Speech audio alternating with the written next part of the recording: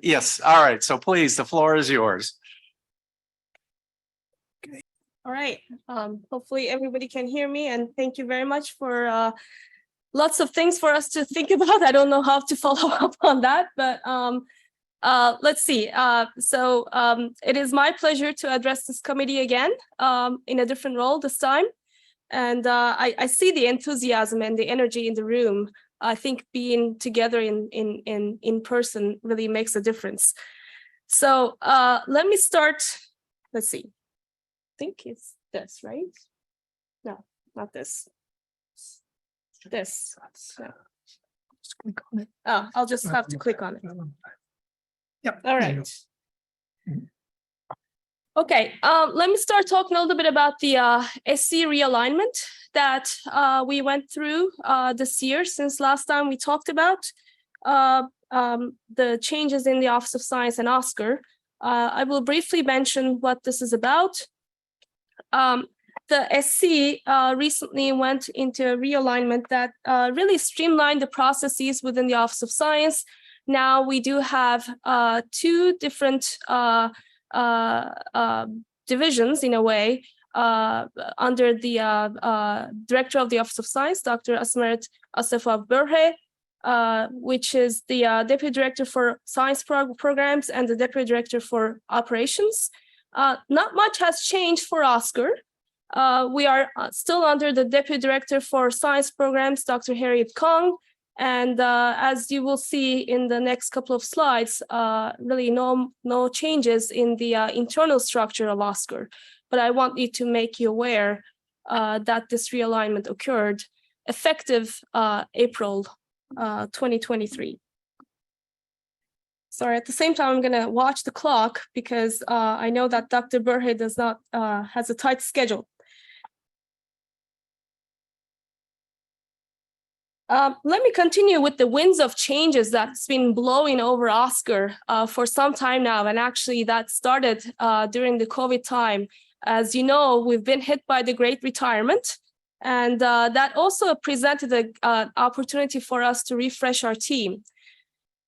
So there are some new adventures for some of our members. As you know, Barb Helland, the Associate Director of ASCAC, retired in January. And that was actually preceded by Rich Carlson, who retired in December. At the same time, Tamika Morgan, the administrative assistant to the AD, found a better and federal position in NOAA and took that opportunity in January. Angie Themena, who was the program support specialist in the research division, moved to BES, literally upstairs in our building in May. As you know, I have a new adventure myself. I've been acting as the associate director since Barb retired, and Hal Finkel stepped up to become the acting research division director since February. And Robinson Pino, who is a program manager in the advanced computing technologies, has been on detail in the CHIPS office in the Department of Commerce since October. First of all, I want to thank Barb and Tamika and Rich and Angie for all their service in ASCAC. We miss them every day. And I also want to thank Hal and Ben, who's been really supporting me since I took on this role as the acting associate director. And also, of course, we're excited to welcome back Robinson at the end of his detail in the fall. But like I said, this is an opportunity for us to bring new ideas and new energy into the ASCAC team, and we've been building up the team back this year. Here are new staff members in no particular order. I'm just going to go through them. We have Kalyan Perumal, who joined the ASCAC Research Division as the Computer Science Program Manager.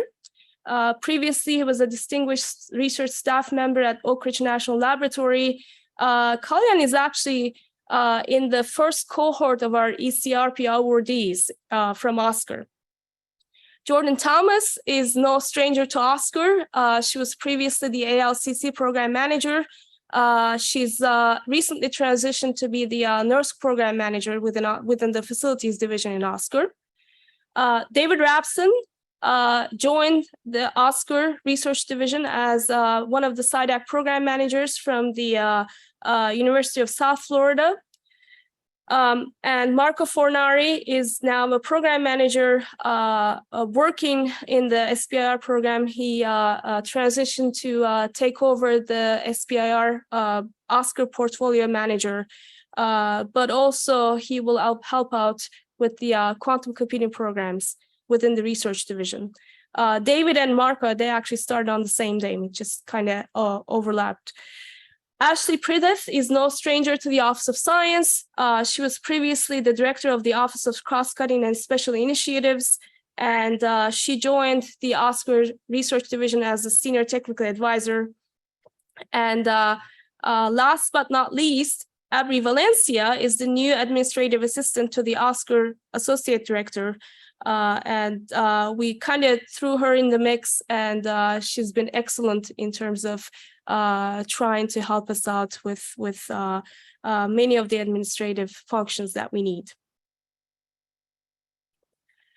So I'm gonna switch gears and tell you a little bit more about our FY24 budget update. Let's see. Now, this is a table of the president's request for the Oscar budget. And I'm going to go a little bit more detail in the next couple of slides. But in a nutshell, the FY24 president request of 1.126 million is an increase of 58 million or 5.4% above the 2023 enacted budget. It aligns very well with our priorities.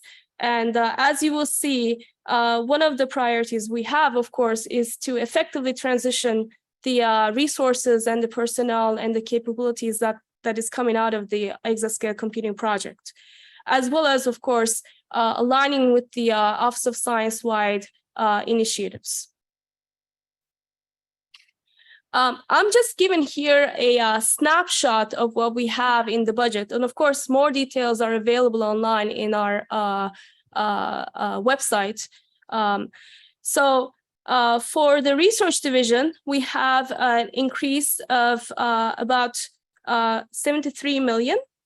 And in applied math, about 15 million. That increase supports investments in basic research that addresses specific cross-cutting applied math challenges for energy earthshots.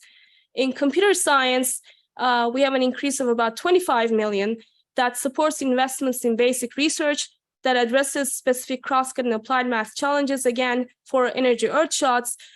This increase also reflects the move that we're making in FY24 between two different groups in the research division. Previously, the quantum computing portfolio, quantum computing research portfolio within the research division was under the computational partnerships. In FY24, we're moving that portfolio under the computer science. So you will see a decrease in the computational partnerships and an increase in the computer science. In computational partnerships, again, that negative reflects that move of the quantum computing portfolio. And but of course, we're also maintaining support for continued partnerships across Office of Science, including Accelerate and FAIR and Scientific Discovery for Cancer and Biopreparedness, which is BRAVE. Maybe the most notable increase is under the advanced computing research, which increased supports for new microelectronics research centers and CSGF and Renew. I'm going to talk a little bit more about the microelectronics research centers in the next couple of slides.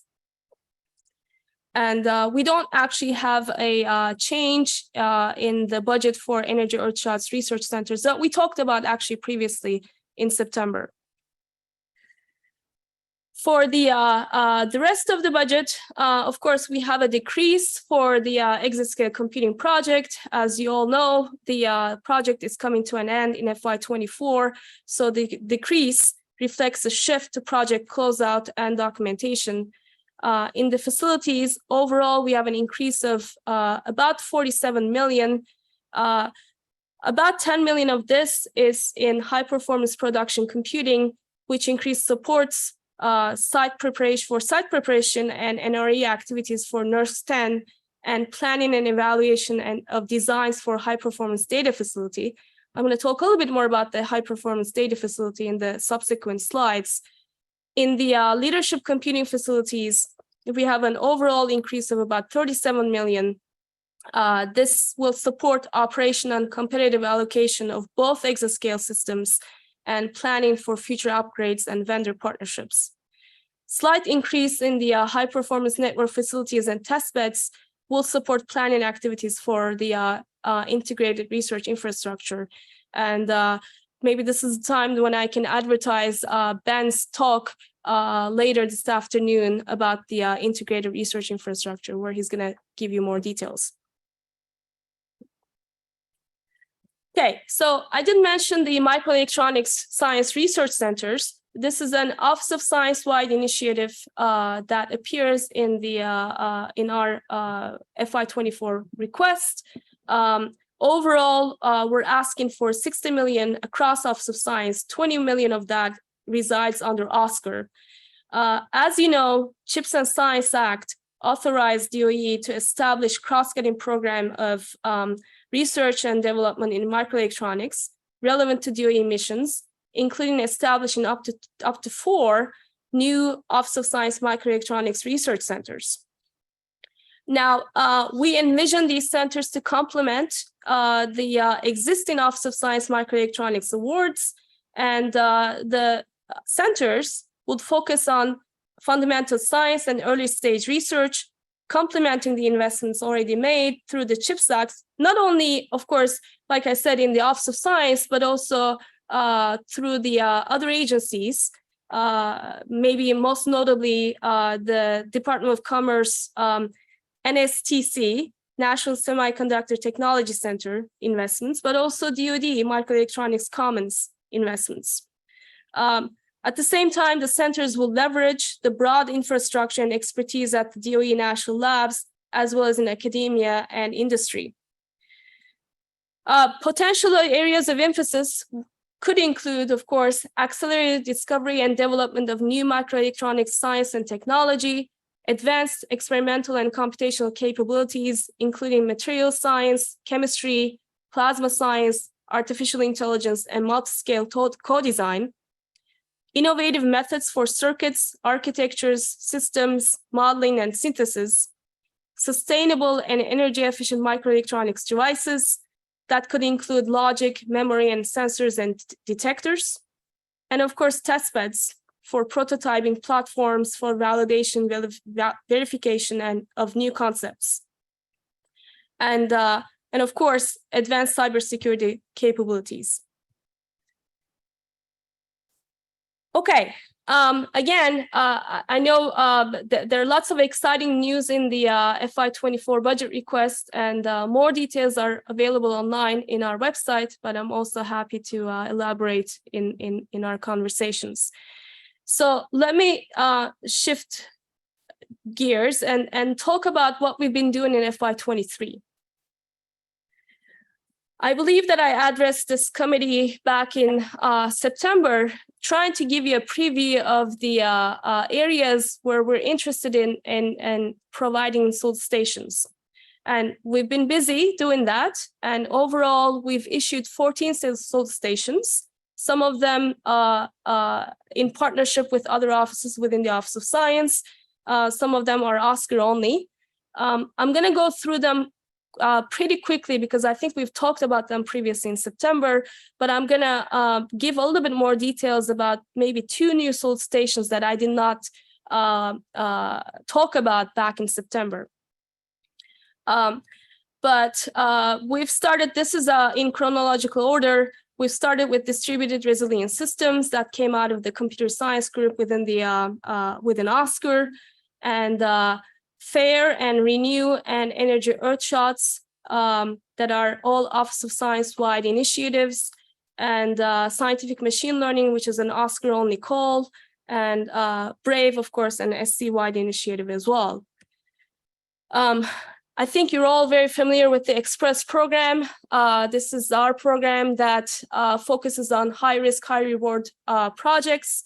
And we've advertised 3 different topics under this program: future supercomputing systems, programming techniques, and quantum algorithms. And again, Accelerate, I believe that we talked about this in September, is the Office of Science-wide initiative. Quantum Testbed Pathfinder, in partnership with FES, we've solicited the SIDAC FES partnership, and high performance data facility. This is something that I'm going to talk a little bit more about in the next slides. And Science Foundation for Energy Earthshots, Advanced Scientific Computing Research for DOE user facilities, and scientific enablers of scalable quantum communications. In this case, we've merged the quantum internet testbeds and quantum networking research under one solicitation. And this is a lab-only call that came out in April, and I believe we just received the proposals. So what I mean here by new solicitations are these 2 solicitations that I had not talked previously about. One of them is the high performance data facility. This is a national laboratory funding announcement that will support a new scientific user facility specializing in advanced infrastructure for data intensive science. We envision this as the foundational stone to advancing DOE's integrated research infrastructure and the broad spectrum of data intensive research. And we would like this to be designed to dynamically configure computation, network resources, and storage to access data at rest or in motion, supporting the use of well-created data sets, as well as near real-time analysis. This solicitation is closed now, but again, I think Ben is going to talk a little bit more about it in his talk about the integrated research infrastructure. Second solicitation that we haven't talked about previously is the Advanced Scientific Computing Research for DOE user facilities. This is a lab-only call in partnership with BES. And the purpose of the call is to support development of advanced algorithms and software stacks for new and emerging technologies at DOE light and neutron user facilities to enable on-the-fly data analysis. Okay, one thing that I want to mention here is that, and I don't think that we talked about this previously, is the promoting inclusive and equitable research peer plan that are now being requested as part of the proposals in response to all of the solicitations. All new and renewable proposals are required to submit a peer plan. The complexity and detail of the plan is expected to increase with the size of the research team. And this is part of the review criteria. And the peer plan will be evaluated under a new merit review criterion as part of the peer review process. Couple of quick words about the ASCAC software sustainability. I think, again, you've heard previously in regular intervals about the ASCAC, specifically from Hal, on what we plan to do here. One of the key questions that we asked was, how should ASCAC best support continuous software technology development in the exascale science era across next generation HPC systems and advanced scientific computing broadly? As you may remember, we've actually provided this as a topic under the open solicitation that we have. Another question that we asked, what resources and stewardship models are needed by the community? And the community identified needs and responded to ASCAC's request for information in October 2021. And based on the input that we gathered, we actually came up with the topic that we advertised under the open solicitation. So we have awarded 6 collaborations after peer review from proposals that were submitted under the open solicitation. Total funding came from ASCAC Advanced Computing Technology and Facilities divisions, about $720,000 for 1 year. Again, of course, this is a small amount of money, but the whole purpose of the topic was to seed collaborations and start those seeds. Now, the collaborations are engaging with the HPC and scientific software communities to gather requirements, build coalitions, and plan for the future. Maybe one plea that we have here to the ASCAC community, please reach out to the collaborations that might be relevant to your future activities and where synergies may exist. Help the collaborations understand your requirements and work to understand how the activities that the collaboration envisions might help meet your future needs. I have a list of these awards at the end of the slides at the backup slides. I'm not going to go through them, but they're certainly publicly available, and you can see who is involved. Couple of updates from the facilities. DOE, of course, lots of activities on the facilities side. DOE honored ESNet for project management excellence. ESNet 6 actually was completed under budget and 2 years ahead of schedule. So big congratulations to the ESNet team. In May, we said goodbye to NERSC 8 Core system, the longest operating supercomputer in NERSC's 49-year of history. And now the NERSC 9 Perlmutter system is in final shakeout. Early science has been highly productive. Researchers recently demonstrated a new approach to spare metric Gaussian processes. Of course, it's one of the many of the science results that we get from these systems. You know very well about Frontier.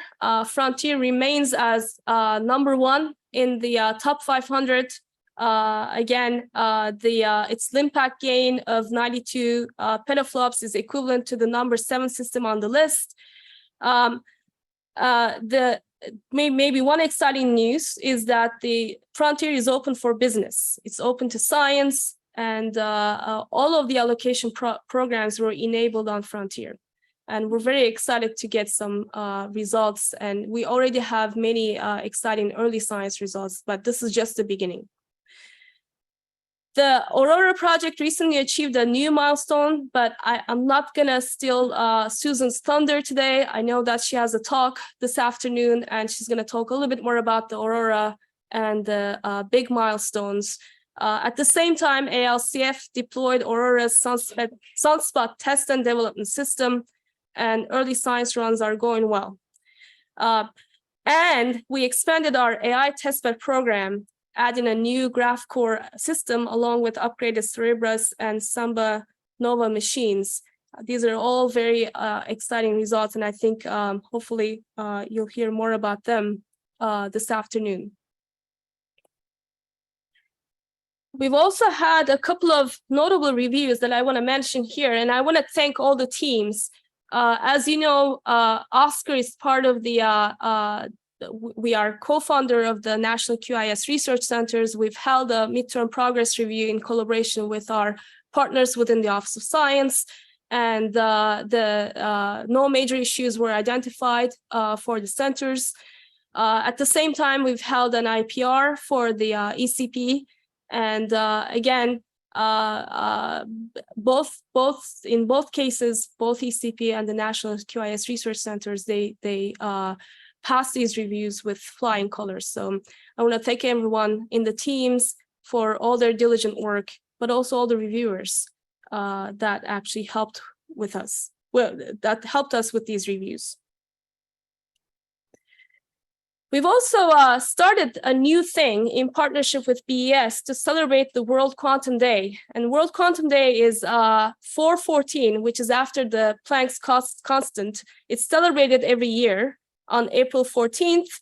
And we held a public webinar in partnership with BES that showcased the broad range of user facilities and other infrastructure capabilities that work in QIS. We've held an exciting group of researchers from industry and national labs and universities that really helped us to show the incredible capabilities that we have, not only in the labs, but in the research landscape. The video of this is available online at the QIS Initiatives website that we have in Office of Science. You will hear more about the AI for SCS report that's been published from Rick. I believe he's going to talk tomorrow. I'm not going to talk more about that for the interest of time. I want to alert you to a basic research needs in quantum computing and networking workshop that's coming up in July. The website is there, and the registration for virtual plenary session attendance is currently open. The in-person attendance is by invitation only, and there was a white paper process that we followed. But we're excited to see what comes out of this community event. Okay, a couple of community news. I want to congratulate Deb for her many years of service and incredible contributions to data science in Berkeley. We will miss her, but I think she's very happy to be retired. I want to congratulate Jack for being elected to National Academy of Sciences. Of course, yet another incredible accomplishment in his career. We've honored Rusty Lusk in a community symposium in April in Argonne, and that was also an opportunity to explore the future of computing that in a symposium that was held in his honor. And Valerie has been elected as a fellow of AAAS, and again, many congratulations and thank you for all your service in ASCAC as well. Okay, I think I'm doing okay. This is my last slide.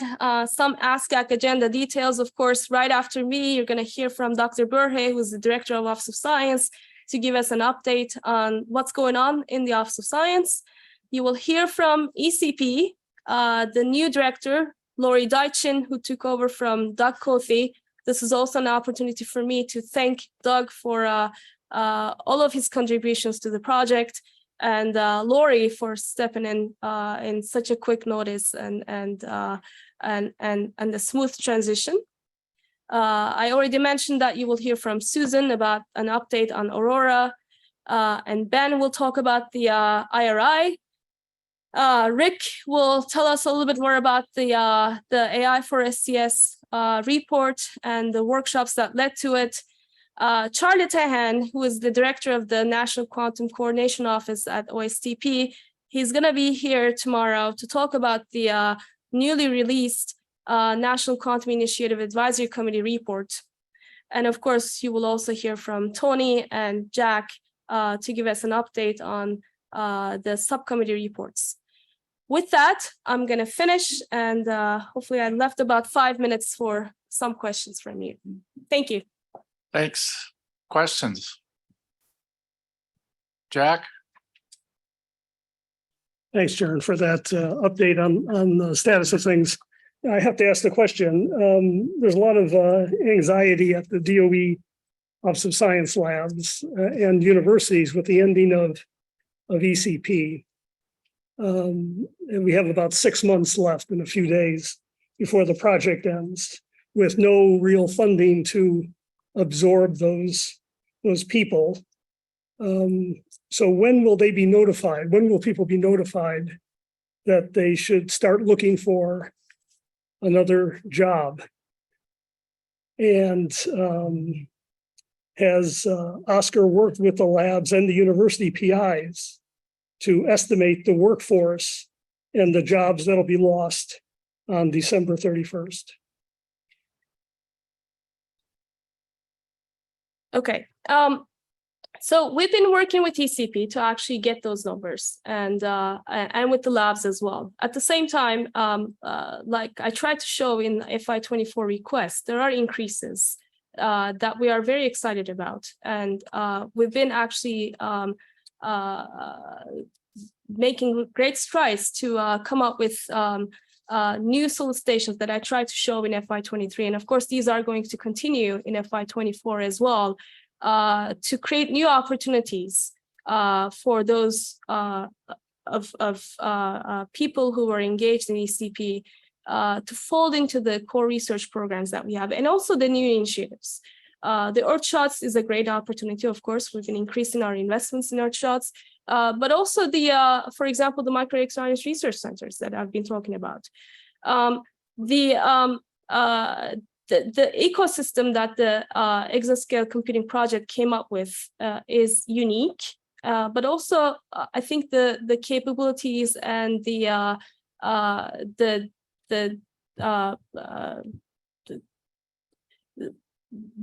duties that these, or maybe the research areas that these people have been engaged in, made them very flexible and to engage in different research areas that we're going to put out in the next couple of years. So we are very aware of the FTEs that are at stake, but also we've been increasing our research investments to make sure that there's a room for these people. So I guess the concern might be the debt ceiling bill that was recently passed. How does that impact the numbers that you showed us about futures? Well, the debt ceiling, of course, I cannot speculate on that. We don't even have a Senate or House mark yet. So all we can go with is the President's budget request. And we're very optimistic. But I think anything that I say at this point is going to be pure speculation. Thanks. Yeah, just a quick question on the microelectronics centers. Is there any projected timeline for that at this point? It's in our request, basically. It's, of course, if we get our request, certainly we would like to launch that activity in FY24. But again, it's an activity that is in our President's request. Other questions from the committee? Looking online, anyone online have a question? Any questions from the audience? All right, thanks. No problem. And maybe I should introduce Dr. Burhe, who is going to come right after me. Do you want to come here, or Do you want to speak here, or do you want to go there? Good here. Okay, Okay. then we're good. Go for it. Thanks, Jaron. Unless you prefer. No, it's Okay. Good morning, everybody. I hope you're all doing well and excited to get together again. Let me start by saying thank you to Jaron for her leadership and that really wonderful overview. And thanks to all of you for inviting me to come and talk to you all. This was one of the early groups I talked to when I started the job a bit over a year ago now. So it's kind of nice to be back, and wonderful to see that you're all been very busy, and you have a very busy and exciting agenda too, and juggling a number of priorities. And really, thank you for lending your time for this important work. The advice and consultation, of course, with each and every one of the advisory committees is an extremely important part of how we lead the Office of Science. And so we appreciate the time you all put into this. Let me perhaps off the bat start by thanking you all for working on the two charts that are in front of you. And the first one, of course, on competitiveness.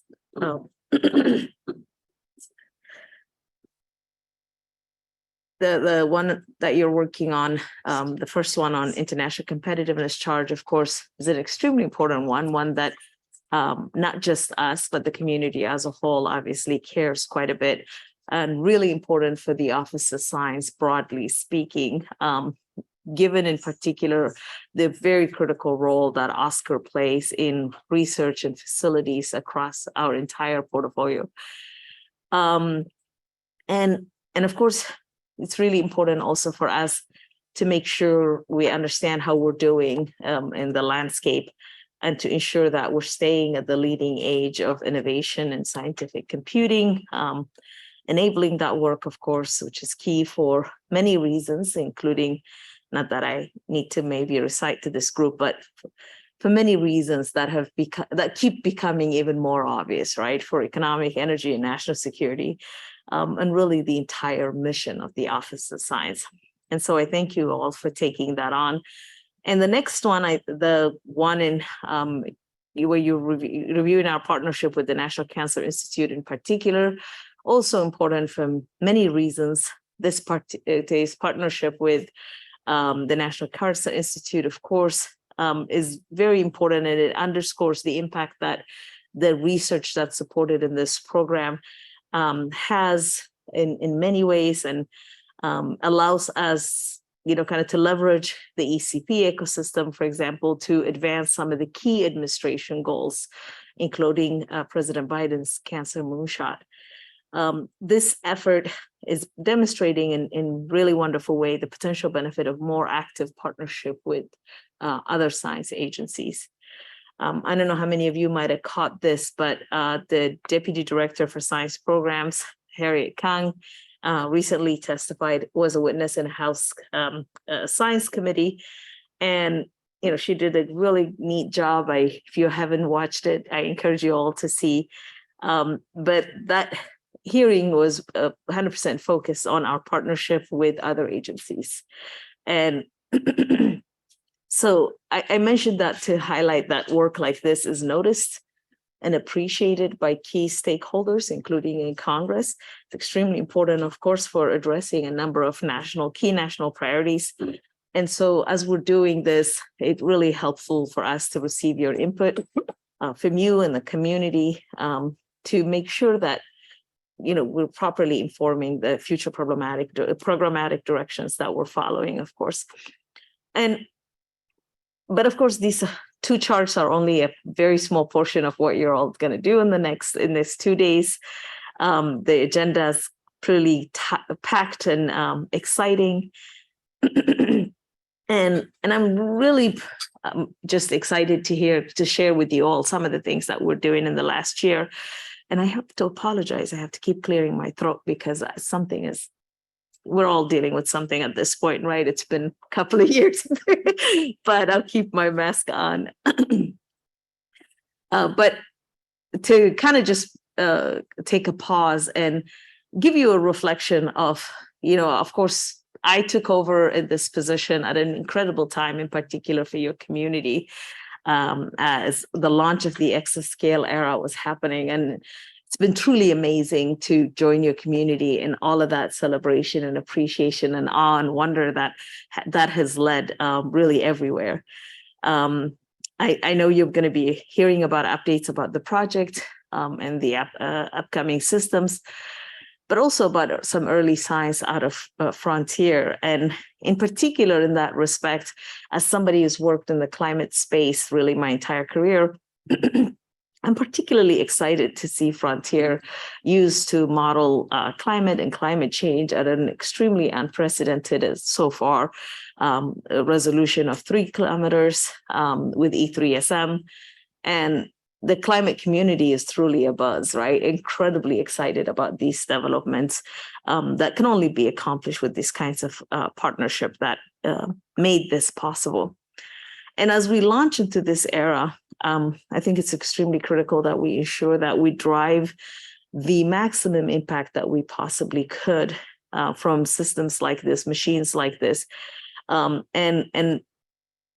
think about the work of so many scientists, engineers that allow us to deliver this computing project. It's been wonderful, of course, to visit the leadership computing facilities, every single one of them that I was fortunate to visit in my whirlwind tour of all the Office of Science National Labs in the past year. And one thing about the Exascale initiative in particular that stuck with me is that before even a single system was designed, or whatever code needed to be written was written, our server rack was installed, this community brought together researchers to think together and envision what a world with exascale computing could do. You all challenged folks to imagine what was then unimaginable, and to come up with unsolvable problems that could become solvable with that scale of computational power. And of course, that led to incredible results, and here we are. And I believe we have to make the most of this now. We have to solve, of course, those previously unsolvable problems, but also plant the seeds for the next generation of those challenges that might have a shot at solutions in the future. Many solutions, perhaps, that we could not have imagined, right? And that kind of gives me a segue to another interesting topic that I wanted to talk to you all about. And a new area, of course, that's moving yet at an order of magnitude, probably, who knows, faster down the tracks than exascale did. That's at the time that you are all envisioning it, or when it was first introduced. And of course, I'm talking about AI, and we're seeing, of course, the incredibly powerful and transformative power of AI solutions right now in real time. And of course, ChatGPT meant everybody's paying attention to AI now, right? And again, this community has come together through the work that was accomplished in AI for Science, Energy and Security workshops, and the report that I gather you're going to hear from Rick Stevens tomorrow, to envision really the grand challenge that secure, explainable, trustworthy AI could help us solve across all of these areas: science, energy, and national security. And as Dan, you said earlier, what we're seeing around us today is truly mind-blowing. But of course, it's happening alongside some really important concerns, especially having to do with features of security, trust, explainability that will make AI truly powerful for the missions that we all care about. And one particular thing that we're thinking about and that we're trying to highlight is that DOE has the infrastructure, the workforce, the mission-driven grand challenge problems that are needed to drive aggressively towards that future that AI is making, everybody get to see what it could look like. And we're really, of course, excited about the opportunities that are laid out in the report that you will hear about tomorrow. And we're not alone in this excitement. That's pretty clear. As I'm sure you've heard and read, and I'm sure you'll hear even more so, Senate Majority Leader Chuck Schumer is developing a second competitiveness package following on the CHIPS and Science Act that provided an incredibly strong authorization for the Office of Science, and is particularly focused on harnessing the power of AI and ensuring that the U.S. stays in the leadership position when it comes to high performance computing and many other areas. And we're making sure that the key stakeholders in Congress, in the White House, understand the power of what we can bring, what DOE and system and the DOE funded researchers can bring and to the table, help them understand the power of what we can bring as they discuss to steer this massive, aircraft carrier, if you will, that is our federal government towards a brighter future. It's another one of these fast-moving conversations, but one that we have to engage in all ways possible. And we're ensuring that they understand that not only is Frontier, for example, the fastest high-performance computing system by conventional measures, but it's also the fastest AI machine in the world. And also make sure they understand and keep it in mind that it's also the most energy efficient, demonstrating the innovation, not just in pushing the science, but across multiple areas that's happening with these kinds of projects. And that if we are to capture this incredible moment in AI, a moment that's being likened in many circles through the birth of the internet, DOE and our national labs must be a central component to the US government's approach on AI. We're at a very critical time in this community, where this community, in partnership with the public and private sectors, can shape the future of AI and to ensure that we reap its benefits and mitigate potential harms to every extent that we can, of course. And a piece of how we will drive the future of AI is also captured on this agenda, of course, because you're going to be discussing the integrated research infrastructure, the IRI initiative later with Ben. And that's a demonstration of a recognition, really, if you will, that an incredible asset that we have to leverage, of course, is data. Being a source of unmatched volume and velocity of scientific data that comes in particular from our network of user facilities and experiments across the laboratories. And because we are the largest producer of this kind of scientific data, this applies both to classified and unclassified data in the world, it remains very important that we harness that system, connect it, coordinate it, combine it with trustworthy and reliable AI approaches so that we can have the potential to drive insights, meanings that will unlock incredible new discoveries from all this data that we're collecting. It can help us drive AI advances, of course, and deliver on the potential of those advances to accelerate our science across many areas. And AI aside, it's also the right thing to do. We have a lot of data that needs to be managed, right? It's the right thing to do to advance our infrastructures towards the decades ahead for a more open, accessible, and connected STEM ecosystem of the future. And I'll really be looking out for to hear your community's response to Ben's presentation later today, because this is an important area and initiative, of course, for us. And last, but definitely not least, Congress is, of course, looking towards to reauthorize the National Quantum Initiative Act. We've been fielding a lot of questions and requests on this front of the past few months. And the Office of Science is recognized as an indispensable asset in the government-wide efforts to advance QIS, of course. Our quantum centers and the distributed research efforts are delivering regular advances in our understanding of this rapidly changing field. And we're all looking towards Congress to reauthorizing our efforts for the years ahead, of course. And before I wrap up, let me say a few words about the budget request that you heard from Jaren about, and then we can, of course, have a discussion. So, we've released an ambitious FY 2024 budget request. You've all also saw the passage of the Fiscal Responsibility Act of 2023, which sets caps on discretionary spending for the next 2 fiscal years, which are overall far below the president's FY 24 budget request laid out. However, we have to all be clear, right?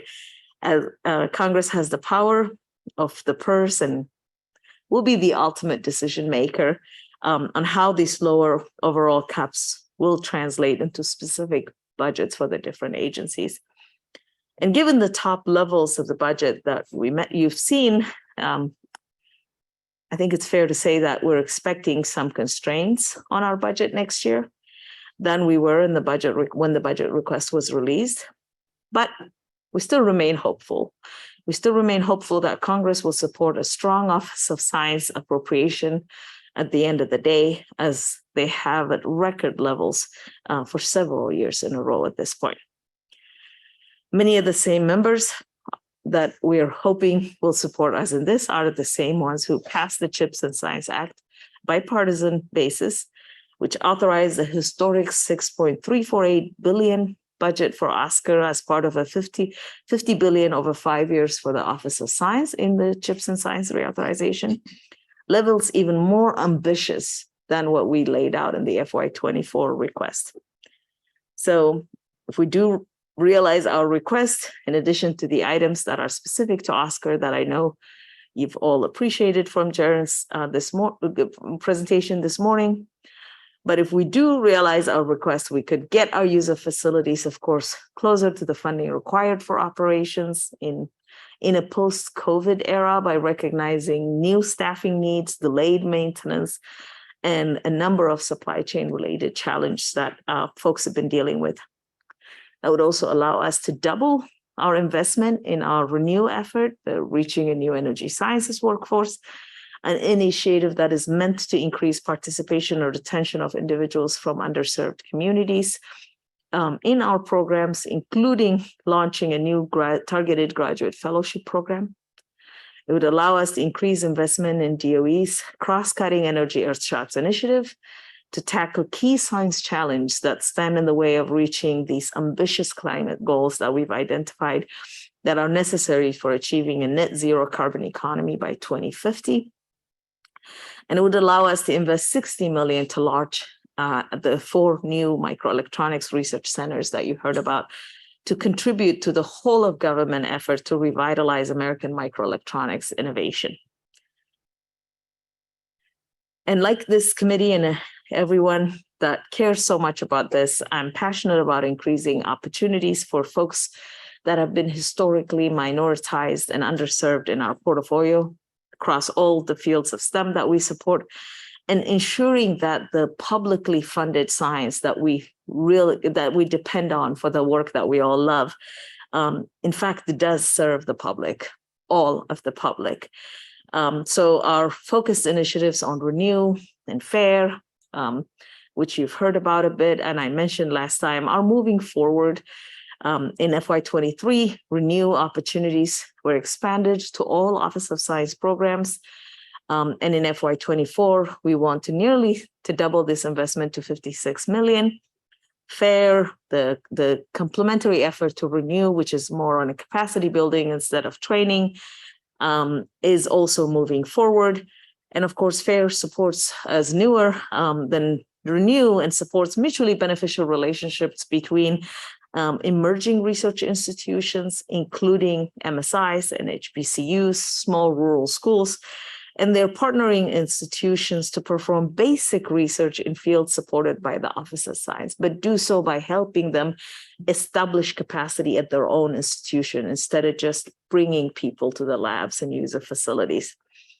And I assume many of you are also very familiar with this at this point, but several months ago, we introduced the new cross-cutting requirement for all funding requests that come to the Office of Science, the plan for promoting inclusive and equitable research, or PEER plan, that we're expecting with every single one of the proposals coming our way, so that people can describe the activities, strategies that they will incorporate in their work to ensure that the work remains inclusive, equitable, and accessible to people from all walks of life. And of course, we'll work together continuously to ensure that we're learning lessons from all of these efforts together, and that we're making sure we address any challenge that folks might have to help drive positive institutional change that we all seek across the S&T enterprise. I think efforts like this are critical, but I also recognize that they are relatively modest and even new. And sometimes new things take a moment to develop. So I want to welcome this committee's feedback on how these efforts are going. And of course, all the initiatives are fair game, but for the PEER plans in particular, since they cut across all our portfolio and as a new requirement, I would welcome your feedback, especially in that respect. How has this requirement been received by your community? How are folks doing at preparing their plans? We've done a lot to prepare everybody really in all different ways. I have to give credit to the folks at the Office of Science who work really hard to make information available, make themselves available, to help folks with preparing the peer plans. But is there more we should be doing? What more could we do in the Office of Science to support positive efforts in this space and ensure that the community understands what we're looking for and how it's being evaluated? And with that, let me end here and say thank you, everybody. Always a pleasure to meet with you all and discuss. And I think that's it. Thank you, everyone. Well, we're delighted you were here. And we'll turn it over for questions. And I already know Valerie has one to kick us off. Thank you. So thank you, Dr. Burbank, for the comprehensive comments. My question, you mentioned. Thank you, Karen. Okay, so thank you again, Dr. Burbank, for the comments. My question relates to AI and in particular to NARE, the National AI Research Resource. And I was wondering if you can comment on DOE's engagement in terms of NARE and moving that forward. Yep, I don't know how much everybody is aware of NARE. But anyway, this is the NARE vision is one that folks have been working on for a little bit right now. And the goal here is in expanding and democratizing access to advanced AI computational and data resources, in particular for the research community, which obviously is really important for advancing US competitiveness in the AI era. NARE is, of course, only about growing the pool of available resources and ensuring that federal agencies raise the bar for what we agree on to be responsible, ethical AI research and AI tools. The president, OSCP, and everybody, I'm sure you've heard, he's been interested, maybe sometimes concerned about the fast pace of that things have been moving. I think this has all been discussed. And the key here is to make sure that, of course, that AI works for the public, for the American people, and does not undermine a lot of the critical work that's been happening.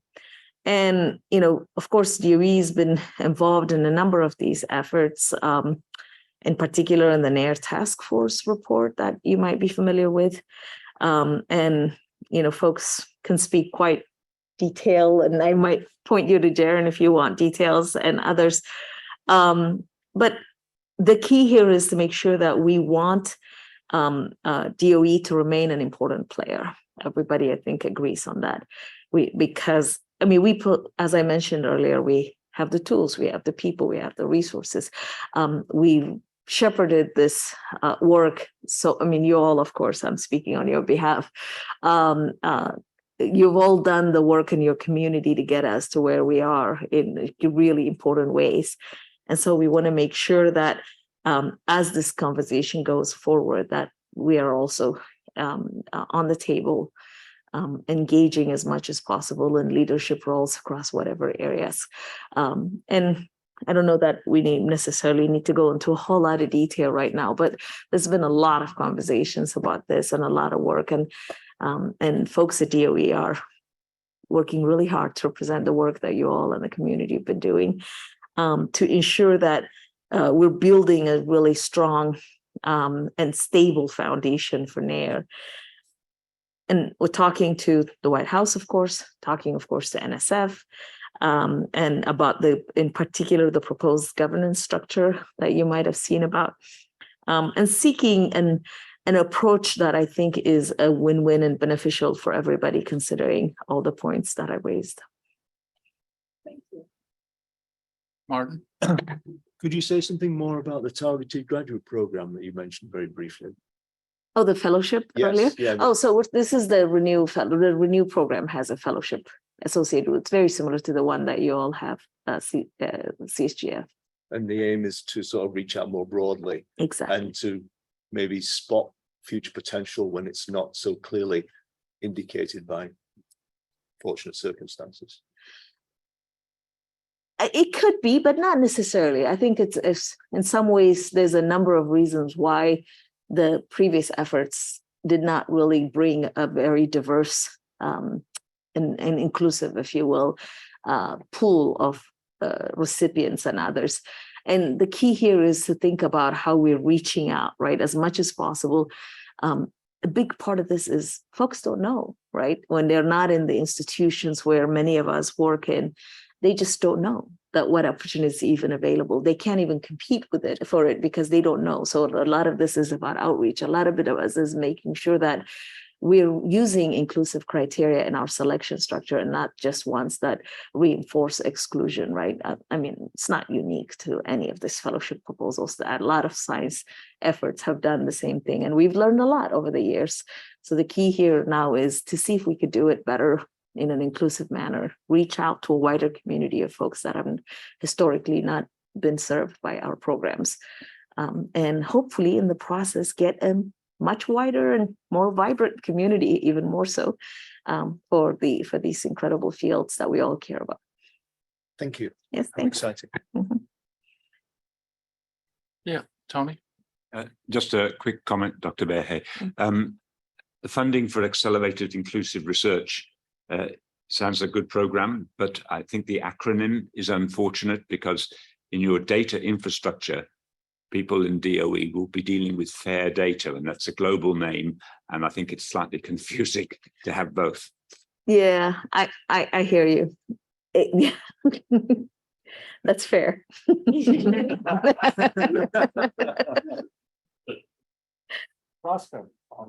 Yeah, I'm sorry, I already lost my name to the floor.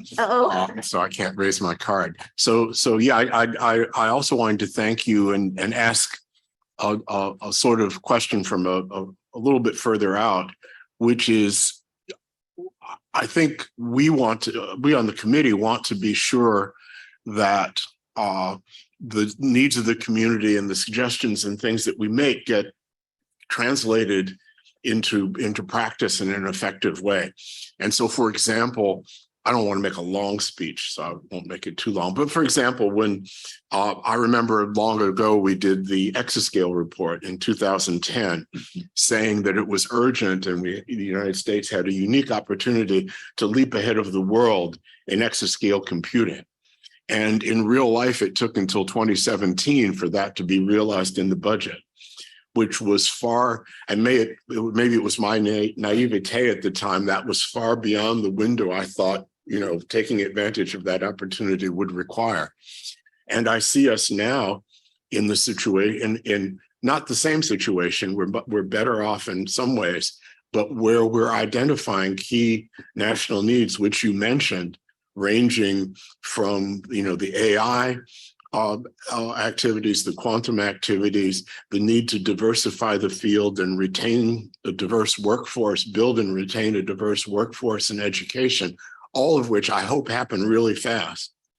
And it's very concerning to me, the answer that we had to have to Jack's question, which is basically the people who get unemployed in 6 months have to hope and pray.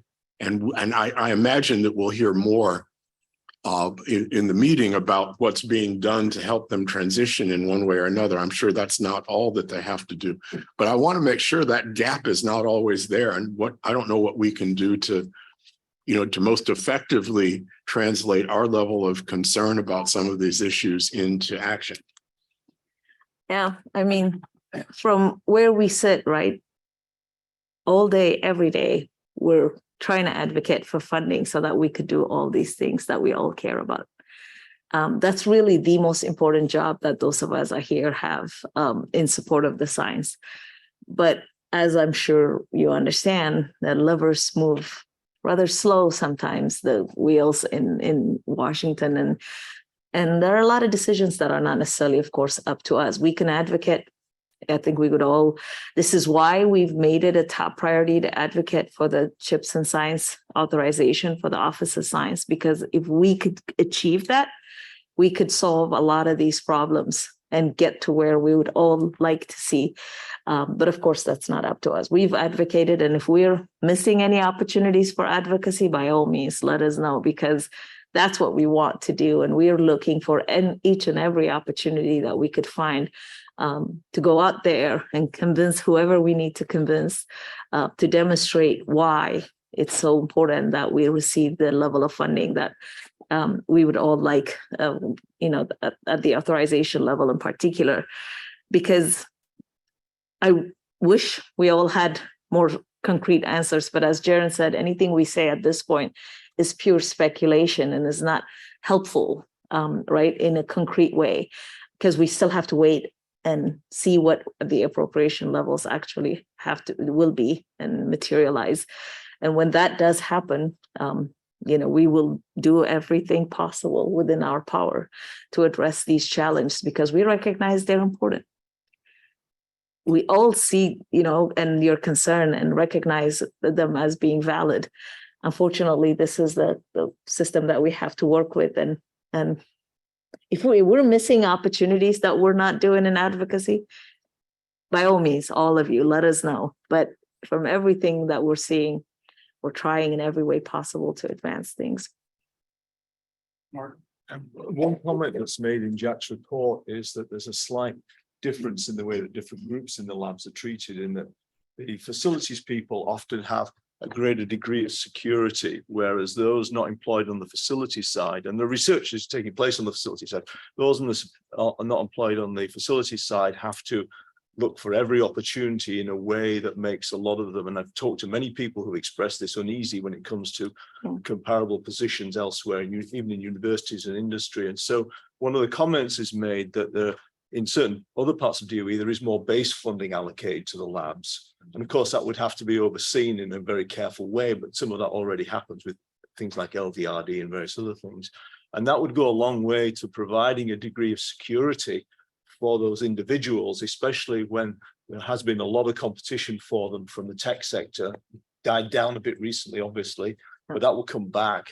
And so maybe it's possible to rethink some of the structure and to enable DOE to compete for the very best people and give them perhaps slightly more security when they so clearly deserve it. That's all very valid points. Yeah, I agree with you. I think there's a number of conversations and efforts, not just by us, but even lab leadership, that to really think and address about the exact point that you're talking about. Yes, in some ways, the facilities have provided a bit more of a stable funding, but we're still struggling to support facility operations, even at the levels that we think they should be supported. So the challenges are definitely everywhere, really.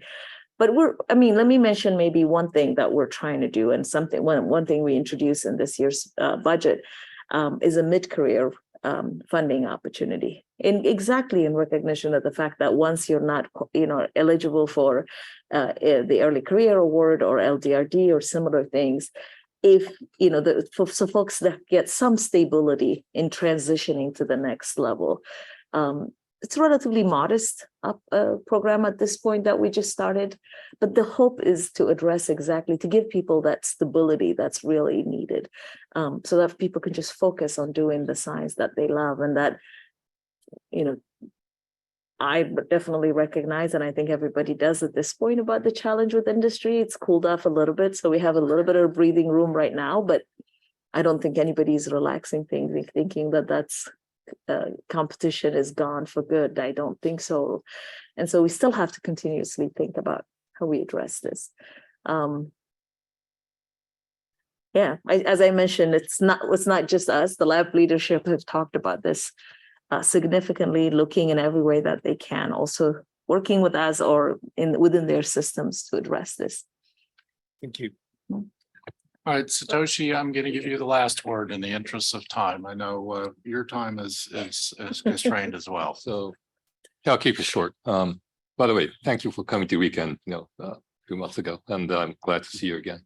But I'm a little bit different role here. So, but the question is related. So with respect to international collaborations, there are many facets, but in the interest of time, we'll keep it short, just focus on the AI or science. because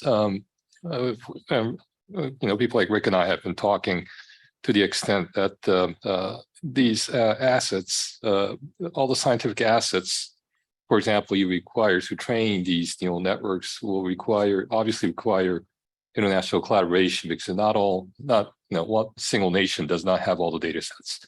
So what would be a strategy to move forward with respect to coming to agreement with other countries like Europe, Japan, et cetera, to allow for sharing of these data to create a trained network, maybe a single trained network for a particular purpose, and have agreements set in place to make sure that these collaborations can go on smoothly, rather than having to sign off every instance someone wants to create a trained data set. Yeah, maybe I'll answer broadly your question and let Jared take the rest of that, if that's okay. So as I mentioned last time, right, whenever it makes sense, whenever we can accommodate it, we're all incredibly supportive of partnerships, interagency partnerships with other folks in the US, or whoever really makes sense for folks to partner for their science. I agree with you that if there are opportunities to do broader agreements that make sense in a particular context instead of one-off things every once in a while, we're all supportive of that. Of course, that's a case-by-case evaluation that has to happen. But data is an interesting case because we're in the midst of a rather transformation that's happening in the how we handle data and share in the US, right? You've heard of all the open data, open science conversations that are being led out of the OSTP.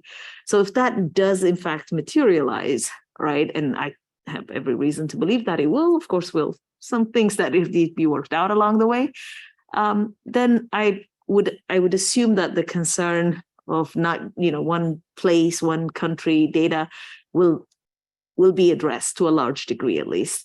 But if there are other things, again, more specific to the programs that you have in mind, since I have to back out anyway, I will leave you in the very capable hands of Jared, who I'm sure will answer the question to your satisfaction.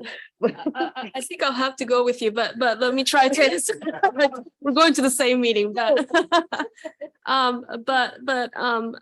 I guess with all these new initiatives like the AI and quantum, that gave us a lot of opportunity to actually work with the different countries, but also at the interagency level, right?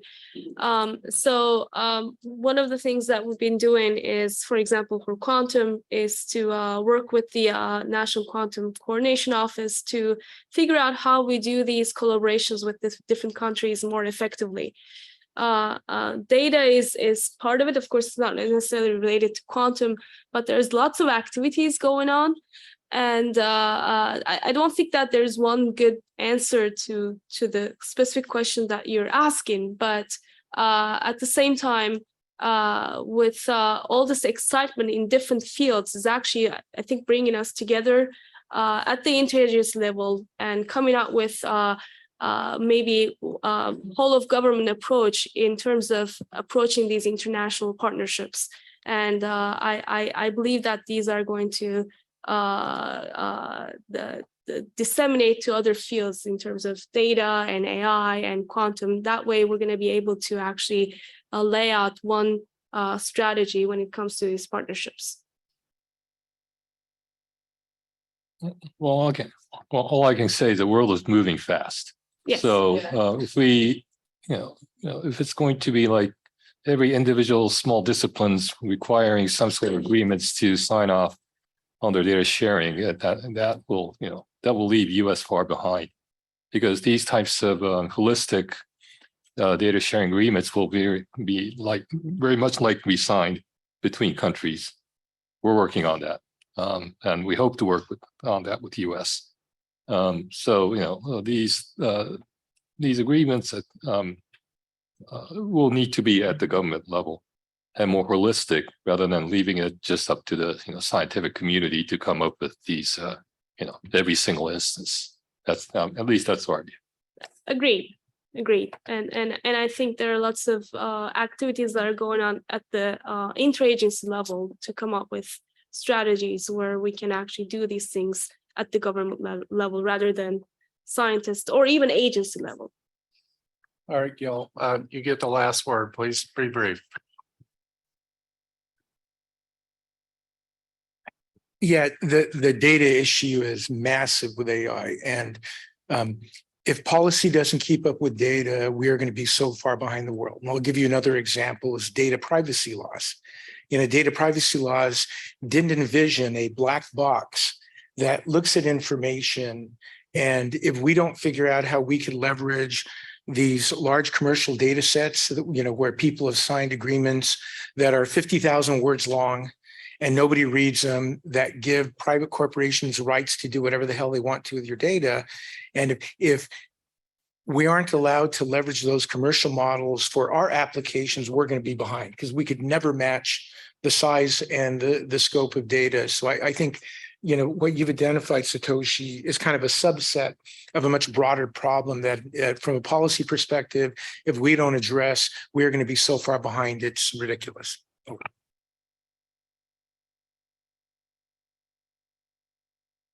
Yeah, I don't have much to add to what I've said before. I think this is an issue that we've been aware for a while, and we really appreciate your comments, and we're going to keep bringing it up in the interagency settings. Thanks, appreciate it. Let's move on. I know Kathy Ellick, who's going to present next, also has a time constraint. I just, on the budget front, remember that there are really two ways you get money. There is the food fight among the appropriators about how the budget gets sliced down in the 302B process, and that's a zero-sum game. The other is an emergency appropriation, right, which is an out-of-band process, and those have quite different politics. So having said that, I want to connect this. This is the hard copy of the report that Kathy is going to describe. Jack, Mark Dean, and I, as part of ASCAC, were part of this committee as well. This is a National Academy study charged to look at the future of computing for the nuclear weapons program, so the NNSA side of DOE. But almost everything other than some of the applications, I think it's fair to say, is common because it speaks to ECP and post-ECP issues and the technical issues around hardware, software, algorithms, and most of the applications are in fact the same across the two sides. And there's some deep issues that, to connect to what I said at the outset, that I think are going to require whole of government responses. They're not just DOE issues, they're Department of Defense issues, they're commerce issues. There are other research agency issues like NSF and NIH that have stakes in these outcomes as well. And how we work together is probably the best way we have to seek funding. And with that, I'm going to hand the floor over to Kathy Ellick, who was chair of the Academy study, and let her walk us through the presentation. And I should note quickly, later this afternoon, I'm going to have to step out. We're doing a formal presentation to the Office of Science on this report as well. So you're getting a prelude to that, but there will be an additional discussion privately. So Kathy, the floor is yours. Great, thank you very much. Let me just make sure, are people able to see my slides? Yes. Okay, great. Thanks very much, Dan, and thanks to the committee for asking me to present this. So the title of this report is Charting a Path in a Shifting Technical and Geopolitical Landscape. And I'm going to probably go somewhat quickly through some of the technical issues because I think they're well known to the ASCAC committee, but just sort of highlight the things that this National Academies Committee focused on in terms of thinking about a strategy for NNSA's post-exascale computing. So this was a study that was really launched because of a request in the 2021 NDAA asking for a report for the NNSA. And the study tasks in terms of the charge that the committee was given, or the National Academies was given, is to look at NNSA's computing needs over the next 20 years. So that's one thing just to keep in mind, is that we sort of scoped the study to think about a 20-year time frame post exascale. It looks at the future of computing technology issues, including things like quantum and novel hardware, the trajectory of various other kinds of hardware and software, and the obstacles they're facing, as well as looking at the the industrial base that is behind high-end computing. And the study certainly is available online. This is the study committee, so you'll see a number of very familiar names on this list. There's certainly people that know the NNSA labs, as well as the Office of Science labs, and other people from the high performance scientific community on the committee. And we interviewed, as part of this process, a number of people more broadly in the community, certainly the NNSA, both headquarters. So was very supportive of the study and very responsive to a number of our questions. And the national labs, the 3 NNSA labs, provided quite a bit of information as well as briefings to the study committee. We also talked with the three of the SC labs that run large computing centers. We talked with OSTP, and you can see the list, which I won't read through here, but we also tried to look at the international landscape, as well as some of the traditional vendors of HPC and computing technology used in the HPC systems. There is a very formal process, as any of you know who've either been involved in or heard from these kinds of studies before. So these are the reviewers, which were anonymous to the study committee at the time, and are published as part of the report. So you can also see a lot of familiar names in this, in terms of people very aware of the technology, as well as familiar with the history of NNSA and more broadly DOE's HPC programs and needs. So what the committee reported on and assessed was their mission need for computing, the technology and market landscape and trends, and some of the disruptive technologies, some of which were in the charge. So cloud computing, specialized hardware, AI, machine learning, and quantum. The report also contains recommendations for a path forward. So I want to set everybody's expectations, if you haven't had a chance to look at the report here, is we didn't really hear a specific roadmap post-exascale from the NNSA or the NNSA labs in terms of how things were going to change post-exascale. That I think implicit assumption was that they were going to continue procuring machines and delivering them as that had been done with exascale and even earlier sort of procurement models. The report also doesn't contain a detailed roadmap. As you saw from the study committee, although there were a lot of experts on high performance computing, we certainly didn't have all of the necessary detailed expertise of the applications, for example, that would be required in order to develop a very specific roadmap for them. And but we do recommend that they develop one, and we put some kind of parameters around what we thought that sort of path forward needs to look like. And finally, we did receive classified briefings that were very important in informing us, but we felt that we could present this in an unclassified way. So there's no classified annex. In terms of the big disruptions that we looked at here, first of all, we see computing demands continuing to grow at NNSA. I don't think that will be a surprise to anyone here. Certainly, we see that in the Office of Science as well. We also know that technology is hitting several walls in terms of Dennard scaling and Moore's law scaling.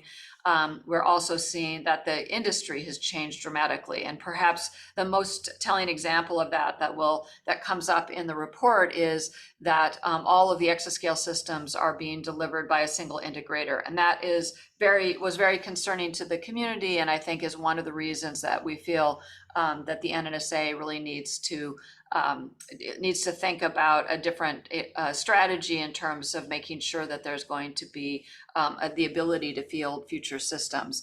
And that kind of advice, as Dan said, many of these things would carry over to the Office of Science. It's really the application workload that is somewhat specific to the NNSA. Obviously, AI is having a huge impact, and lots of questions about whether it can be used, especially in safety critical areas, such as those that arise in national security, but something that absolutely we wanted to look at. Quantum computing also has enormous potential, but also somewhat unknown. And then cloud computing, which is really a dominating force and is affecting the DOE labs and NNSA in particular's ability to influence the computing industry. And finally, we did not have experts on, national security in terms of nuclear security strategy or anything like that. But this study was started 2 years ago. And obviously the geopolitical landscape has changed over the last 2 years. So we just noted that as something that could affect NNSA's mission, but don't comment on exactly what that implies for them. And finally, though, the overall conclusion is that NSA really needs a strategy, a new strategy for post-exascale computing, that business as usual is not going to be sufficient. So the findings and recommendations, these are somewhat paraphrased from the report. I will still apologize in advance that these are very wordy slides, because as also those of you who have been ever involved in an academy study know, these are consensus reports, and so individuals may have somewhat views that are kind of outside of the what we were able to reach as consensus, and so I'm really going to try to stick to the findings and recommendations in the report. The overall arching finding is really what I said before, that the combination of increased demand, the technology and market challenges mean that ASC's approach to algorithm software development, system design, computing acquisition, and workforce development all need a thorough reevaluation, and that business as usual will not be adequate. The first finding is really about the demands for advanced computing. And I'm not going to read through the details of the slides, except to point out that things like margins of uncertainty continue to be a really important problem, and one that requires more computing to get to the kind of confidence levels that are required in their mission space. Also that there are areas where the committee really felt that new approaches to the mathematical, applied mathematics, for example, or and algorithms would be required, and this will require therefore investments not just in computing hardware, for example, but really significant changes perhaps in rethinking the applications and how they can be solved. And finally, I've already commented on the geopolitical landscape. I'll just mention some data that we received from the NNSA labs. These are some applications, obviously not described here in any specifics, but running on some of their current systems, Sierra, Trinity, as well as their more modest scale cluster systems. But the amount of wall clock time that is required to run these at pretty large, at least in some of the cases, very large numbers of nodes that are consuming a large fraction of the machine. And the point of this is that if you're going to run an application, a simulation problem, for example, for 6 months, you're not going to do it probably more than once or twice. And that really changes their ability to use these kinds of computational tools in doing design and solving sort of engineering problems and things like that. If you can only run something once, you really can't iterate on things like the design problems. In terms of the application challenges that go beyond exascale, and I will also admit that the timing of this report is a little bit challenging with respect to exascale, because the exascale systems, of course, are not in production yet in the NNSA. So it's a little hard to make the case for what needs to be done post exascale when we're still waiting for those exascale machines. But the NNSA labs certainly have very specific plans for what problems they believe they can run on exascale machines, and then some evaluation of things that will not fit. And these are the kinds of applications, the kinds of problems that come up: reentry, combustion simulations, very complex geometries, and looking at things like materials in extreme environments. Those are some of the examples of things that seem to indicate problems that would exceed exascale capabilities. This is a slide also, or an image from the NNSA labs that talks about reentry flight simulation. And it really goes into some detail about the scale of the problem and what you can do with different types of methods, but also then just the amount of memory and the amount of computing that is required for each one of these different scales. And so this just is also going into a little bit more detail. And I think, again, with this audience, unless people have specific questions, I'll probably skip over the specifics here. But you will see that there's certainly familiar methods that come up in other, for example, other Office of Science problems in addition to coming up in NNSA. The second finding is really about the technology and commercial landscape. Obviously, a lot of semiconductor manufacturing is largely offshore. The study, again, was started before the CHIPS Plus Act was passed, but that authorization bill, of course, there's tremendous investments in terms of appropriations into things like manufacturing facilities. But it is still something that the NNSA labs need to take into account in looking at their post-exascale plans. The single integrator is something that I already mentioned. We saw that as a significant risk going forward, that just anytime you have a single integrator, the importance of trying to either keep that company, in this case HPE, really in the game, or trying to bring others into it to make sure there's competition, but also just to make sure that there's going to be a robust ability to field these systems in the future is very important.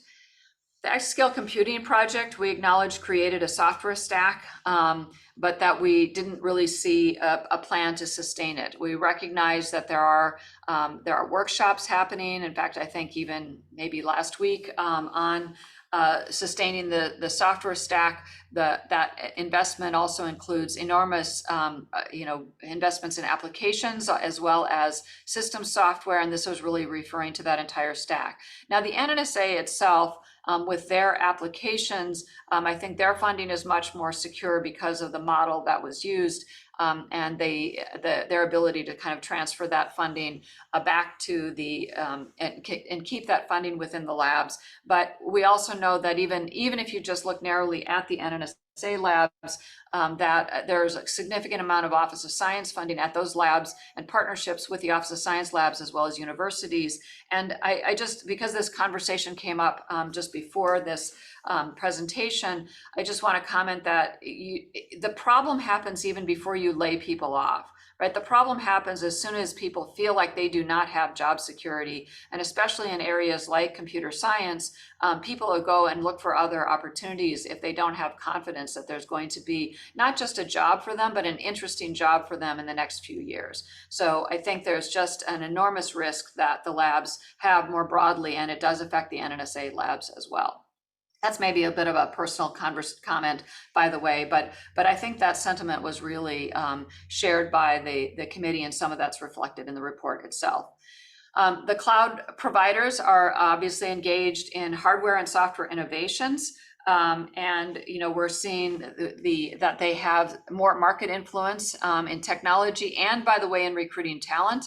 Obviously, more recently, even since the report was released, there have been layoffs at some of those large tech companies and the cloud providers. But we see that as, and maybe there's an opportunity there for the national labs to take advantage of some of that workforce talent. But I think that they're really not in a position to do so right now, given the funding situation. The big concern, though, that was reported on in this report is that the cloud providers are not designing hardware that seems to be aligned with the NNSA requirements, at least as they're understood today, in terms of looking at large-scale modeling and simulation and what is typically done with high-precision arithmetic, as opposed to, for example, 16 or even 8-bit arithmetic that is being put into the some of the AI processors. I think people are quite familiar with these kinds of technology trends. So in the interest of time, I'm going to skip through this, but I think we're all familiar with the fact that Dennard scaling has ended, and we're seeing the end of transistor density scaling as well, and all of the economic and other impacts that come with that. This is a slide actually thanks to Dan, but is Dan Reed. And this is really looking at just the market capitalization and comparing the hyperscalers to the kind of traditional computing market in terms of the types of vendors that we interviewed in this study, but also the ones that the labs tend to look toward in terms of providing their HPC systems, either the individual components or the integrated systems, and that just the sum of all of those companies is not does not reach the market capitalization level of some of these large hyperscalers. And what that means is the ability of NNSA, or more broadly DOE Office of Science combined with NNSA, even if they are carefully partnered together as they have in the past, then their ability to influence the industry is significantly reduced because they're just not at the same kind of players as those the hyperscalers are. So just in looking at cloud computing, the report does talk about cloud computing in a little bit more detail. The committee certainly does not recommend that the NSA look at conventional public cloud access as a solution for their high-end computing needs. That was just because sometimes these kinds of conversations can come up. The committee felt that we needed to comment on that. However, in thinking about their roadmap going forward, we developed what we called the beat 'em or join them strategy. Join them means that because the hyperscalers are designing their own hardware optimized for AI, a question is, to what extent can the NNSA labs use that AI hardware? Maybe for AI applications. And so there's a question that's going to be related to a topic I'll talk about in a minute, which is on, where can AI methods really be used in the NNSA workload, and much more broadly. They have been explored certainly at the labs already, but are there places to really expand that?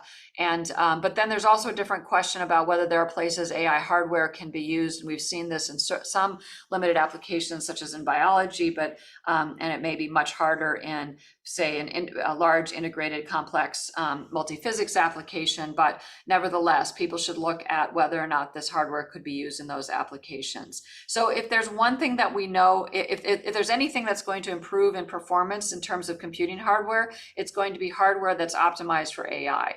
And there may be other types of partnerships with the cloud providers that could be explored, as opposed to just giving them a credit card and then charging to the using commercial cloud access. The second strategy is the beat them part of this, which is not really about necessarily competing with the cloud providers, but basically doing what they're doing, but doing it more specifically for the NNSA workload, which is designing NNSA relevant hardware. This means taking on a much more significant level of co-design at the labs. It probably means doing hardware design as well as operating system and compiler design that is either at the labs or in close partnership with with industry partners, but really co-design, not just as we saw it in ECP, but really in a much deeper way, where you're looking at taking on probably much more of the risk and much more of the design of those systems. And finally, the committee recognized that there are really significant costs to this approach. In some sense, there's significant costs either way, but and one of the reasons that research is needed is to explore, to the extent, for example, that AI hardware can be used, and look at the extent to which customized hardware that is designed, for example, for large-scale modeling simulation problems can actually provide enough benefit. And the market here has really changed. It used to be that you really couldn't afford to do specialized hardware because the microprocessors were getting faster and so much better at such a high pace that it didn't make sense to do custom hardware. But that whole landscape has changed today. So the first recommendation is NNSA should develop and pursue an aggressive and comprehensive design, acquisition, and deployment strategy, and that it should be reviewed by a blue ribbon panel on a regular basis. And so, by the way, part of the message in this is that we don't see this as a fixed roadmap that they could put together today and will not change. It needs to be informed by ongoing research activities, which is the second bullet here underneath this, and that we think they really need to consider both traditional partnerships of the kind they've had with companies such as those computing companies that I've mentioned earlier, but also non-traditional partnerships such as with the hyperscalers, with perhaps international partners with that are strategic and with other government agencies as well. And I want to just emphasize also the importance of leadership, both within the government and laboratory level. This is going to require people that are visionary, that are willing to take on risks of looking at these various approaches and then really charting a path forward. Finding number 3 is really about research and development. And here we look at some of the mathematical and computational science approaches that are going to be needed. One of the topics that's discussed in some detail in the report is what we see as the benefits of weak scaling. That weak scaling method, the ability to take advantage of weak scaling to just solve larger problems and larger machines is probably going to be is kind of running out of steam because of the cost of doing those computations and the larger problems. And so we see that really we need to look at techniques that are going to provide strong scaling ability with increased parallelism. Verification, validation, uncertainty quantification continues to be important and even increasingly important going forward. And the drive towards novel architectures, of course, really has implications up through the software stack, as well as looking at mathematical techniques. And what this means is that there needs to be really early involvement from the applied mathematicians and the computational scientists looking at things like hardware designs and lower level system features, and this shifting of co-design efforts to the laboratories. So there's more on a little bit more on the research areas, and I'll say a little bit more about AI and quantum on the next slide, so I'm not going to comment on them too much here, but these are the official findings that are in the report. So the recommendation that's associated with this is that NSA really needs to foster and pursue high risk, high reward research in applied math, computer science, and computational science, and to cultivate radical innovation. We are very concerned that just because of the structures in place and because of the kinds of kind of demands on people's times and a kind of a focus on short-term deliverables and things, that we might be missing the kind of radical innovation that would ensure their future intellectual leadership. I think you can look at the history of AI as an example of something that really did not come from the labs, and you would really like the people that are working on advancing something like that to be, if not solely in the labs, at least having an earlier workforce that's looking at those kinds of advanced radical ideas, as opposed to kind of coming into it a little bit later in the process. And so this talks also about investments in applied math, computer science, AI, and quantum. So I'll say a little bit more about each of these. I think on the AI point, I think as everybody probably in this community also recognizes, while AI has had enormous and surprising potential, there are also many questions that arise when you use AI methods. And here we're really talking about the methods, machine learning techniques such as deep learning, in an area that requires really hard kind of quantifiable uncertainties. The methods are not that well understood in terms of why they work and when they work and what happens when they're used outside of a domain in which they've been trained. All of those kinds of issues, which are very active research areas within the broader AI community. But I think especially there's an opportunity here for the NNSA labs and more broadly for the DOE labs to have a leadership role in how AI is used in physics-based problems and in problems that require high confidence. And that is something where I think really the labs should be leaders and need to take that on. And that then will influence the roadmap for production computing in the NNSA. And then the fourth finding is really looking at the workforce challenges. Did I lose the quantum slide here? I think I may not have a slide here on quantum, so let me just go back and look at and talk about the quantum point that is very important. So the committee certainly recognized that quantum has some potential to improve to solve really significant problems. And with the NNSA mission space, probably the most promising set of problems are in things like materials properties or chemistry that are in the NNSA mission space. But we recognize that for really to use quantum algorithms and systems to solve, say, multi-physics stockpile modeling problems, there would be breakthroughs required both on the quantum algorithm side as well as in developing the quantum systems side, and that even in successful quantum systems, that we would see them as accelerating a certain part of the NNSA workload and not replacing general purpose HPC computing. So that's the sort of covering quantum and AI. The last part of this is really about the workforce, and I'll just mention that the NNSA labs face significant challenges in recruiting and retaining the highly creative workforce. I think we see this challenge continuing to grow, and some of the problems that we see the labs facing is the ability or inability to include global talent, even in the national security enterprise. And more broadly, if you look at the entire ecosystem of the workforce in high-end computing or in advanced scientific computing, and I include in that AI as well as traditional modeling and simulation techniques applied to, say, physics-based problems, that if we really close off the global talent pipeline, then we really have the national labs will have an even harder problem being able to keep their labs fully staffed with the kind of talent that they need, especially the kind of people that are going to look at these disruptive technologies and really anticipate what is needed in the future.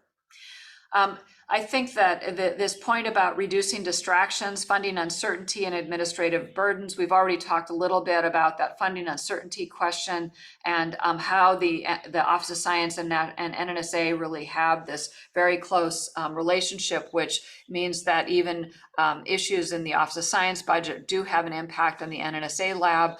I think reducing distractions is also about the kind of details of reporting and things like that, in terms of, that you must be working on specific and charging to specific projects. That doesn't give people much flexibility to really think about much more radical ideas. But it's also about the secure environment in which people work and the difficulty of recruiting people into that kind of environment. So we've heard a little bit about some of the pipeline ideas, I think, in the Office of Science, and that is really important. As we know, the Office of Science pipeline also does help to feed the National Nuclear Security Labs as well. And we really need to think about, they need to think about an efficient and modern environment, while recognizing the importance of making that environment secure, but also to grow existing workforce programs and collaborate with other federal agencies. So our recommendation here is that they have a deliberate strategy to attract international workforce, as well as to grow the national workforce and grow that pipeline, and while being really attendant to the national security risks that are associated with the international workforce as well. So I think that's really the end of the main presentation. I'll just sort of end with the statement of the key takeaways that the demand is continuing to grow. There's both technical and market factors that are creating challenges for trying to satisfy that growth. A roadmap that really deviates from business as usual is needed, and this really needs to be part of a kind of whole of government, probably advanced workforce strategy, as well as having visionary leadership in order to move this forward. And with that, I'm happy to spend some time on questions. Thanks, Kathy. I mean, you can see maybe the framing context about why I raised the issues at the beginning. If you think back 30 plus years when we made the transition from vectors to MPP to message passing machines, this is the same kind of question. but the ground is different. We no longer globally control the semiconductor ecosystem. And there are real workforce dynamics around this, and the amount of money required to address these issues is not $1 million here and $1 million there. This is billions. And it is a complex cross-government issue because the semiconductor issues are really related to national security and economic competitiveness. Rethinking how we approach systems is going to require prototyping, evaluation, testing of new ideas. And unlike where we were 30 years ago, where it was pretty clear we could ride the CMOS Wintel gravy train, it isn't obvious what the answer is right now because the landscape is very different. And I think, as Kathy rightly pointed out, it means we have to think differently. And I think Jack will say the same thing if you've read the global competitiveness report that his committee is talking about. So this is a roll up our sleeves and get serious about this in some ways that won't be business as usual. But let me stop talking and let people ask questions of Kathy. Sandy? Hi, Kathy. Sandy Landsberg. You talked a lot about AI, and we've talked a lot about that. I guess my question is, and I know you're at Berkeley previously, can you talk about the current workforce technical expertise in AI? Do you expect them to be retrained, PhDs to be retrained in AI versus the challenges of hiring AI expertise? It's going to become more and more important. So I'm wondering how you feel the laboratories as a whole across the board are poised to take this on and how you expect that workforce to grow. Yeah, I mean, first of all, I think there is a lot of, I don't know if I would quite call it retraining, but there's certainly a lot of people who have worked in modeling and simulation that are incorporating AI into their research already. And I think that's true at the labs. It's certainly true in universities. There is a lot of interest and I am at UC Berkeley, maybe I should have said that, as well as still a senior scientist at Lawrence Berkeley National Lab. And but we see a lot of interest at the universities in expanding AI into areas of science. And it's, basically at this campus, it's spread everywhere across campus from materials and biology and chemistry and physics and social science, by the way, and even in the humanities. So there is just, it's all over now. Who is advancing the methods? Who's worrying about, can we take advantage of novel hardware for that? That's going to be for a particular kind of AI problem. That's going to be more in the computer science area. But I think it's a yes and sort of answer to your question that there's going to be some amount of retraining. But I think or people, exploring new methods that they're using in their work. And I think it's so important to have the traditional computational scientists looking at whether or not these AI methods can be useful in the problems that they're working on, because it doesn't do any good to have a bunch of, let's say, computer scientists telling them, here, you should be using this method when they don't have confidence in the results that are coming from it. So we really need those, people coming from both perspectives to really think about that. I think it's hard to hire a graduate student in anything computationally related today that doesn't have some experience working with AI. I mean, it's what's happening at the university. So that will naturally happen, I think, as part of, as long as you're continuing to hire at the labs and continuing to hire with a pipeline of people coming in at all different career levels. Susan?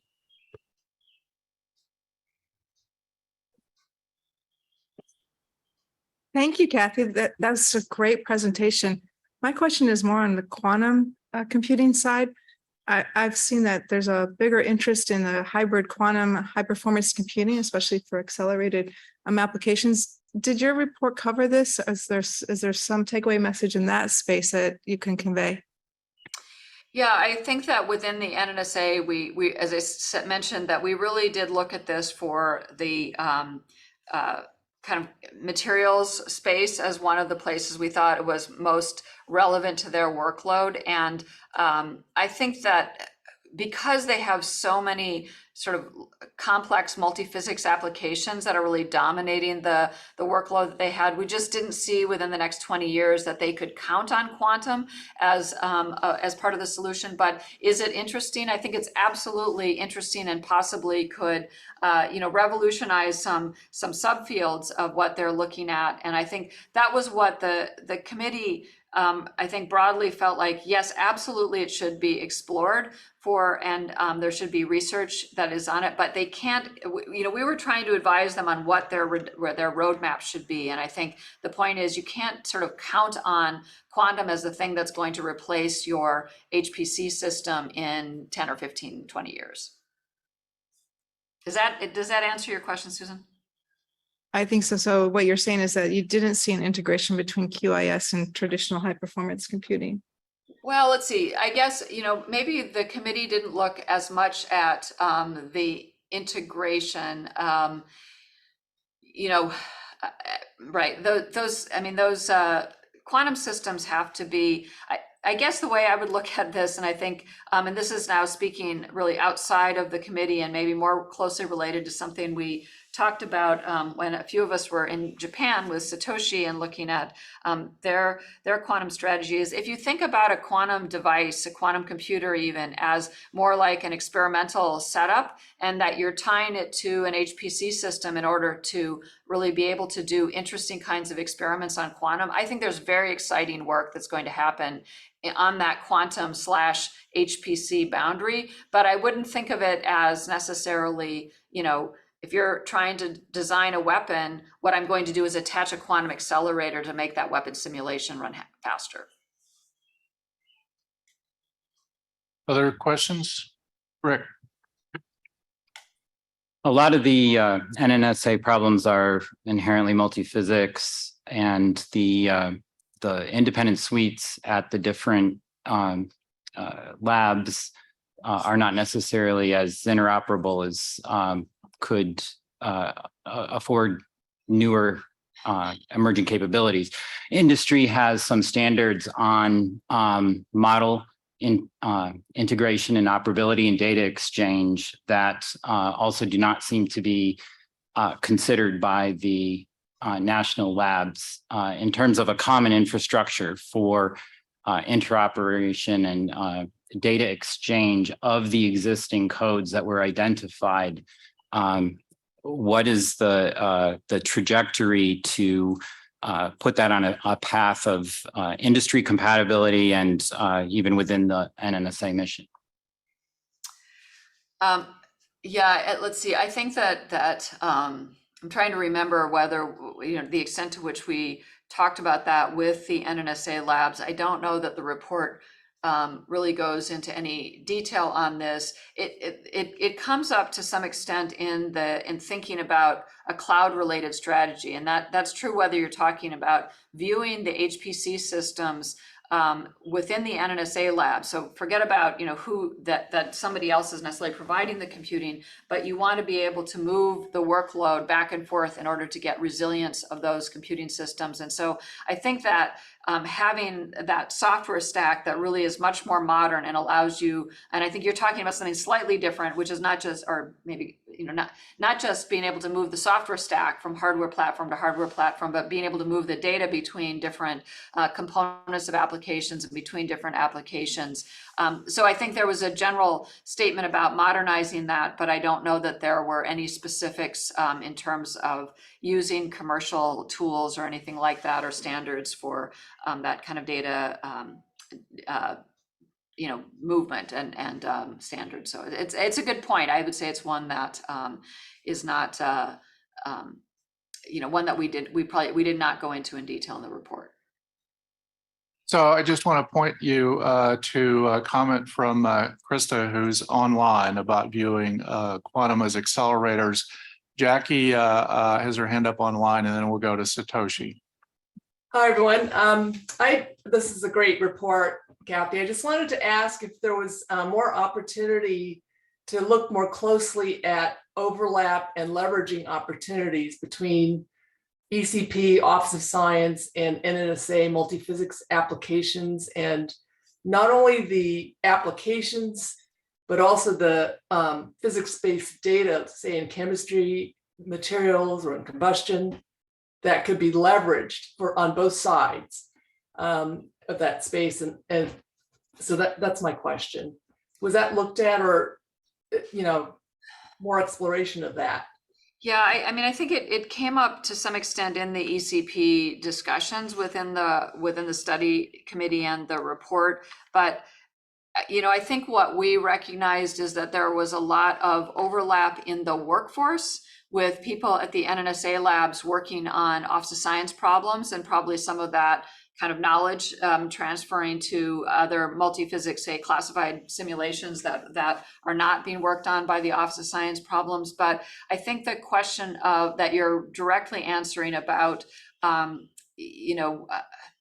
more of a combined strategy between the Office of Science workload and how you're going to satisfy both of those and have them work together. I would say we didn't hear as much about. I think that's really the question you're asking, right? Right.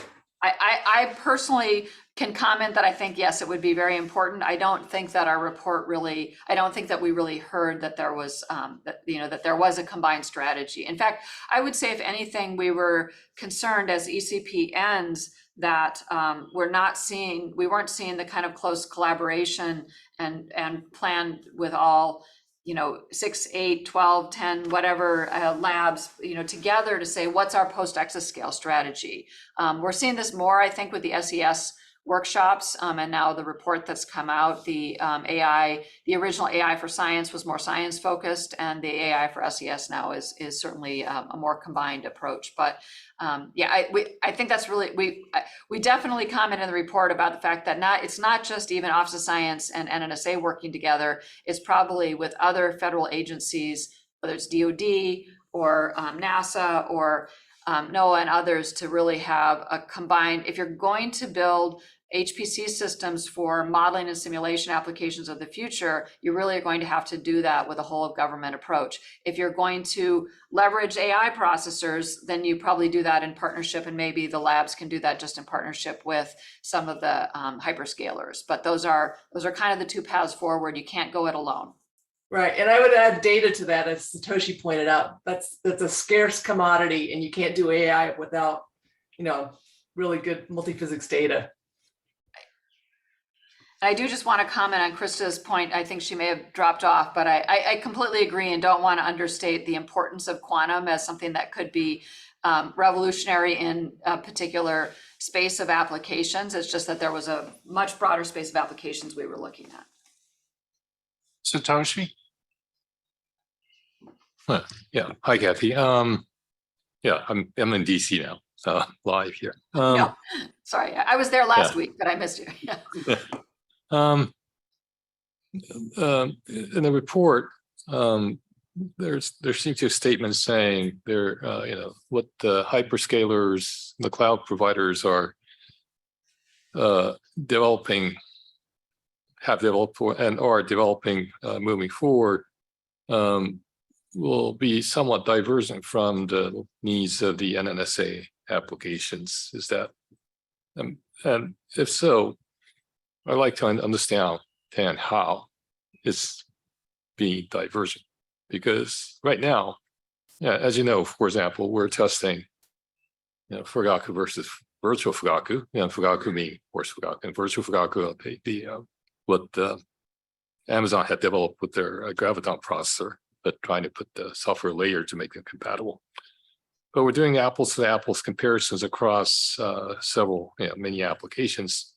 And the Graviton 3 that Amazon had developed is a very good processor, in that in many applications, in most applications, is slightly faster than A4FX. Of course, it doesn't scale as well, but that's because of the network and not inherent to the processor. So right now, I don't think there seems to be any evidence that seem to support the claim that what cloud vendors are developing will not support the NNSA applications. And moving forward, if, as you stated, AI will be an important component, then that's exactly what the hyperscalers will be developing. And if it's otherwise, physics simulations, again, is there any sort of mounting evidence that what the hyperscalers will develop will diverge heavily from what an NSA will need? I mean, I'm looking for the evidence, right? Right. It's also important here. Yeah. So it's a very good point, and I think what the report is saying is that the workload that the hyperscalers are optimizing for is not the workload that is the traditional workload of the NNSA labs. So let's first of all assume for a moment that that AI is not going to be relevant to the NNSA workload, that it's really going to be focused on modeling and simulation. And then the concern is that future AI processors, for example, drop 64-bit arithmetic or even 32-bit arithmetic and only have 16 and 8-bit arithmetic. That seems like it would be a problem for those modeling and simulation applications, which is not to say that they can't use some of the 16-bit arithmetic, but that there are probably parts of those applications that will. This is another reason that the labs broadly, both NNSA and Office of Science labs, need to be involved in the AI research, because there also is the real possibility that even for AI methods, there are places that you need higher precision arithmetic, and I think we're seeing some of that as well. So we just, we need to be in the game, not just sort of taking whatever is coming from the hyperscalers to optimize for that workload, but really think more broadly about and hopefully influence it, as we did with GPUs. So I also agree that if you assume that AI is going to be an important part of the workload, then then I think that what the hyperscalers are designing is probably very likely to be of benefit to that part of the workload. So it was just this concern that they're going off and designing something that really doesn't include modeling and simulation as part of the workload they're designing for. Well, again, currently, there's no evidence that what they have designed is not appropriate for an NSA apps. Right, absolutely. Right? No, and moving forward, is there have this hyperscalers expressed the fact that they'll be developing something that will be incompatible, or at least will not accommodate well? Because when you think about it, nobody will design a processor with poor memory bandwidth, because many of these NSA codes are bound by memory bandwidth, as we know, like shockwave type of applications.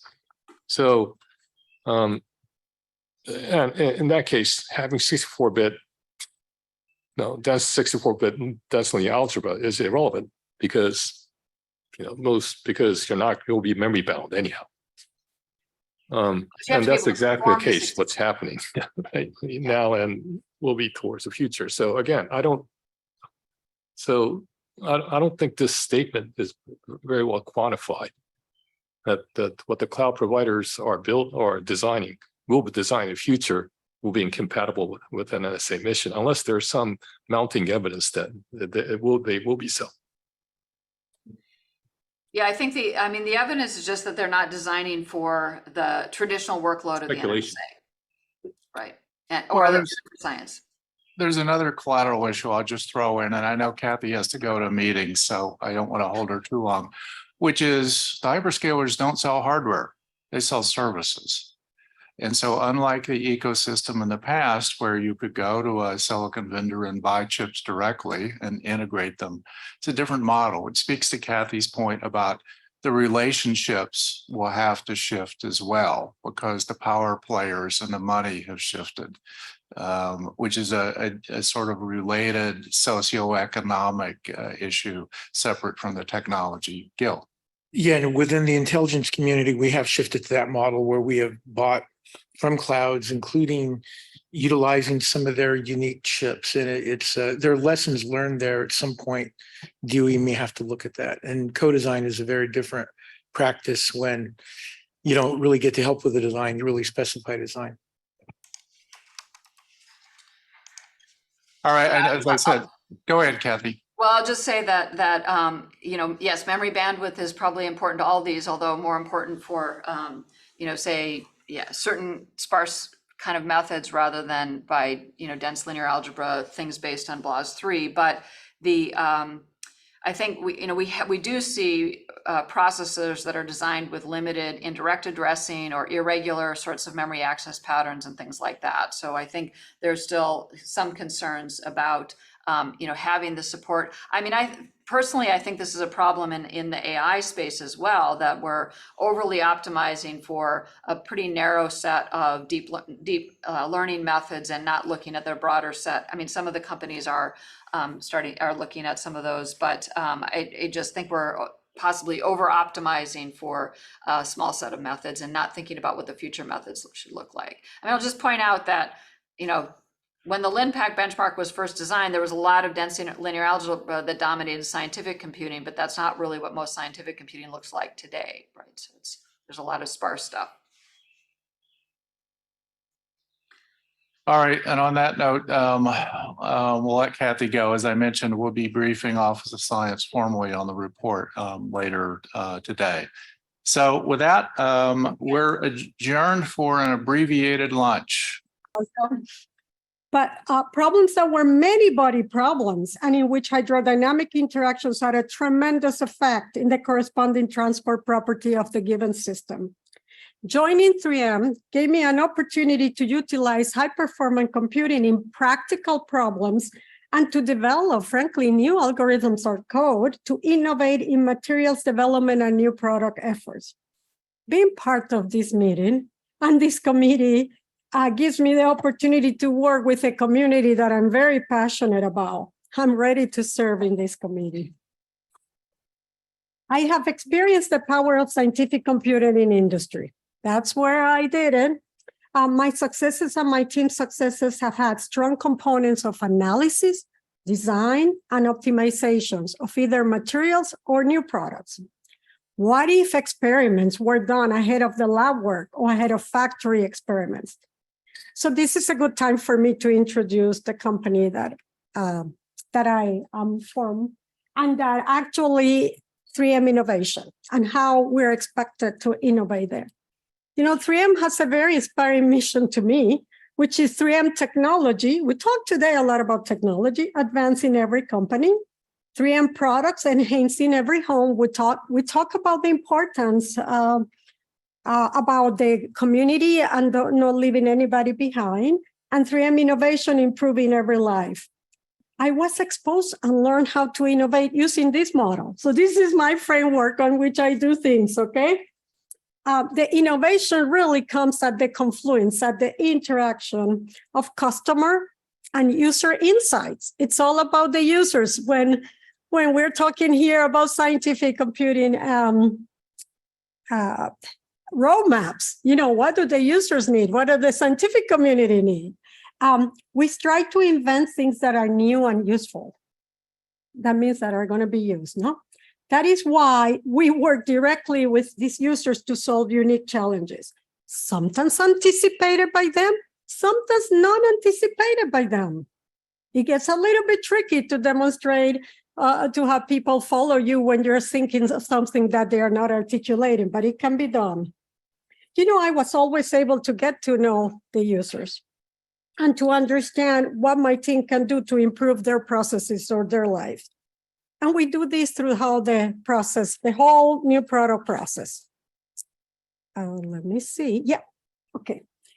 One of the pieces is this 3M periodic table. Just a minute, I guess it's this one. Is the 3M periodic table of technology platforms. And it's an important component. Let me go back. I'm still here. It's in the periodic table. It's an important component of what 3M individuals do, which is apply technology platforms across businesses or combine them in unique and creative ways. And we were talking at lunch today on how important it is to have perhaps that central group or central groups that allow you to have different point of view and approach problems together. Each technology element that shows in the periodic table is actually a core material, a core process, a core capability, or a core application technology space that has significant business outcomes, strategic value, manufacturing know-how, and customer relevance. This collaborative culture is at the bottom there, but the collaborative culture is essential. And I think that all the different points of view in this committee bring in a portion to what it is about scientific computing is essential, because it inspires creativity, risk-taking, and hence innovation. No? I have had the freedom to spend 15%, truly the freedom to spend 15% of my time on projects that interest me. Similar my team members. And it gives an opportunity to have freedom to take risks and learn from successes of mistakes of others and of ourselves. The freedom is essential to scientific discovery. So I also think that that's one of the values that I see coming up here, that we want people to have resources and freedom and spaces to do scientific discovery, which is pretty good. I wanted to show a close-up section of this technology platform. Maybe I need to stay closer to the mic here. Just to highlight the newest session, which is good, the digital piece. I've seen some of your titles be modernization. You know, in industry, the wave of digitization came and the need to digitize, and it was really, frankly, important. And I'm sure the same things have happened in the government area. But let me pass this page here.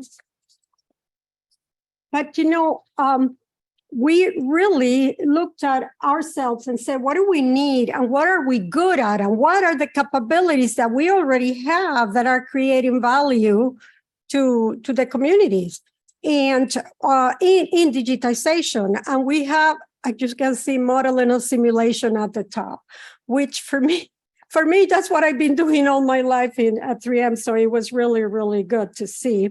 But there is also computer vision, advanced robotics, data science and analytics, sensors, electronic systems, and software solutions. Many of them cannot work if you don't have advanced scientific computing at your disposition. And this is the way it works. So this is some examples that we have that show the power of all those technology elements, but in particular, the power of putting together the material know-how, the materials technologies together with the digital technologies. In the case of the orthodontics, and we were talking at lunch about the importance of dental health in your full health. And digital orthodontics is one example in which these clarity aligners are a result of course, of understanding how to create materials that can be, that pass regulatory requirements in your mouth, but also can be essentially invisible to anybody that sees them, but they can move teeth. And then they have the ability to be molded and to be created with additive manufacturing in the right way. But that together with computer vision that says what is precisely your personalized solution and software that tells the dentist and is able to allow the orthodontist to interact and create the best treatment, together with data science and analytics that says, okay, if you do this to the teeth, this is going to happen. And it's many teeth together working together that needs high level of analytics. And a second example, and did I leave I left my sample over there. Maybe I can grab it. Which is the N95. Yeah.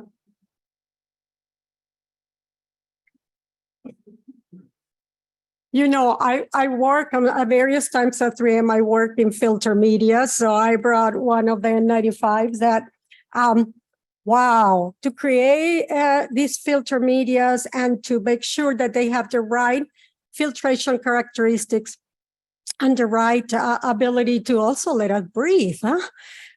We've had for many years non-woven materials, but especially I think it got to me with the things that are happening or were happening in New York. I have a daughter that works in New York, and she was showing me the pictures from her apartment. The ability to have air purifiers in your house that work, or the ability for me in Minnesota to put a filter that I can trust in my house, in my furnace, is really important. And for that filter to be smart and to tell you many more things through an app, say, hey, the air quality today is bad, and also said, well, you need to change the filter, is important. But that doesn't happen without things we're talking here today. I have then two examples using the specific scientific computing capabilities we're talking about. And hopefully that tells you how us from the outside, because I'm learning about this community now. I did attend remotely the September meeting, but I do think this is an important examples, and I'm very proud of them.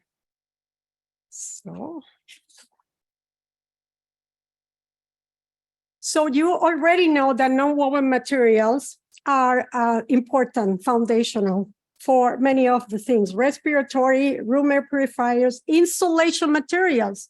Maybe some of you have jackets that have these insulation materials and can stay warm when things are tough outside, or into home care products too.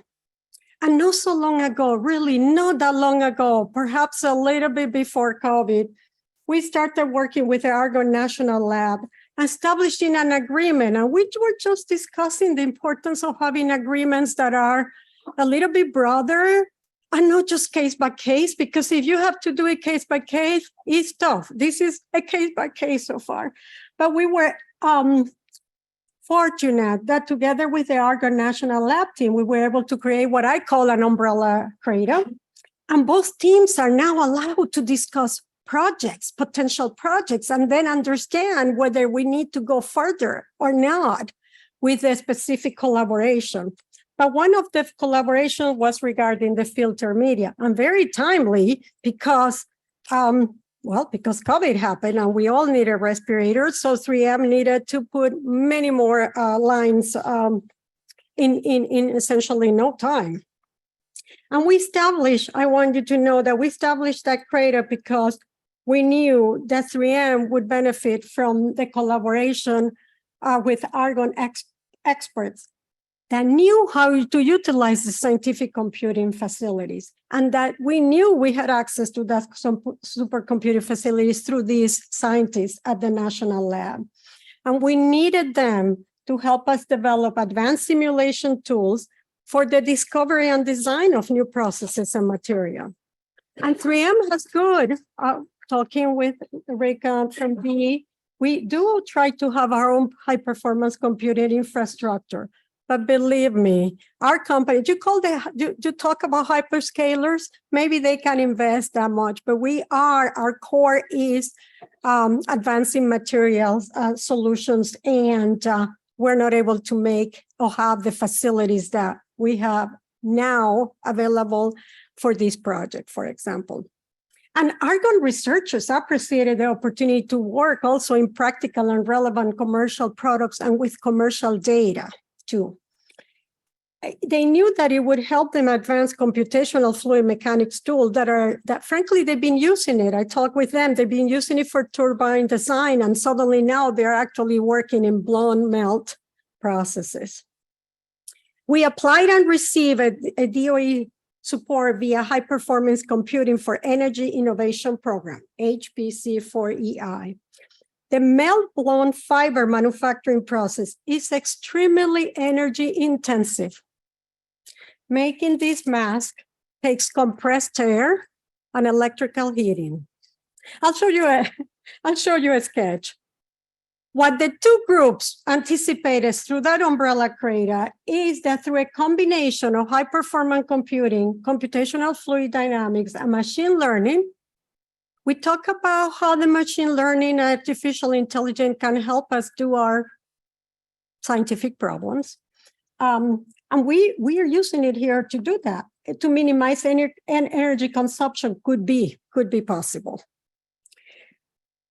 Approximately 300 tons of melt-blown nonwovens are produced worldwide each year by 3M and other companies. That's an approximation. they consume 245 gigawatts per hour per year, every year. Okay, so per hour every year. A 20% reduction has a notable impact into the global energy consumption. I went to energy.gov and I was seeing and did a calculation that this is equivalent to more than 750 million photovoltaic panels per year, or more than 80,000 utility scale wind turbines. 20% is a good number to strive for, and the scientists are doing it today. And I want also, and I have always stressed that to the team. You can see the process there, the blow mill process, and where the air gets compressed. And I want to tell you that many years, 3Mers, and we are very innovative and very, we come for very good scientific backgrounds from many of the universities here, have already demised that program, that process up and down. So getting 20% more is not a low-hanging fruit, a piece of cake. They're going to have to do it, but it's so necessary. And they are getting there. They really are getting there. The Argonne 3M project combines simulation, data analysis, and machine learning to reduce energy consuming the melt blowing process without compromising material quality. There is no, these materials, it says NIOSH approved. We have to make sure that it's the same, no compromising material quality. And you all know that laboratory experiments are often very time consuming, especially when involving equipment modification and changeovers, which can take several days. So how do we do experiments even when things take several days? And even temperature changes, process changes can also take several hours if we're doing it on our pilot line. Machine learning approaches enabled by the Argonne's Leadership Computing Facility, ALCF. I sometimes see ALCF and say, what is that? Argonne's Leadership Computing Facility, which we're shown today, or we're talking about today. And it's experts. It takes expertise to run those software. It's not about only, the supercomputer is available to industry. We have to have people that need to understand how to run them efficiently. So they actually have created things that predict outcomes for further experimentation. So I was able to connect Bill Clinton. I probably should have said that. The people involved, okay. The people involved into this research from 3M were Alex Flage and Bill Clinton, and from the National Lab, Debolina Dasgupta, Marcus Schwarten, Ben Blazek, Noah Paulson, and Ian Foster, the PI, which, essentially introduced me to many of you. Those geometries that you see there, those pictures, those cartoons, they come directly from simulations. And you can see that the geometry of the die absolutely is influencing. I cannot for some reason play the movie, but it's influencing the. And as a polymer science, when I see this and I see the polymer being cooked, I'm not so sure that particular dimension die is going to work. But anyway, the turbulent flow is essential to make sure we can have the same quality of fiber as before. And without that, with the simulations that I'm able to do it, initially we run in our high performance computing center, and we run it together also, like testing. Are we getting the same results? Are we getting that? And our system did pretty good. But it took a long time, and we couldn't do what we call in industry the design of experiments necessary to do that. The amount of data that this is in the thousands thanks to the scientific computing capabilities. We also done it for materials, not just for processes. This is an example about materials. Let's see. But it's to accelerate our analytical methodologies, our ability to analyze materials via atomic force microscopy, but how to search those images and how to search those images that are actually in our library. Throughout the years, 3M has collected thousands, tens of thousands of samples, and we are always relying on the memory of the researcher. But, researchers retire. We saw people leaving the lab today to go, the Office of Science, to go to other people. They can retire other places. They can retire. They can leave the group. They can be hired externally, or they can be hired internally. There are many jobs internally at 3M too. Or they may not even simply remember the images that they've taken through the years. But making these matches via the machine learning is becoming very, very useful. And it's because of the collaboration that was enabled to use machine learning and the capabilities that were available to them.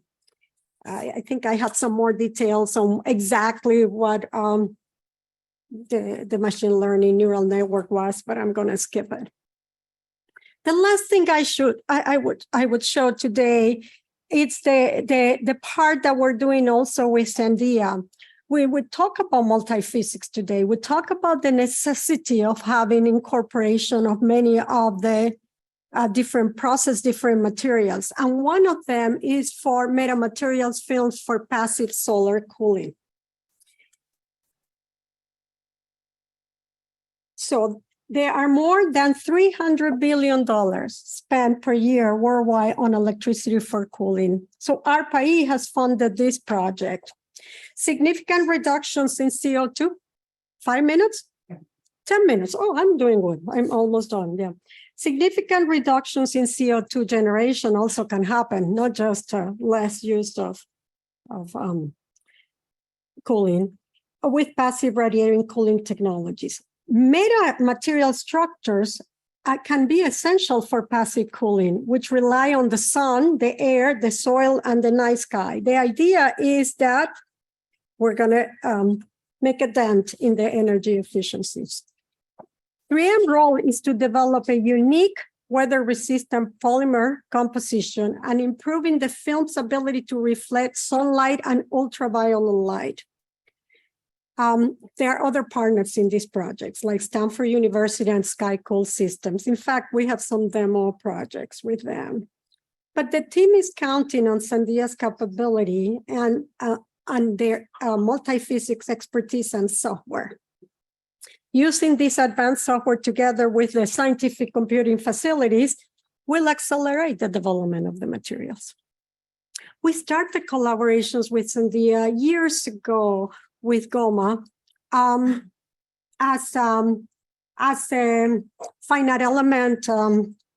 Let me see if I have it here exactly, as a finite element for free moving boundaries.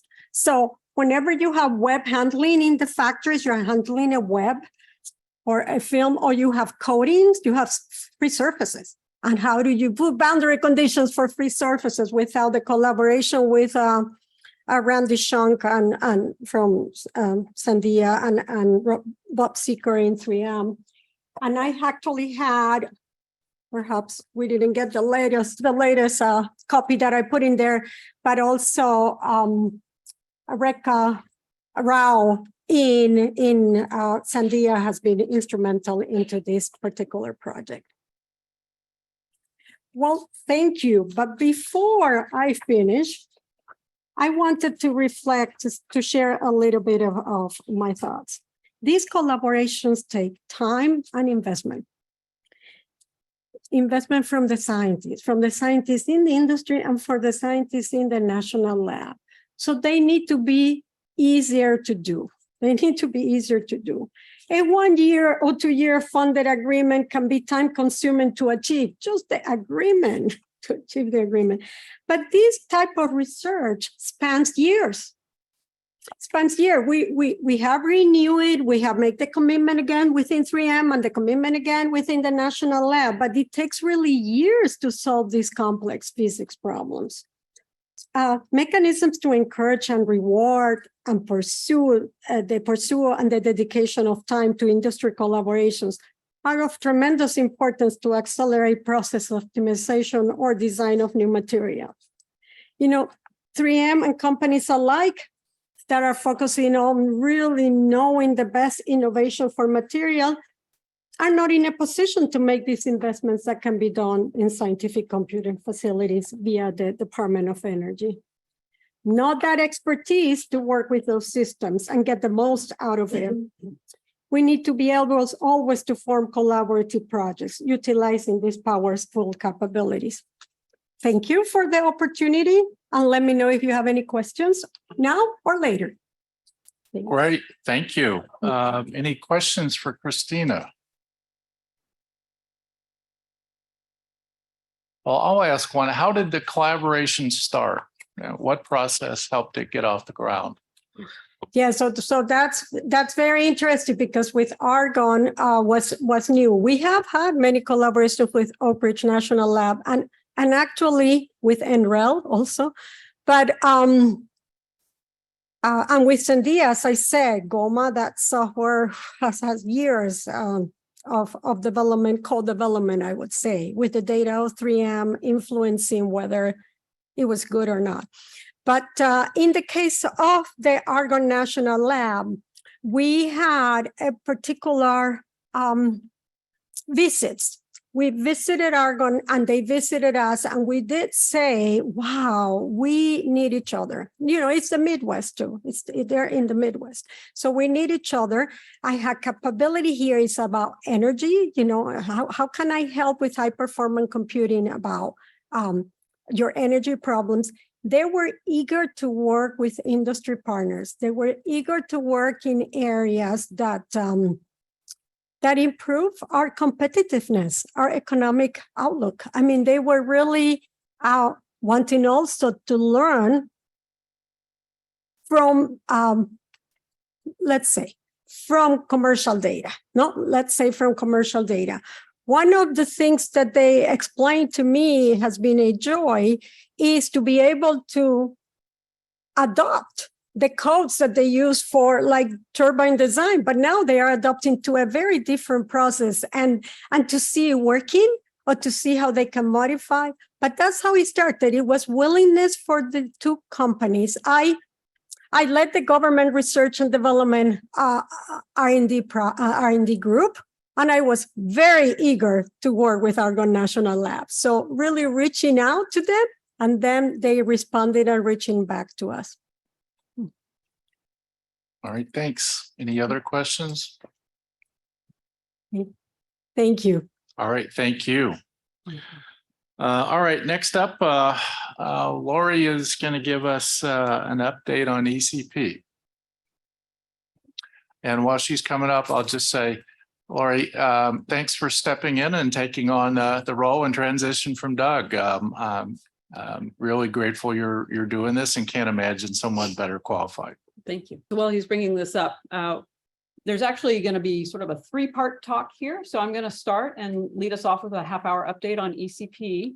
And then Samir is going to speak about Paratools and the work that Paratools is doing to support E4S and broadening the reach of E4S outside of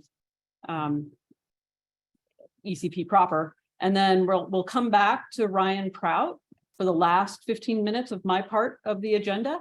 And he will be speaking on the E4S deployment strategy at the facilities in particular. And so that's how we've organized our block of time. Okay. All right, so thank you for the opportunity to give the update. We have been very busy since the last time we've met. I have a lot of information to share, so it'll be a little bit of a whirlwind. I'll try and keep specific remarks relatively brief, but you'll have the slides in your folder for any future references that you want to make. So we have received access to Frontier since the last time we met. And so we've had a tremendous focus on meeting our KPPs. So I'll talk about that quite a bit. We had the independent project review, which Jaron mentioned a little bit earlier, and I'll say a few words about that. Dan just mentioned leadership transition. I'm not the only transition that's occurring, and I'll speak to that. Talk a little bit about closeout and just a few words about the post-ECP era. And then, as I mentioned, complementing this talk are Smear's talk, Ryan, and then Bronson is going to talk a little bit about early science applications on Frontier. So I won't spend as much time talking about application science here since he'll be covering that. And Susan's going to give the update on Aurora. So in terms of our work toward completing our KPPs, we gained access, the full ECP team gained access to Frontier on April 5th.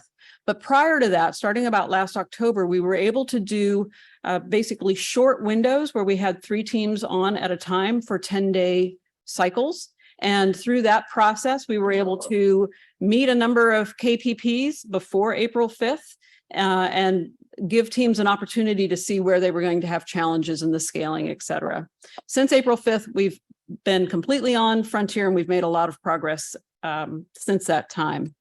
Once teams hit their KPPs and it's been verified, they transition to the early science allocation on Frontier and can start to go after some of their stretch and challenge goals.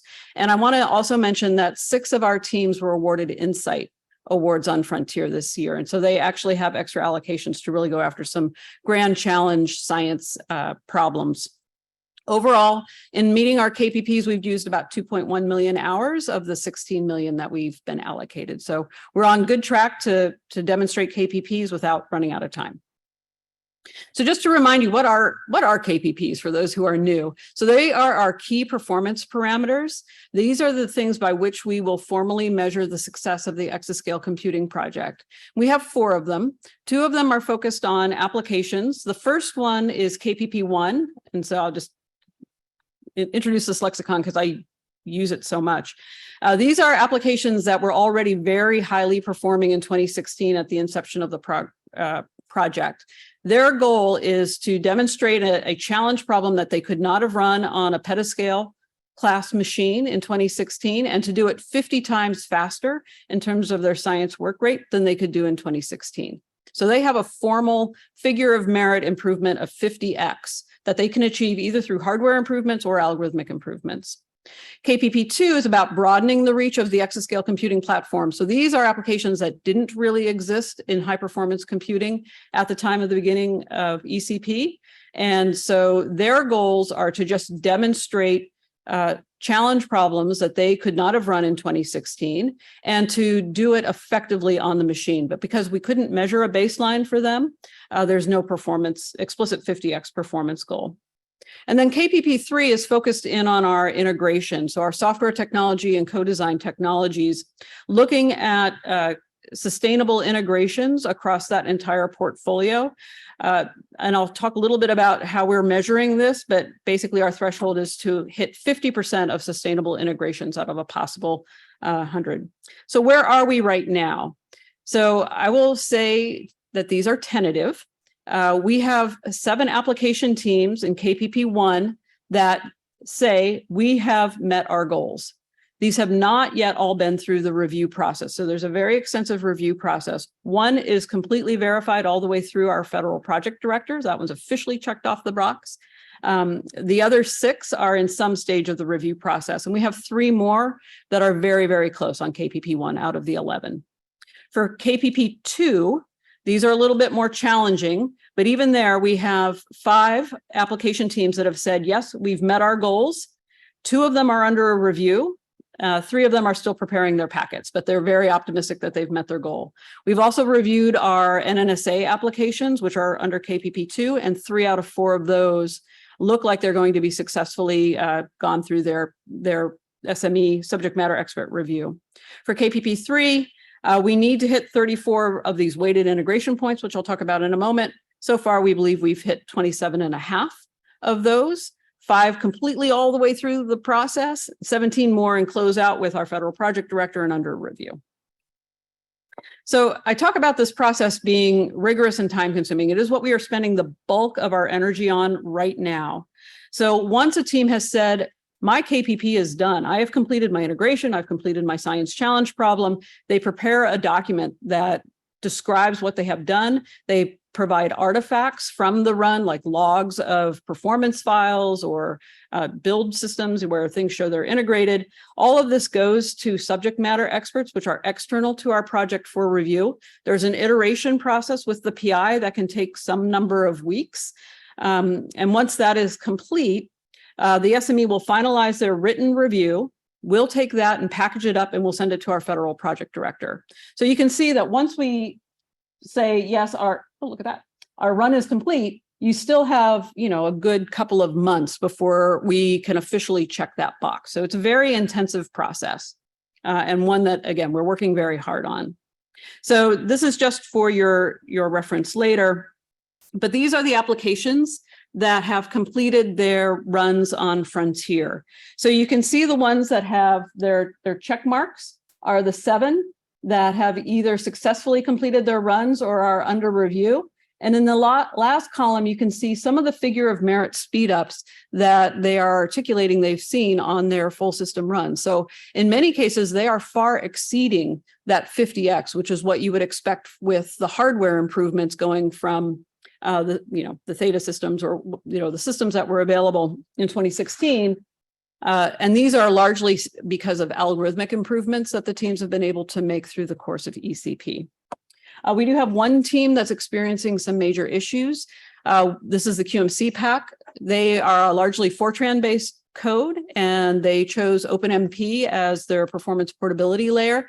And we're struggling to get that fully compiled and consistently operating on Frontier. So we're declaring that one as we're not sure if they're going to make it. It's the right long-term decision for this team. They'll get there eventually. We're not sure they're going to get there by the end of the project. Yep, wrong button. And then here's where we are on our KPP2s. You can see, again, we've got 5 that are listed in green as successfully completing their run or under review, plus the 3 for NNSA that are declaring that the teams have been reviewed that they are ready to run on El Capitan when El Capitan becomes available next year. We have a couple of teams here that are still in active code development. Remember when I mentioned these are applications that didn't necessarily exist for high performance computers at the beginning of ECP. They're complex. There's been a lot of algorithmic and code development that has needed to happen. Some of those teams are still in that process, and they may get there, they may not. They're a little bit more questionable. So on this, again, just wanted to point out some of the challenge problems that the teams have been able to run on KPP1, the figure of merit speedups. And what I really wanted to point out here, though, were the software and co-design technologies that these teams have used. So one of the real joys, I think, for ECP is the fact that we've had such a large team being able to integrate software technologies from applied mathematics and data and visualization programming models into applications. And we've had a long 7-year runway in which to be able to accomplish those goals. And so almost every application team now depends critically on some software technologies where in the past that wasn't always the case. And so I think we've seen a real seed change in that interrelationship between those libraries and the applications because of ECP. So just a couple of examples, and I'll just say a few words about each of these. I met with Salman Habib at Argonne last week and talked to him a little bit about the ExaSky project. So this is a code, the hack code has been around for a long time. It's highly well-tuned for high-performance computing. They have just a few number of routines that they need to change in order to port it from system to system. So this is a code that doesn't traditionally rely on other libraries for achieving high performance. Their goal is to create these synthetic sky surveys and synthetic sky maps so that when cosmological surveys are done with the large scientific instruments, they can do a comparison between what they're seeing and what the simulations are showing and then talk about discrepancies.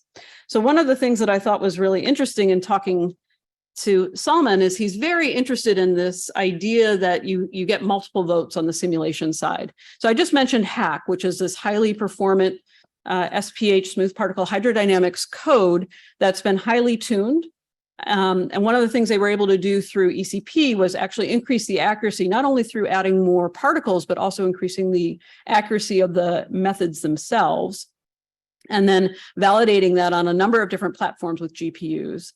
And then comparing that with a PDE-based code, which is NIX, which is largely based on adaptive mesh refinement and doing a comparison. For the first time in 2022, they published a paper that shows the comparison between the smooth particle hydrodynamics code and the PDE-based code. And for the first time, they were able to get agreement down to the 1% level. So they now have this multiple vote capability within the simulation space, so that when they are comparing it and saying, hey, your experiment data is not quite making sense, they have multiple simulations that provide backup. And he was very proud of the fact that dark matter was something he predicted that the experimentals said, but it turns out he was right. So, and then another one that I just wanted to highlight, this is one of our KPP2 applications, is MFIX EXA. So this team is about trying to reduce fossil fuel emissions and carbon CO2 emissions by 2030. So they've got very complex geometries that they're modeling in these chemical looping reactors. And so here's an example of I guess it's probably a little bit fuzzy, but you know, the complex geometry associated with a chemical looping reactor, there's lots of different computational fluid dynamics, et cetera, that they need to model in these applications. And one of the things that they were able to do, you know, they're targeting a 1000x increase in what they could do at the beginning of ECP. By the end of it was that they brought adaptive mesh refinement into the mix, which has given them orders of magnitude increase in capability. They have managed, you know, a different programming model in terms of how they manage multiple processes through their MPI. They've fully ported from CPUs to GPUs, et cetera. And all these capabilities are really giving them those orders of magnitude improvements that they were hoping to see. So I just want to take a minute to talk about KPP3. This has turned out to be a really interesting experiment for our community writ large. And I know Mike has talked about this at the ASCAC meetings in the past, but it's really the first time we think, as far as we know, our community has explicitly tried to put this kind of success metric into place. So what does it mean to have a sustainably integrated piece of software into the applications? How do you measure that? How do you review that? How do you document that? And so we came up with a process back in 2019, when we were going through our final design review, that an integration, and integration here is the word in quotes, is the use of a significant capability, maybe about an FTE's worth of development, by a client. That could be an application, another library, a facility, in some sort of a sustained way in the exascale ecosystem. So, and that could include the pre-exascale systems. And then a KPP3 weighted point is obtained when a team shows evidence of typically 4 of these integrations. And so now we've got 70 products, 76 if you include the co-design centers. So we've got a possibility of almost 300 integration points that we are trying to explicitly track and get reviewed by external matter experts. So this has turned out to be a full-time job for 2 people at Los Alamos National Lab. And they have done a phenomenal job of just developing the dashboards that we need to really track all of the different products, where they are, what they're targeting, what the timelines are for successful completion. Mike likes to talk about the fact that he thinks this is still a really, really great idea, but this particular implementation has been maybe harder than it had to be. So we are planning a jamboree in June for our reviewers to really kind of help give our teams a deadline to get things into the system and give the reviewers a deadline to accumulate some points. But I do want to call out Terry Turton and Joshua Sarton at Los Alamos, who have been managing this for us. It's been a lot of work and they've done a great job. So just to wrap up with Frontier, you know, we still are seeing some challenges.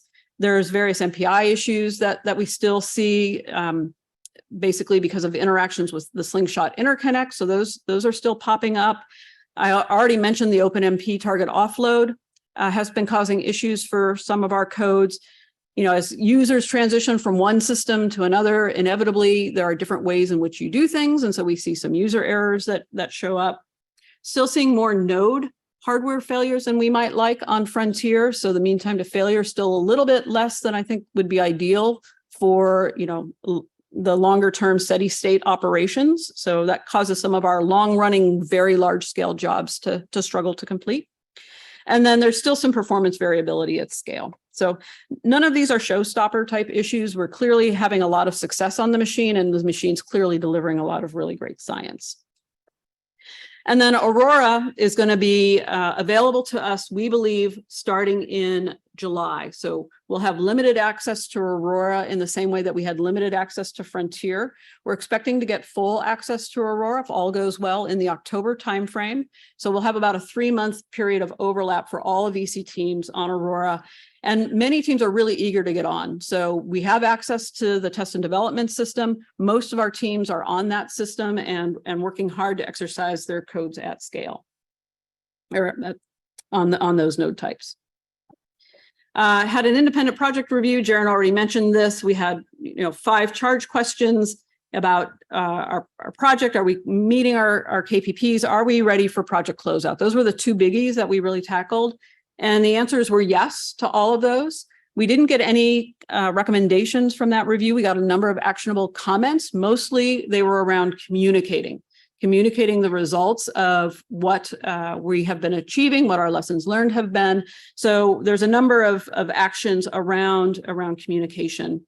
And then a little bit on succession planning. That was another theme, that as the project comes to an end, we'll start to see staff transition to new opportunities. And particularly for key technical personnel and for our leadership team, we need to be thinking about that and make sure that we have a backup plan.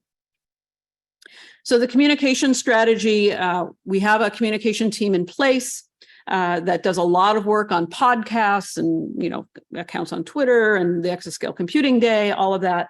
We are now planning a series of then and now articles. So where were projects in 2016? Where are they now? What are those accomplishments? Trying to do this at a pretty high level, non-technical, targeting non-technical audiences. We're planning a book. And so that's been a lot of fun. We're hoping for a significant presence at SC23 in the DOE booth and in various venues around SC23 and through stakeholder meetings. So in terms of leadership changes, yes, Doug left just a week ago to Sandia. I took over officially on June 1st as the ECP project director. Ashley Barker, who's at Oak Ridge and is the deputy for the Oak Ridge system, I forget which number, OLCF 6. Thank you, Christine. She is my deputy, and I'm really excited to have her on board. She has formerly been in our hardware and integration team, and so she had stepped away of that so she could really focus on the delivery of Frontier and the training programs there, and now she's able to have the time to come back to ECP. And then you may also be aware that Katie Antipis has accepted a role at NSF. She's going to be the new Manish Parashar, and so leading the cyber infrastructure, well, the new Manish. And so we just announced this morning broadly to the team that Richard Gerber, who works closely with Katie at Berkeley, and who I think is incredibly well suited to take on the HI role, he's going to start that HI lead role. In fact, we just announced that to our team this morning. So very excited to have him on board. But otherwise, these are changes, at the L2 level and L3 level. You can see anything in green is something that's changed since last March. Katie's transition is happening basically now. But otherwise, you can see we've had a very stable, a lot of stability in our leadership team, which has been very nice as we're coming into project closeout. We've been very active with our industry and agency council. A lot of activity with them. So last October, we had the industry and agency meeting at Oak Ridge. Just last week, we had, I believe it was last week, maybe it was the week before. Sorry, time is a blur. We had the spring summer meeting at Argonne National Lab, and it was a very successful meeting. I'll talk about that in a moment. But we've had a number of fun activities with them where we've done virtual workshops on Fortran, on cloud computing. We've invited them to our annual meeting. We invited them to our BOF days and our tutorial days. And we've had 2 deep dive interactions, one with NOAA, which started last July, and we will be continuing that interaction next week with another technical deep dive with them. And then we had a NASA technical deep dive in April, which was focused in on application development. They were largely interested in our CFD applications, and so we did focus on that in our April 11th meeting. We had about 60 participants, 30 from NASA and 30 from ECP. And right now we're working on identifying longer-term collaboration opportunities on the application side. And we're planning a deep dive on software technologies. They're already exploring E4S to some extent. And so we'll be diving deeper on that in the July timeframe.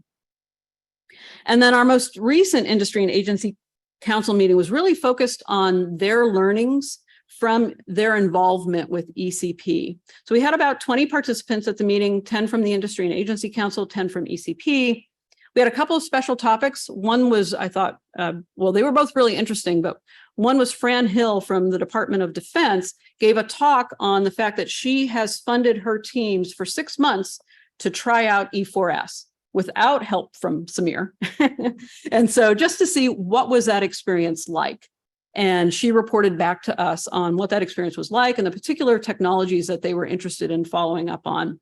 And then we also had a talk by Dave Kaczymski about their knowledge management system and how they manage that across a large distributed team. We had a survey that we sent out ahead of time on what they'd learned from ECP about HPC or other topics. And some of the key takeaways from that was they learned about the significant gains you can achieve by moving to GPUs in terms of the increase in performance that you can see and that it's worth it, right? And it gives them the evidence that they need to make that case to their management. The other thing that I think came across loud and clear was that the investment by DOE in this move and the development of the E4S and that software stack has really de-risked that decision for many of them. And so that was very nice to hear as well. So a lot of, continue the momentum, a lot of, requests for communication. We had a great discussion around different communication avenues that we could explore that they've used that they think would be valuable to them. So it was a really great meeting. I just want to say a few words about our broadening participation initiative. Last year, we funded about 60 participants in a summer student cohort working with ECP. I got the latest data from Lois just this morning, not enough time to upload it over this hotel's network into the slide. But this year, we're funding about 190 students in total, students and faculty. 120 of those are focused on ECP-related work. The rest are funded by the labs. And so we actually combined together some of the lab programs with the ECP program to have a really large program that Marianne is leading and developing for us. So that's been a tremendous success and something that we hope will continue beyond the end of ECP. So just say a few words about Project Closeout. That's what we're focused on for the next 6 to 12 months, completing our technical work, documenting and reviewing the KPPs. As I mentioned, we've got a lot of formal project documentation that we need to develop before our final review next April. And then archiving and transitioning our project artifacts. So this is our basic timeline between now and the end of technical work. We were able to extend by 1 additional quarter. So we are now ending formally December 31st, 2023. And you can see, we're really focused in on the KPP demonstrations through, early to mid-October, allowing some time for that review process to play out. And then allowing teams time to work on their stretch goals, hardening their codes, porting to Aurora, publishing their results, et cetera. And then just shows that we've negotiated time on Frontier and Aurora during that process. Once it's clear that ECP will meet its thresholds, we will return uncommitted, unneeded funds to Oscar. We don't exactly know what that timeline will be or how much money that will be, but that will be used in large part to support the sustainability efforts, at least for the next year or so, that Jaren mentioned earlier.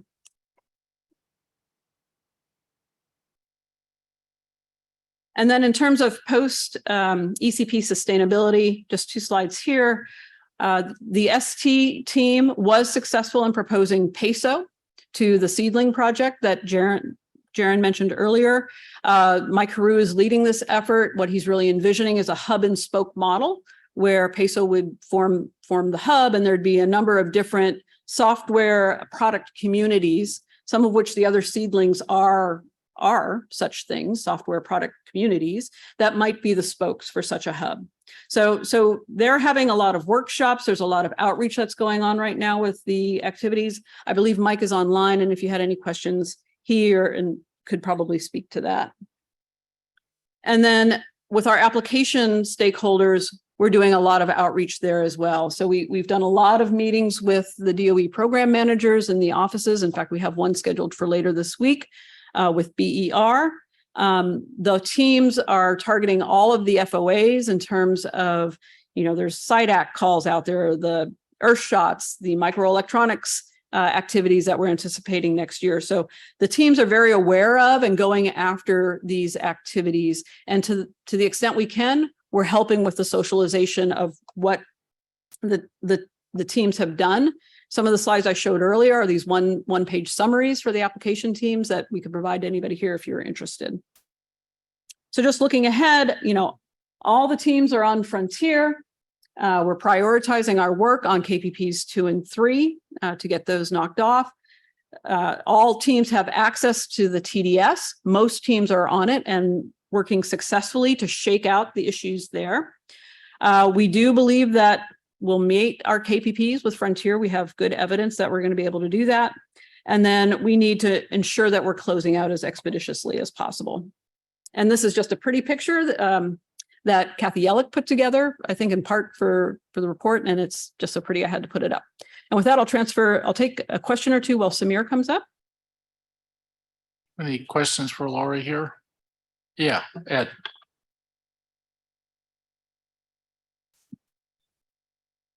Hi, thanks. Really great to see progress on ECP. I just had a couple of comments, really. Maybe you have an answer or not. But first thing is on the science. I'd really like to hear at some point an explanation of the science that can be done, articulation really, of science that can be done that's really qualitatively new and different, as opposed to, higher resolution or faster. And just as an example, I mean, this dates me, but way back when the CM5 came out, it allowed us for the first time ever to do full 3D relativity simulations instead of just axisymmetric. And that just opened up the world of the whole field. So, that's the kind of thing I'm looking for ECP. So, a couple of examples that I can think of right off the top of my head. In earthquake modeling and simulation, for the first time ever, we're able to do simulations at a resolution that allows us to couple it to engineering models for individual buildings. So in the San Francisco Bay Area, we can now actually couple those two things together and we were never able to do that before. Yeah.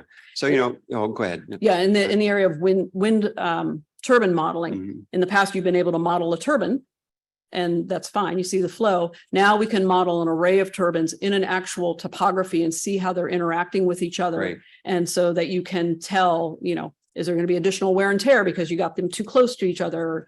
So these are some of the first type ever, but I like what you're saying. And we have a lot of that for these teams. And I will take that as an action. Yeah, and maybe a SC or your book or whatever, just to really make that story. Yeah, that'll be absolutely. great. Just the other thing, just to resonate with what already we've heard several times, just the concern about the personnel in the ECP project. And I've heard it over and over again here and in my communities as well. So, I mean, I know everyone knows, I just want to make the point. Yep, absolutely. Thank you. All right, any other? Yeah, come on up, Samir. Sorry. Yeah, go ahead. Yeah, nice presentation. I didn't notice anything obviously that was optimized around using the GPUs for AI or ML applications. Yeah, done anything? Yeah, so we have a co-design project that's focused in on machine learning. It's our Excellent. Dang. Sorry, my total brain freeze. And then we have an application Candle, which was mentioned earlier, the partnership with NIH, which is using a lot of machine learning techniques for understanding RAS protein-based cancers and precision medicine associated, for different kinds of cancer treatments. So we do have a couple of those. I would say when we first started ECP in 2015, 16, 17, machine learning AI, not quite as much front and center as it is now. It became really front and center about halfway through ECP, I would say. So a number of teams have identified stretch goals that they want to tackle after they've achieved their KPP threshold, which we need to do for project success. But a lot of their stretch goals include incorporating machine learning into subgrid scale models. And we have a couple of examples of that happening already. But you are correct. It was not front and center when we started and defined our metrics for success. Yeah, Rick. Where the KPPs have maybe lagged on Frontier, are you seeing the same lag with respect to Aurora, or are there particular ones that work on one and not the other? I would say there are maybe one or two that we anticipate will do a little bit better on Aurora than they've been able to do on Frontier. I don't have those in my brain right now, but there have been a lot of conversations around this. I will say one of my jobs as the new director is Doug and I kind of split the space. He was a lot more focused on the applications. I was a little bit more focused on software technology. So I have to be honest, I'm still coming up to speed on all the nuances around the applications. But my recollection is that there are a few that are likely to do a little bit better on Aurora. And we are looking forward to getting access to Aurora for those application teams. And we'll prioritize them for early access. And one general class, just to clarify, is one's based on OpenMP. So you saw we've had some major issues with OpenMP on Frontier. While they're getting fixed, we have early indications that we might have better luck with those on Aurora. Okay, that was Andrew Siegel speaking, who's our application development lead. Thank you very much, Andrew, for speaking up. I appreciate that. Andrew has agreed to be my backup whenever I struggle with an application question. Any other? Samir? Okay, Samir, go ahead. And I'll let you know when there's about 5 minutes left.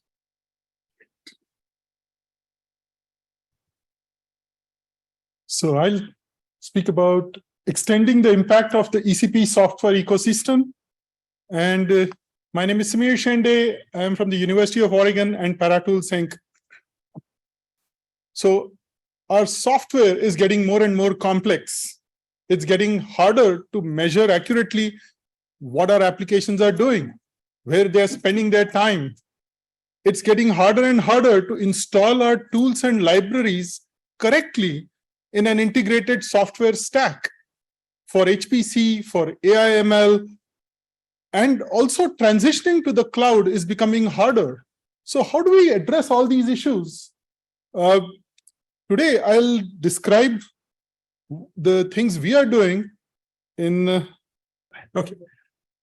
So in 2004, the Office of Technology Transfer at the University of Oregon urged Professor Alan Maloney and me to look at commercializing the Tau technology that we had developed at the University of Oregon. And so we founded Paratools Inc. Nearly 2 decades ago, and we licensed the Tau performance system federally registered trademark from the University of Oregon under a royalty agreement. And our goal is to develop HPC projects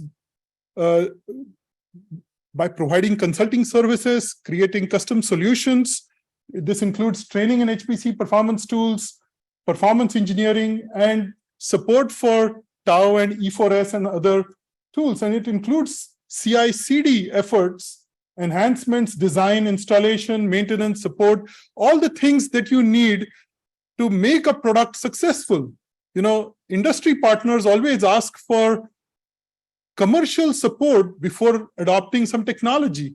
They want to be able to call somebody and make sure that they can get the support for a particular product. And that is one of the areas that Paratools aims to cover. We are also working in parallel runtime systems, cloud platforms, compiler technology. We provide E4S and Tau support, and we are optimizing E4S for execution on commercial cloud platforms. So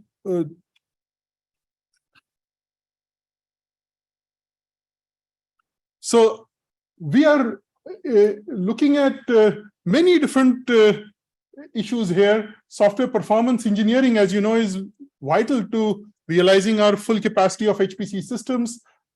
Performance engineering tools have not kept pace with industry. Customers are often developing in-house solutions, ad hoc tools, and the lack of expertise makes HPC inaccessible to small and mid-sized customers. And so we want to improve the performance productivity of systems.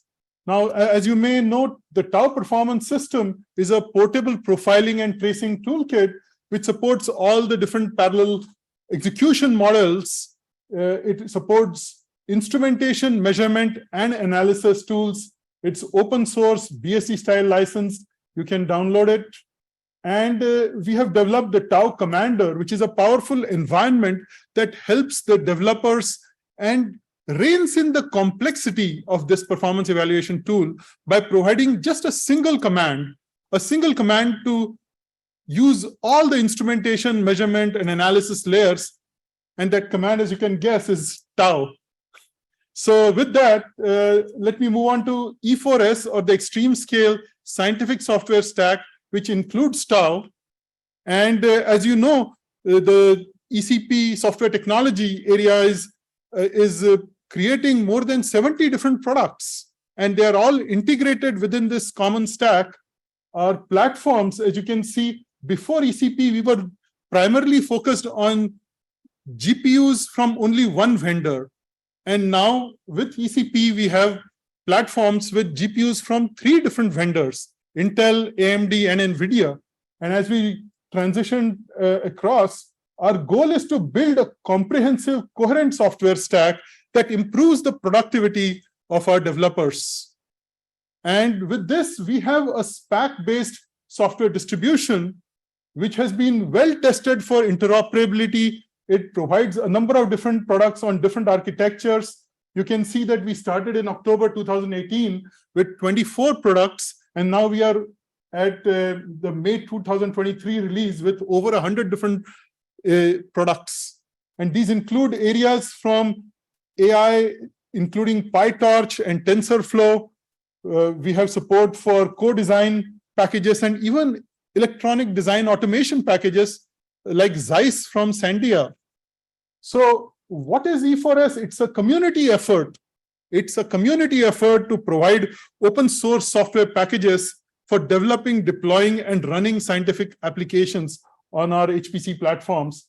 And it provides a curated SPAC-based distribution of over 100 different HPC products. It provides products from the electronic design automation, which could be used for the CHIPS Act projects. Projects like Zeiss are prominent in that, but we have a number of other projects as well. We have 50 different EDA tools that I'll show later. We have AI/ML packages optimized for GPUs. And these include TensorFlow and PyTorch, and we're updating those versions. We support not just the x86-64 platform, but also the IBM Power 9, PPC-64 LE platforms. We support the ARM64, AART64 platform, all with GPUs. And GPUs coming on x86-64 from Intel, NVIDIA, and AMD. And we have container images, we have bare metal install, we have commercial support through ParaTools, we have container launch tools, we have quarterly releases, and we are also implementing E4S for commercial cloud platforms. Now you may say, which cloud platform? I mean, we heard Kathy and the points she made about transitioning to clouds and how it is difficult. Well, there are many questions, right? First, you may say, which cloud platform should I choose? Should I choose AWS, Oracle Cloud, Google Cloud, or Azure? Why not all of them, right? Our HPC and AI/ML workloads need low latency, high bandwidth. Which MPI should I choose? Which starting image should I choose? Should I just take a vanilla Ubuntu image that they have? Which tools should I install in that? So there's a very steep curve in moving from our HPC systems to the AI platforms. Provisioning, building the image on different cloud providers with different cloud command line interfaces can be cumbersome. Bursting to the cloud remains a dream, right? Where I could just say, instead of QSub or SBatch of job submission script, I could just say MSub and just move on, move the job to the cloud. Well, it's not very easy to go to the cloud because there are many issues. MPI, we live in an MPI-centric world. Okay, we need to get the best performance between nodes. There are many different MPI versions, Intel MPI, MVAPITch, Open MPI. We need to interface the MPI with the job scheduling system, whether it's AWS parallel cluster or Moab or Torque or Slurm. There are different internode network adapters. These network adapters are like the elastic fabric adapter AWS on AWS, InfiniBand on Azure, Mellanox, ConnectX-5, which provides Ethernet, or we need to use RDMA over converged Ethernet on OCI. We need to have XPMEM installed locally on your machine so that you can have very fast intra-node communication between jobs that are running on the same node. By default, those images that you see don't have XPMEM drivers. You need to have GPU direct async support for communication between GPUs. So if I send a message from node A to node B, where the buffer resides on the GPU, it goes in the most efficient way, going from GPU to GPU memory to RDMA, through the network interface card to the other side, from GPU to GPU. So GPU direct async or GDR is important. And we are building optimized E4S images that will run across multiple cloud providers with all of those things put in there so that you can easily access that. Also, we are looking at and integrating with adaptive computing's ODDC interface, so you can either submit jobs through a web interface or directly on a command line from your HPC center, so it can just transfer the jobs to multiple cloud providers. And this is the layout where a user uses the Moab HPC suite. You may have heard of ODDC in the context of the Torque scheduler or the Moab scheduler, which transfers the jobs or schedules the jobs on a HPC system. Well, it can also burst to the cloud. So we are using that as a platform to target multiple cloud providers. And they have a web interface, so you can see all the cloud providers, how much it costs for different instances.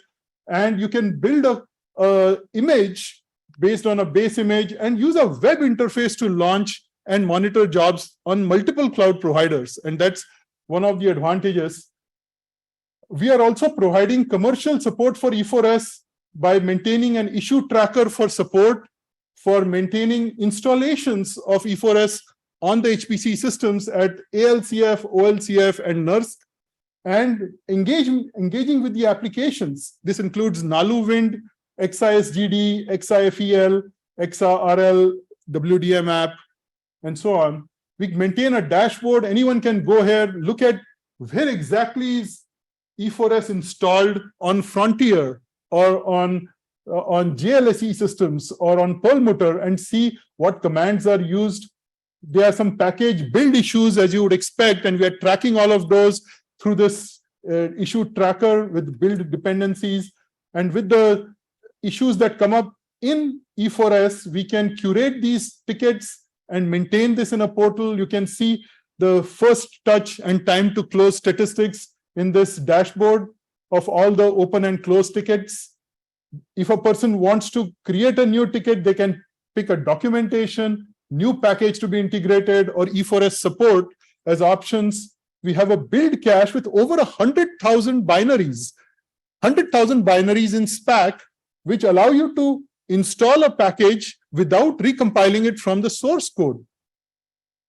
There are a number of jobs running here on Frank and on AWS. You can see since we started tracking this, we have run over 4 million jobs for the SPAC pull request merge jobs on Frank at the University of Oregon.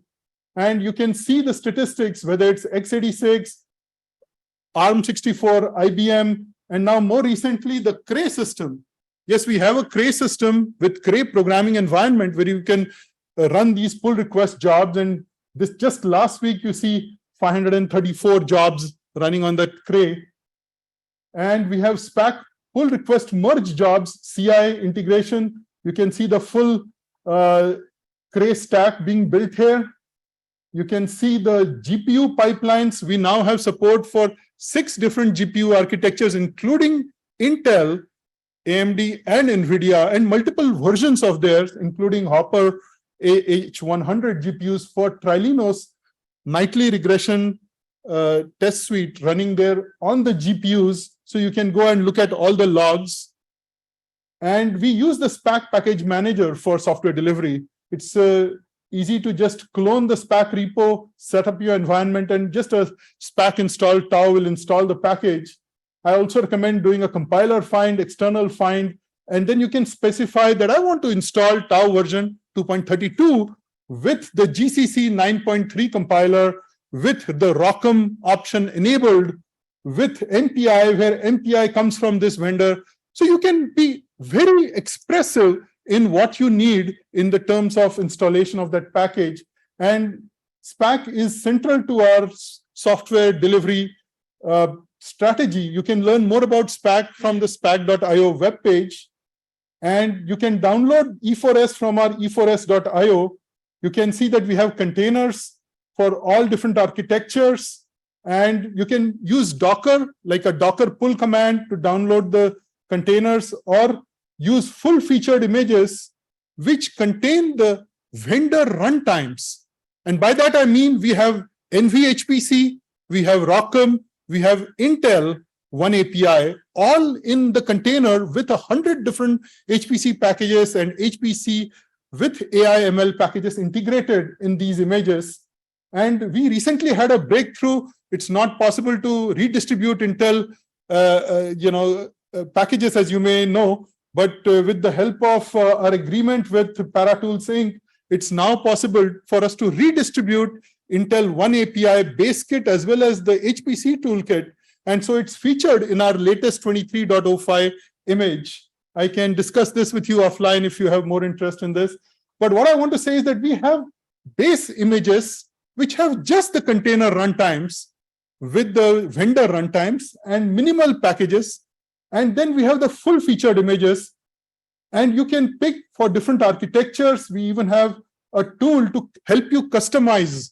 So you can say, start with the base image. I want these 2 tools to be added to that and make me a customized, compact, optimized image. We have LLVM from DOE LLVM, and we have built a number of packages, again, on all 3 platforms. And we have extensive documentation for bare metal installation that you can use on E4S. You can also download it directly from Docker Hub. As you can see here, there are base container images and the full featured images. And some of our images are fairly popular. They have been adopted by the broader Linux community, not just the HPC community. And you can see over here that this image has over 1 million downloads already. So it has been widely adopted by the community, and we are very grateful for that. These are the packages. I said 100 different packages with NVIDIA, AMD, and Intel runtimes. These are the packages which are well known, like HDF5, like GasNet, like Cabana, or packages like MFEM, PAPI. You can see PETC, packages like Tau, Trilinos. You get the idea. There are 100 different packages available with 3D visualization working in it with ParaView, Visit, Paraprof, with TensorFlow, PyTorch. We even support Julia with MPI and CUDA. Julia is becoming more and more popular. We have support for Python packages and an obligatory terminal window Linux. How do I use these AI packages? Well, you can just say Python, import these packages like TensorFlow and see the version, PyTorch. This is showing you that it's actually running on the H100 Hopper GPU, optimized for that GPU. These are some of the packages built with Intel compilers, and we are very grateful for Intel to allow us to redistribute it. I should make a mention here that the user must accept the end user license agreement from Intel while they are using such containers. And these are the packages built with Intel compilers and AMD with support for GFX 250X. So this is the GFX 90A architecture on x86. You can see the ROCm variants They're all there in the software stack. DOE LLVM working across x86, ARM, and IBM platforms. You can see the over 100,000 packages now available from the University of Oregon's SPAC build cache for E4S. And we have AWS images. We run these E4S AWS images at supercomputing tutorials, at ISC tutorials. We launch 150 instances. Everyone gets their own remote desktop. Everyone gets their own remote desktop where they can launch GUI tools. And we realize that this is a very compelling platform for all the GUI tools that we need for electronic design automation. So here you can see circuit simulation. You can see tools like K-layout, Qflow, Xscheme for doing the ASIC design. And all of these tools, 50 of these tools on the right, you can see with Python-based tools are all integrated in E4S AWS image. And you can see these are the names of the tools, including Zeiss, K-layout, and OpenLane, OpenRoad, OpenFASOC, even OpenPDKs from Skywater Labs and from Global Foundry. So you can actually design a chip and send it off to the foundry based on the PDKs that are integrated in this. And these are the remaining 50 out of the 50 different EDA tools that are all integrated in E4S. So in short, what I'm saying is E4S could be a platform for building upon for the work that we are proposing for the CHIPS Act for the electronic design automation community. They could use some of this integration that's there. We even have a tool to simplify the launch of containers. What this means is I can develop an application on my laptop and take the unmodified binary over to the supercomputing center and swap the MPI in the containerized application with that container and run the unmodified binary. What I'm saying is, instead of shipping our HPC applications in source starballs, now we can ship them as binaries and just replace the MPI so we get the best internode performance because we are using the vendor-provided MPI when we swap this MPI. And this is a project called E4SCL, which is released on GitHub. And we have this E4S a la carte where I can pick the original image, add some tools to that, even add a tarball if I like, and say, install this with SPAC, install this with the package manager of the operating system, and create a new custom container, which I can then use without you learning how to write Docker files. Using command line tools, you can create this and create custom images, starting with our E4S base images, and deploy them on the HPC systems. If you're interested more in learning about how we transitioned from a university research project to a commercial offering through our experience, we wrote a paper recently in IEEE size, and you may look at this paper on translating the tools to practice. And with this, I would like to take on any questions. Thank you. Thanks, Samir. Questions? Yeah, Martin. So what's the sort of long-term plan for growth and relationships with the DOE software efforts and so on? I mean, obviously you've done a really good job in moving this stuff forward now and having it set up, but software, you can't just leave it. Okay, it has to grow in some way. And what's the nature of the ongoing relationship with any future efforts like the one that Mike Carew is leading, for example? So this and also, I guess the other thing is, I mean, although you may not want to answer it, how does this stand up commercially in some way so that it has a long-term future? What's your idea for how that sort of all fits together? So ParaTools intends to support E4S going in the future, and we are working with Mike's PESO project, and it's a central component of that, the E4S, the software stack that we have developed. And you can imagine this is on a pretty aggressive schedule. Every quarter, we release over 100 different products, all updated for the latest release on multiple platforms supporting multiple GPUs. We intend to keep that momentum going forward and interact with the applications teams, interact with the user facilities, make sure that E4S is installed properly. We have a validation test suite that makes sure that the packages are running properly, and look at relationships with other organizations as well, international organizations, industry partners, other labs, and government agencies. That's great to hear. Thank you. Yeah, Ed. Yeah, thanks. Really interesting. I wanted to ask, given how much effort's needed for software and how few exascale systems there are, if there's more effort to cooperate, say, Japan, Satoshi might have a comment on this, or in Europe as well, because you need more systems to work on at that level. So any comments on that? Absolutely. And we look forward to collaborations with other international partners. And we have already gotten some traction with some of the supercomputing centers in Europe already and Australia. So there is interest and growing interest in E4S, and we want to continue this collaboration. And NSF, of course. Absolutely.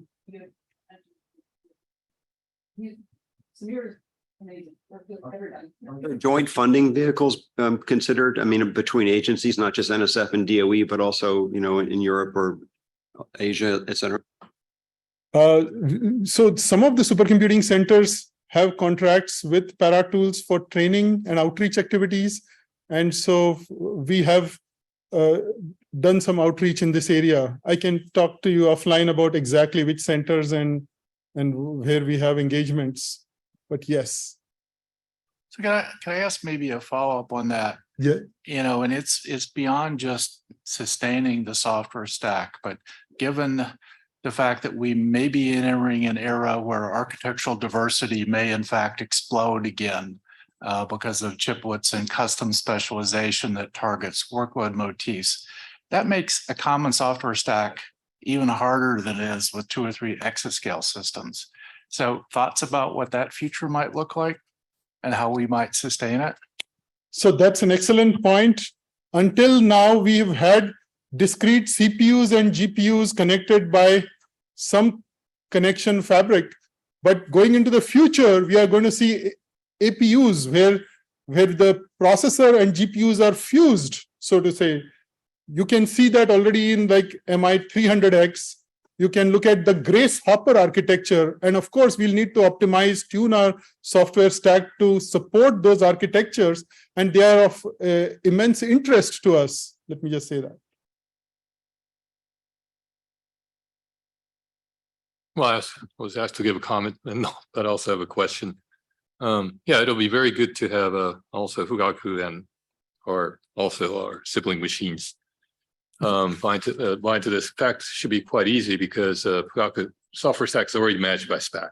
Yes. So yeah, so it should be a fairly non-brainer to just plug into this. And also that Fugaku supports Singularity, and we have the containers for this architecture. There's a little bit of an issue with that, but yeah, yes. But nonetheless, it should be fairly simple, but also we could reap the benefits as well as provide our tools. Absolutely, and we would love to collaborate. And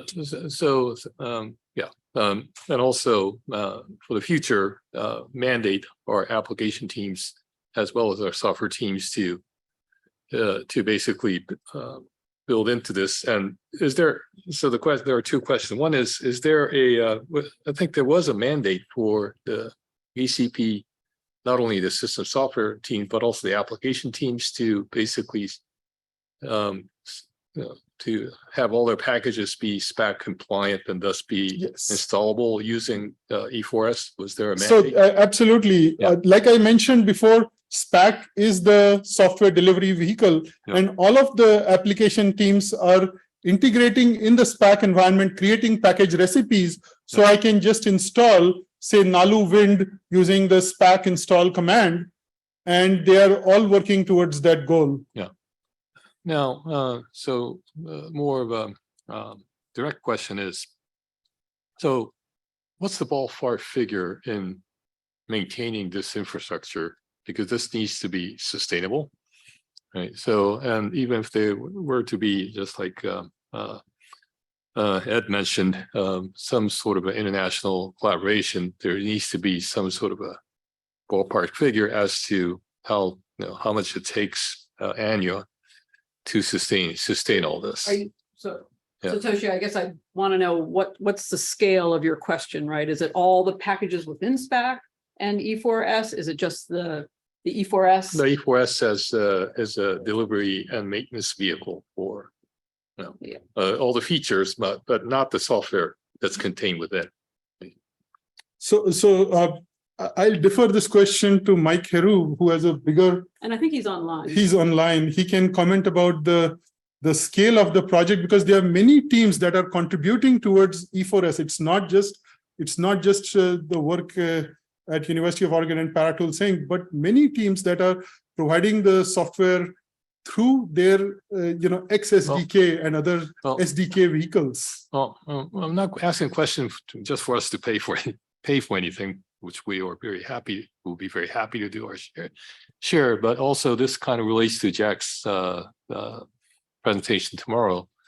Is with regards to how much it costs annually to maintain all the software. E4S itself, as well as which has a certain figure, and of course each of the software components have their dollar figures too, which is sort of a money you have to pay in order to maintain the software as an infrastructure. So it's in millions of dollars. I can offline share some numbers with you, and we can discuss with Mike Heru about the sustainability effort. Yeah. Well, again, those are numbers that should be open, right? Because otherwise we don't know. So Mike Heru, are you online? Yeah, I am here. Can you hear the conversation? The question is about the cost of maintaining E4S going forward on a per annum basis. Yeah, so we're having lots of conversations about this, because what it means to sustain the ecosystem in E4S is a very highly variable scope. But as Samir said, it's in the millions of dollars. It's not 20. It's probably not much less than 10. Maybe we could do it for 5. I'm not sure that it's anything less than that makes a lot of sense.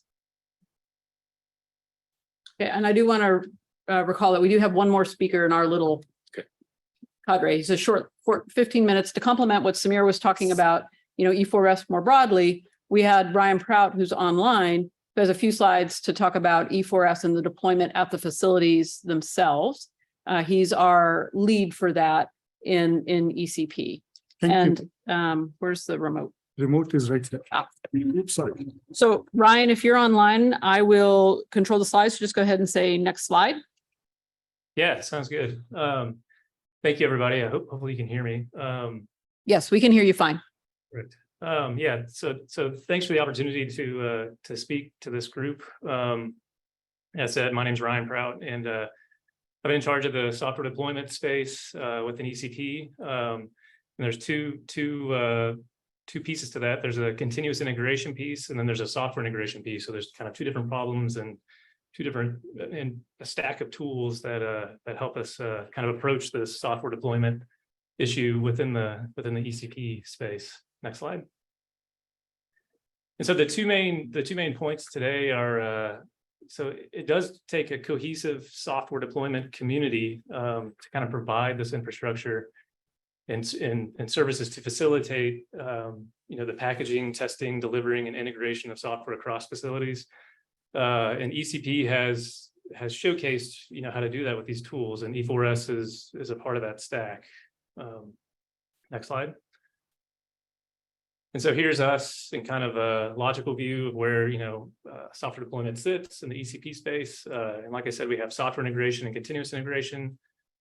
Next slide. And these are the actual folks who are working on the two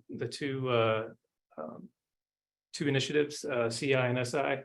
It is important to note that these folks are operational staff at each facility, so across sites, ALCF, NERSC, and OLCF.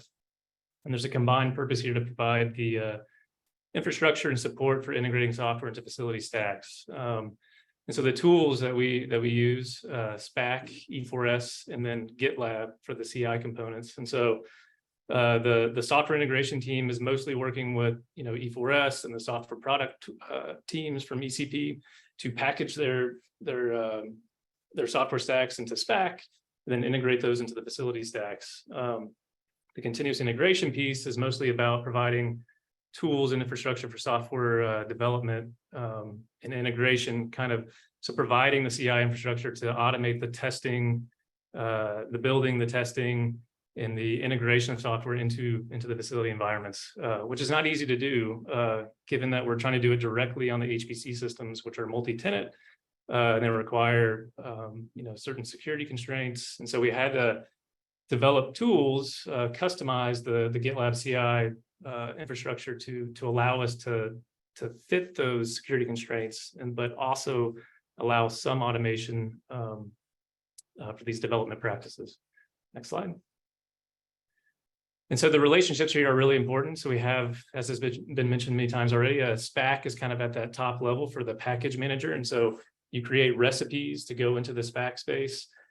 These recipes can be peeled off, and then you can kind of do targeted testing and integration in certain environments. So in our case, it was at OLCF, ALCF, and NERSC, and that's where E4S was able to help. And so they can peel off, a curated list of packages, and we were in ECP, we're primarily focusing on those ST libraries, and so we can peel those out of SPAC, do targeted testing at each site, and then facility staff can work with E4S on certain issues. They can integrate those into the production stack, but also the facility staff are the ones providing the automation infrastructure in the form of the CI infrastructure. Next slide. And so here we have a little bit more of an architectural, logical view of what's been going on. And so, yeah, we have the CI infrastructure at each facility. So there's this kind of common platform or interface being exposed by each facility to all these teams. So they can individually utilize this. E4S can tap into it. All of this ultimately leads to more testing, more automated testing. So it should boost the efficiency of trying to get certain libraries to work on certain platforms. All of that can get fed up into these SPAC recipes, so they can then be shared. E4S can further pull those off and then further integrate them into each facility in collaboration with facility staff. It's important to note that it's, each facility has their own unique needs. And so they will, certain packages will be more meaningful for their environment or for their users. A lot of the uniqueness comes from user requirements and other things. And so this is very adaptable, but it ultimately leads to more testing and more automation to boost the feedback to the development process. And then also helps, optimize the ability to share packages and integrate them more quickly. So, next slide.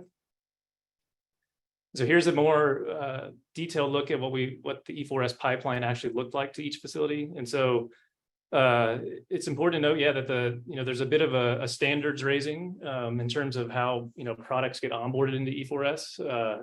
And so each ECP ST product had to think about a SPAC-based package. They had to integrate validation testing into the E4S suite.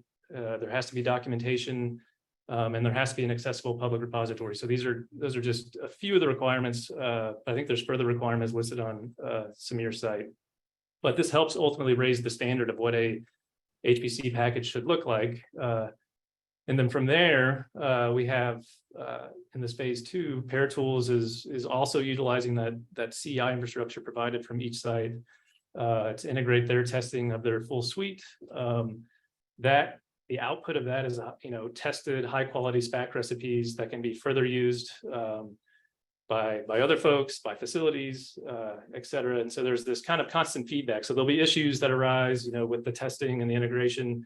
And then there'll also be different variants for how things should be built. And all that can kind of be fed back up into the upstream SPAC recipe, but then it gets further shared for these different environments. Next slide. So here's this kind of a timeline of what it's looked like in the ECP space. And so, starting in 2020, and I've only gone through 2022. I think we've had an additional release already in 23, maybe multiple. But this is kind of a timeline of what those releases of E4S looked like for each facility. And next slide. And so the key takeaways here that I wanted to kind of stress were that, you know, CI infrastructure based on the facility environment is incredibly useful. So allowing automatic testing and builds on kind of like a nightly basis is really powerful. And so, you know, providing that to these developers to allow them to do these automatic testing and nightly builds and trigger things has shown to be very useful and powerful. And of course, it's already kind of being utilized in industry and other things. But it is difficult to provide, you know, in these multi-tenant, you know, protected HPC environments. And so building this up to what some folks might call true CI has been difficult. And what I mean by true CI is that you're reacting to every code commit, you know, and you're triggering a job or something on every code commit. We can't do that directly on the HPC system. And so we've had to adapt CI to fit those constraints and kind of limit the amount that we can accept. You know, looking at the future, if you had you know, if the HPC environments could be, you know, if we could provide this dedicated CI infrastructure elsewhere to maybe allow for triggering jobs more frequently for every code change, then that would be kind of getting towards the true CI. And so what we have right now is more, you know, the ability to automate the testing and things like that on a nightly basis, which is still incredibly useful. But, you know, we can take it further down the road. And to just reiterate, you know, the relationships are key. So enabling a sustainable ecosystem for teams to package, distribute, and manage software environments is very important. And you know, what we've done in the ECP space has kind of showcased how to do that with a certain set of tools for these ST libraries. And so E4S has shown how to create a vehicle for software, you know, in collaboration with these ST teams and facility teams, by enabling that target testing and release timelines at each facility. So it has proven to be a useful vehicle, you know, to ship software. But it's important to work with facility staff to understand their unique needs and their different security constraints for different things, especially around CI. So those will need to be ongoing discussions for sure. But ultimately, the ECP software deployment effort, you know, within ECP is an excellent example for how to provide common standards and infrastructure to test and deliver software across facilities, which is a big deal. You know, having all of the facilities provide a common interface and a common service for you know, testing and integrating software for delivery has been huge, and I think it says a lot for what ECP has been able to do. So I think that's all I had. So. Okay, thank you, Ryan. Are there any questions for Ryan? Yeah, well, I had a question. I'm the acting Dan, but Yeah, I was wondering who was going to be in charge. And that is, have you had any experience yet in talking about all the relationships that are useful? Have you had any experience with either losing people or bringing new people in? Is it a long ramp to teach people how to maintain E4S and how to come in, or is that something that's you know, well defined and you train them up like anybody else, a new employee or something? Yeah, so I think we've been pretty lucky in the space because it's been very stable. So a lot of the folks that are working in the deployment space are staff that are typically in the, you know, kind of operational staff at each facility. So they've been there a long time. They're familiar with these tools. And so, you know, we haven't experienced that. But it's also beneficial because, you know, some of these are becoming, you know, SPAC, for instance, is, you know, highly utilized in a lot of spaces. And so a lot of times folks come with that knowledge kind of pre-baked.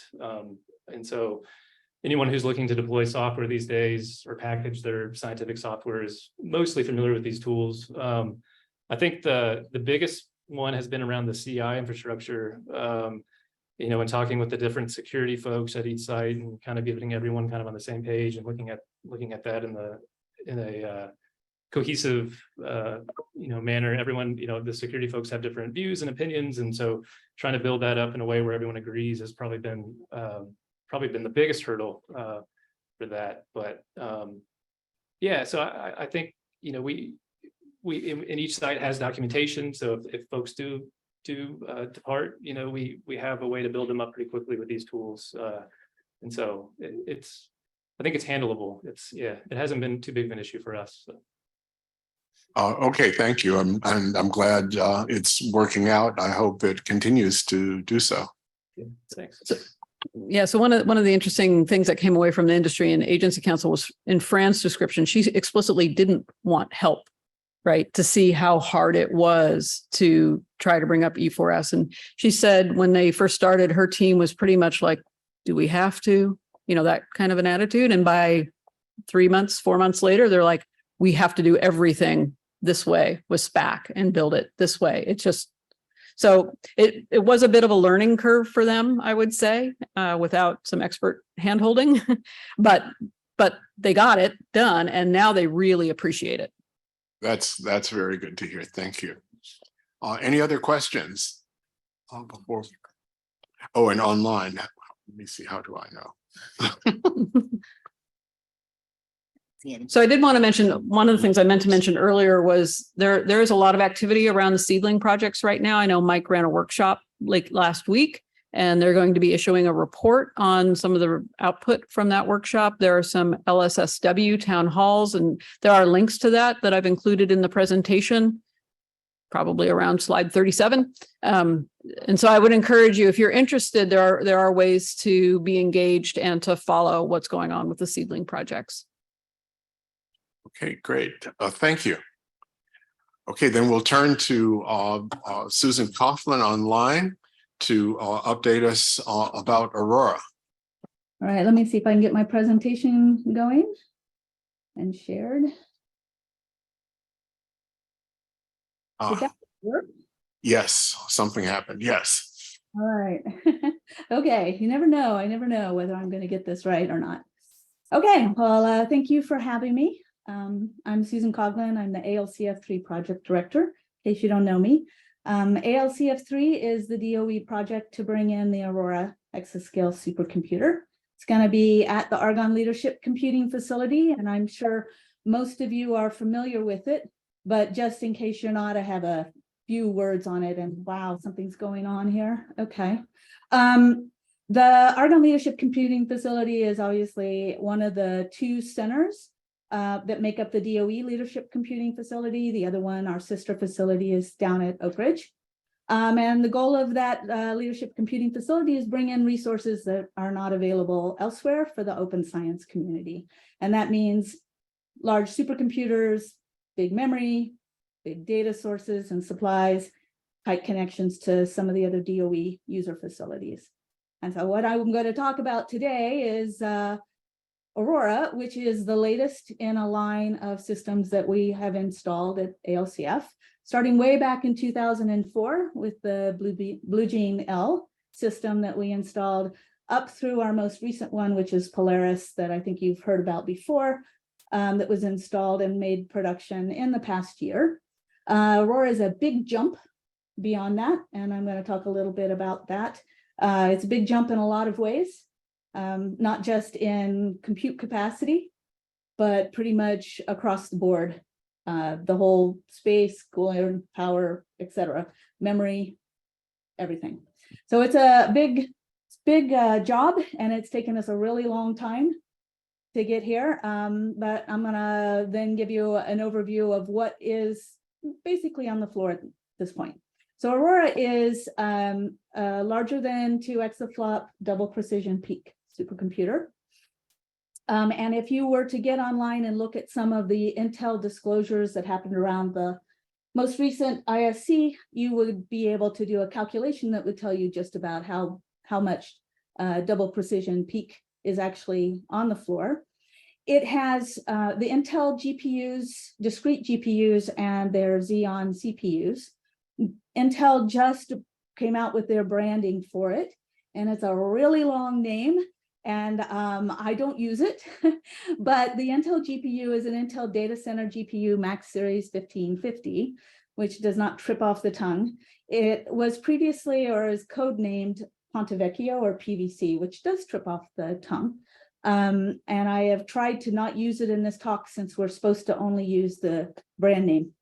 The next, the CPU is also one of the Max series. It's a Xeon CPU with HBM. I want to talk a little bit about that. And so it was previously codenamed Sapphire Rapids, and the version with HBM was SPR plus HBM.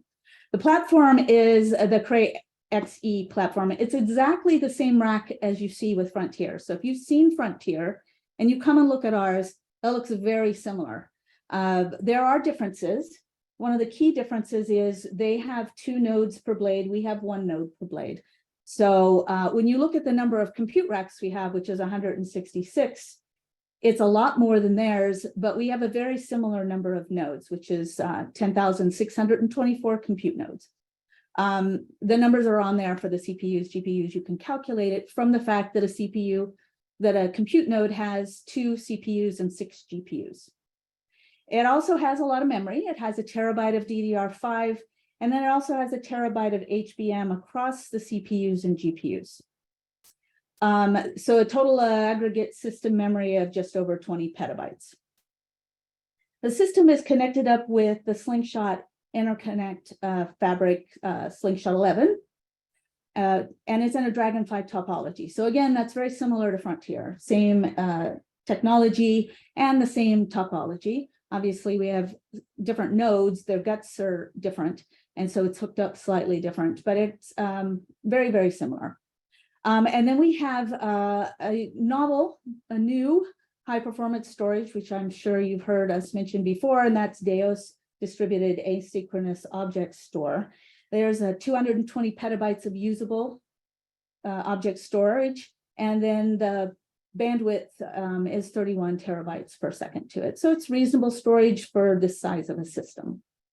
I wanted to mention that we have a programming environment that you would expect with a few extra things that you might not have expected with our supercomputers in the past. It's Intel CPU, GPU, so it's an Intel system. So we have the Intel compilers, libraries, and tools. Their latest instantiation of that is a One API, and it's based off of SYCL DPC++, which is SYCL open standard, and the DPC++ is Intel's implementation of that. And so we have all the standard stuff, MPitch, et cetera, debuggers, and so forth.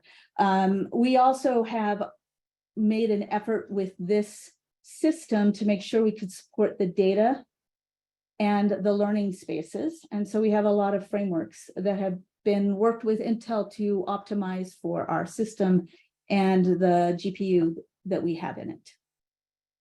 So that's sort of it in a nutshell at the very high level. So primarily what I'm here to talk to you about today, though, is the status. Where are we at with this system, which has been so long in building? And I'm going to talk about Aurora and Sunspot. And if you're not familiar with Sunspot, it's the test and development system. The baby mini Aurora has exactly the same hardware, but it's just less of it. We have 2 racks of compute. So you can see the picture of the 2 racks of compute, 128 nodes in total. So 64 nodes in each rack.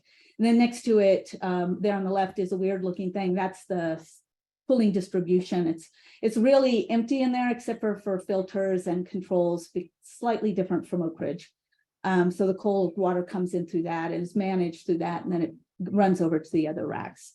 It has a small Deos subsystem there, and but it has the same Aurora software development kit and programming environment that's going to be on Aurora and will be on Sunspot. So we're keeping it up with the latest. And the reason we're doing it, normally this would be a total test and development system, but back in December, we put all of the exascale computing project teams, ADN, ST, as well as all of the Aurora early science program teams onto Sunspot so they could start running and trying to run at scale.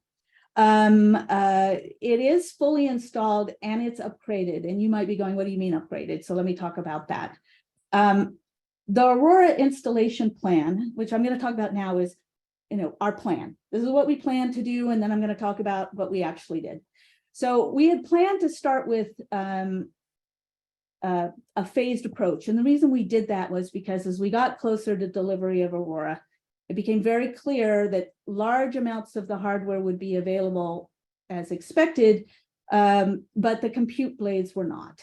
So in addition to which, the compute blades were supposed to have the CPU with the HBM, but that was expected to come after the CPU, and there was always a risk of slip for all of that. And so what we decided to do was this phased approach, as I've said, to try and mitigate the risks some, to give us ultimate flexibility as much as we could manage to get in there. And so that's what we did. So the phase one was the delivery of everything except for the compute nodes. And by everything, I mean everything. Not only did we get all the storage and user nodes and management nodes and gateway nodes and all the Ethernet, we also got all of the compute racks, and we got all of the slingshot switches and cabling, and we even got the cooling distribution set up. So we got everything on the floor. And then the second phase was intended to be the delivery of the compute nodes.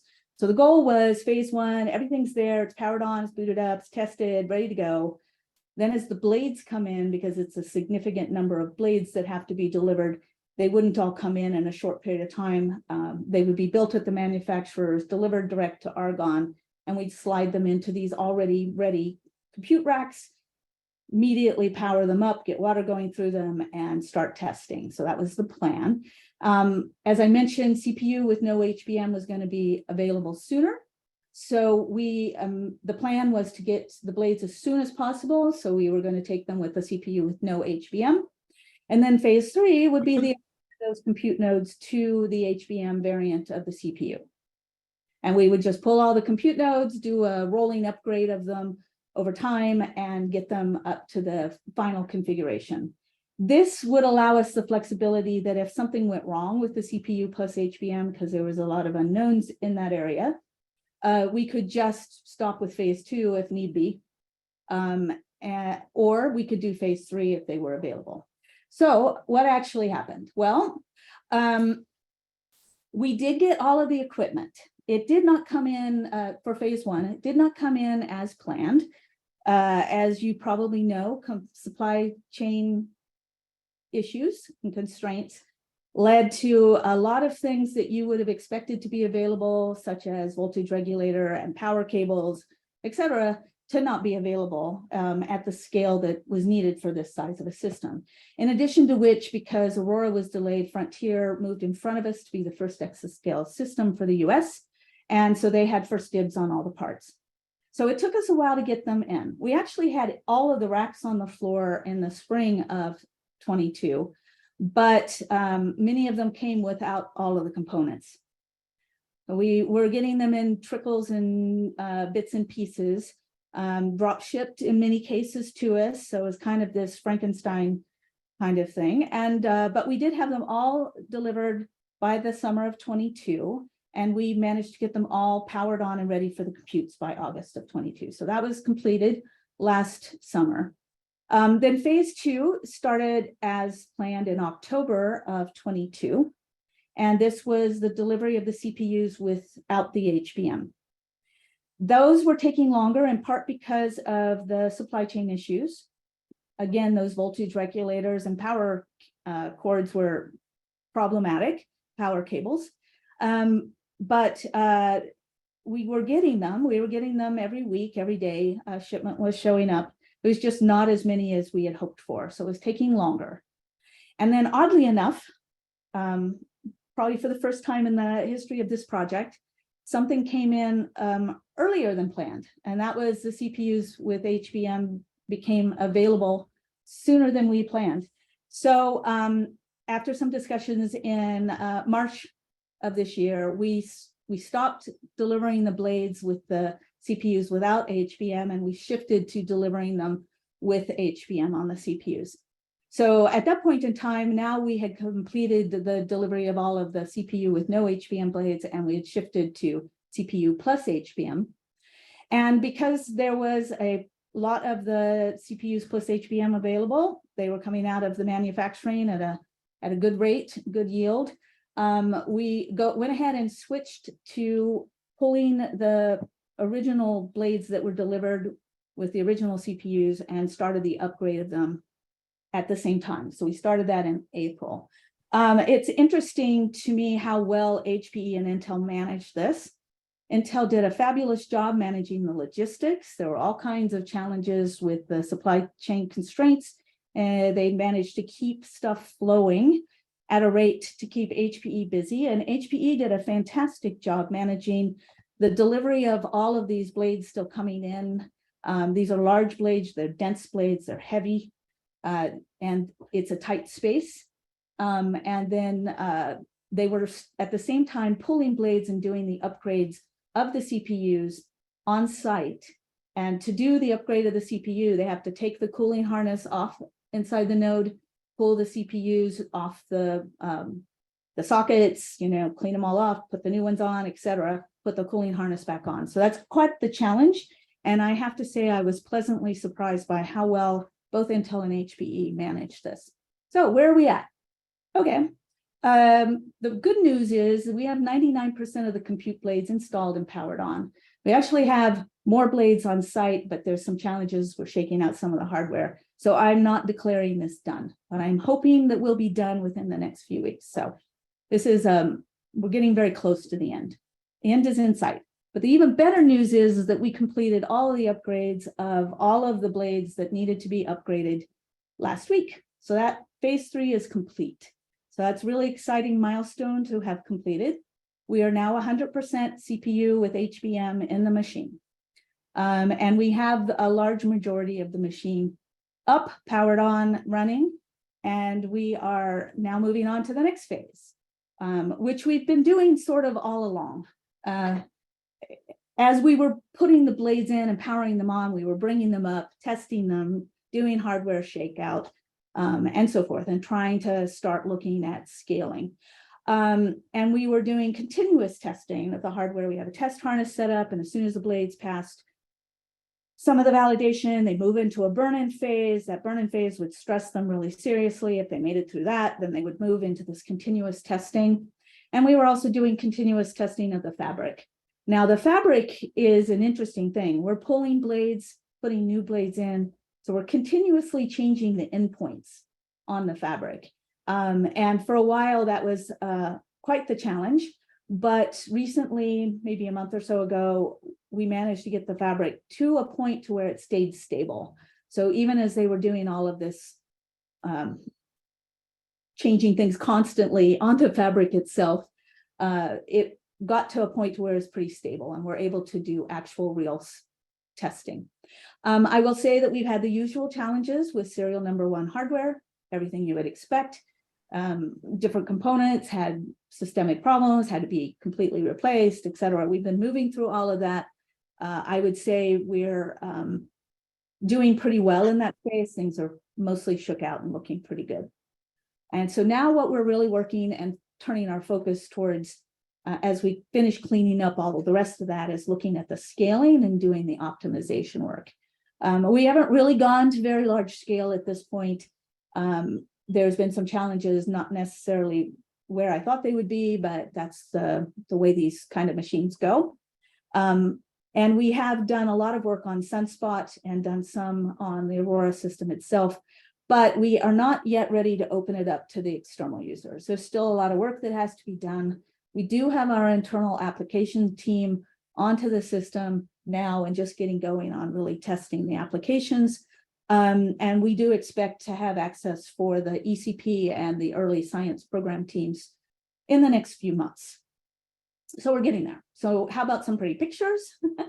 On the left-hand side, that's the compute racks. You probably have seen these with Frontier. Blue is obviously the supply water, and red is the return water. And then you can see down at the bottom a picture of one of the blades sort of partially pulled out. What I'll just point out is that it's a massive system. It's massive. And if you go and you stand in it, these are very long rows, and it's just ceiling is pretty close because it's water cooled and it's okay. and it's just a massive system. On the right-hand side, contributing to the massive system is all of our non-compute hardware. And so you can see examples, that's a row of Deos nodes there, and they're lined up, and so it's really long rows. And if you would like to come to Argonne, I'd be happy to take you out on the floor and show you everything. On this slide, I have at the bottom, it's a photo I took from above of a blade. And so it's kind of, with my cell phone, it's not a great photo, but it gives you an idea of what the blade looks like. There's the GPUs, the CPUs, all of that DDR5 memory, and the slingshot NICs is a very dense. Blade weighs about 70 pounds. So it's pretty heavy, it's pretty dense.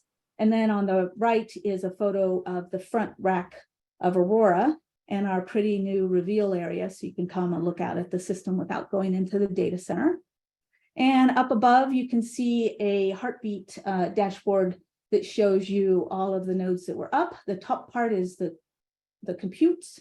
So that's all of our compute racks to date. And you can see that you can actually count the numbers in the rows. And then the bottom is the river racks, the non-compute. And so you can see we've got a lot up. Red is not booted, but it's powered on. Green is booted all the way up and running stuff. And then the darker color gray is blades not yet, either not there or not powered on yet. So that's basically the status on the system. So I'll talk a little bit about the early science and where we're at with that. I think most of you know this. We have 15 ESP projects in the main project, and then there's another 4 simulations, so a total of 19. We're working directly with 19 of the ECP AD projects and a bunch of the ST projects as well. We have a lot of codes that we're working with on the system. The data I'm going to show you is from March. We do a quarterly survey assessment of everything. And the data I'm going to show is sort of a combination of our people who are working with the apps teams as well as the apps teams. It's the assessment of the two as to status on it. And these 2 charts on here show getting the codes actually working in the Aurora programming model space. So you're best off if you're going to use SYCL. If you can't, there's other options like OpenMP and stuff. But this is sort of getting them working in the Aurora technology space. So either on Sunspot or on one of our earlier hardware nodes, like in our research lab.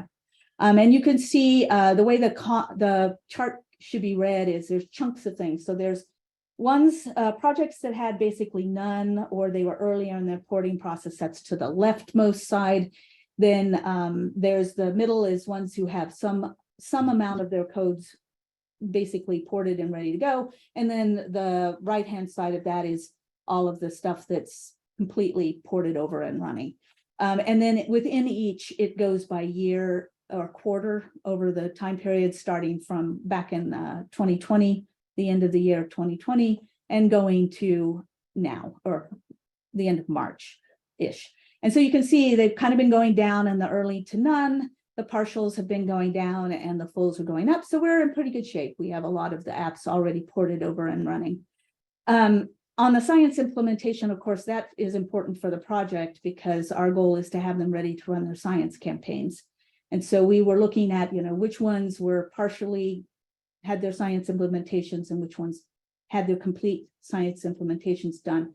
And we're in pretty good shape there as well. If you go on and you look at the actual application codes and how they're running on the system, and this is really a snapshot of how they're running on Sunspot. So if they're in green, they're running, the whole basic piece is running. Darker green means it's running with a better performance. And if it's dark green, it means in general, it's the performance they would expect for the system. Middle green is it's running at a reasonable performance, but not great. It's still got some room for improvements for sure. And then light green is either there's no performance data because they're not doing it yet, or it's not good performance. In the yellow space is just, they've only got it partially running. Between the green and the yellow, and between the red, yellow and orange, the orange being, we're not running yet or they're working on it. There's some nuances in that it's an assessment by the teams, and that can vary. And you could have someone who said, this function, I have one function that's not running, so therefore I'm not running. And you could have someone who said, I have, all but 10 functions and I don't really care about those functions that much. And so I consider it running. It falls somewhere in there. And then on the orange, it's basically, some of them are blocked. Some of them aren't blocked. They just haven't gotten started on them yet. And then the final thing I wanted to mention is one of the benefits that we're now starting to see is that Intel has opened up a lot more of the information to the public space. There's still some nitty-gritty details about the chips, the GPU and the CPU that aren't shared, but a lot of it's now public. It's been disclosed. And so they're also allowing us to start sharing out results of some of the applications being run on the system, on Sunspot or the early hardware that we had in our research lab. And there was some presentations on it, recent presentations, but they're starting to approve more and more. So there should be more information coming out about performance and applications and how they're running on the system over the next 6 months or so as we start getting more apps on and Intel becomes more willing to let us share. And with that, thank you. If you have any questions, I'd be happy to answer them. Okay, thank you. Are there questions? Martin? Yes, thanks for your great presentation and your obvious patience in getting this to the point where it is. And it's good to see that it's all coming together. I mean, you're dealing with a completely new software stack in some ways and a completely new architecture. How much do you think that that's going to be an issue with the user community moving their codes in general to run on this system? And, because often with these sorts of architectures, there are smaller systems that are widely available. But at the moment, this is something of a one-off, or is it, in terms of the architecture and its sort of use in the DOE ecosystem and the broader sort of computing setup? I'll try and give you my perspective on this. I think you could get different perspectives from different people. I tend to be a little more pessimistic than some. What I would say is it's not a complete one-off, but it's pretty close to it at this point in time. I believe that there are systems that are going to be available, but up until this point, Aurora is like taking every single PVC GPU out there. There's just not a ton of them available. We took a lot. But I know that there are plans. I believe there are plans. I shouldn't say I know. I believe there are plans to have smaller subsystems coming out. I can't really speak to that. I don't know a ton of information. And if I did, I probably shouldn't say anyway. But I'm hopeful that it will be not true in the near future. And then on the software front, it seems to have, the porting of the codes over seems to be going pretty well. And SYCL is a model you can use on other systems. We are also have the HIP that on Aurora work that's being done. So there's some portability work that's being done that should help with that. And from what I understand, the people who have moved over to SYCL have done it with more ease than they expected, and they're happy with where they are at. But that's my perception. I haven't spent a lot of time down in the depths with people working on porting their codes. Scott Parker would probably be a good person that we could chat with if you wanted to find out more information on that front. Thanks, that's a great answer, and thanks again for getting this, to the point where it is now. And so that's a tremendous achievement under very difficult circumstances. Yes, indeed. Congratulations. Are there any other questions or comments? Well, I, as always, have one little thing, which is the you mentioned that more information about the system is coming out from Intel. How long do you think that process will take, and has it been onerous, or is it all fine?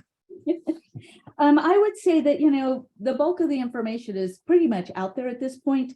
Modulo, actual running at scale with the applications.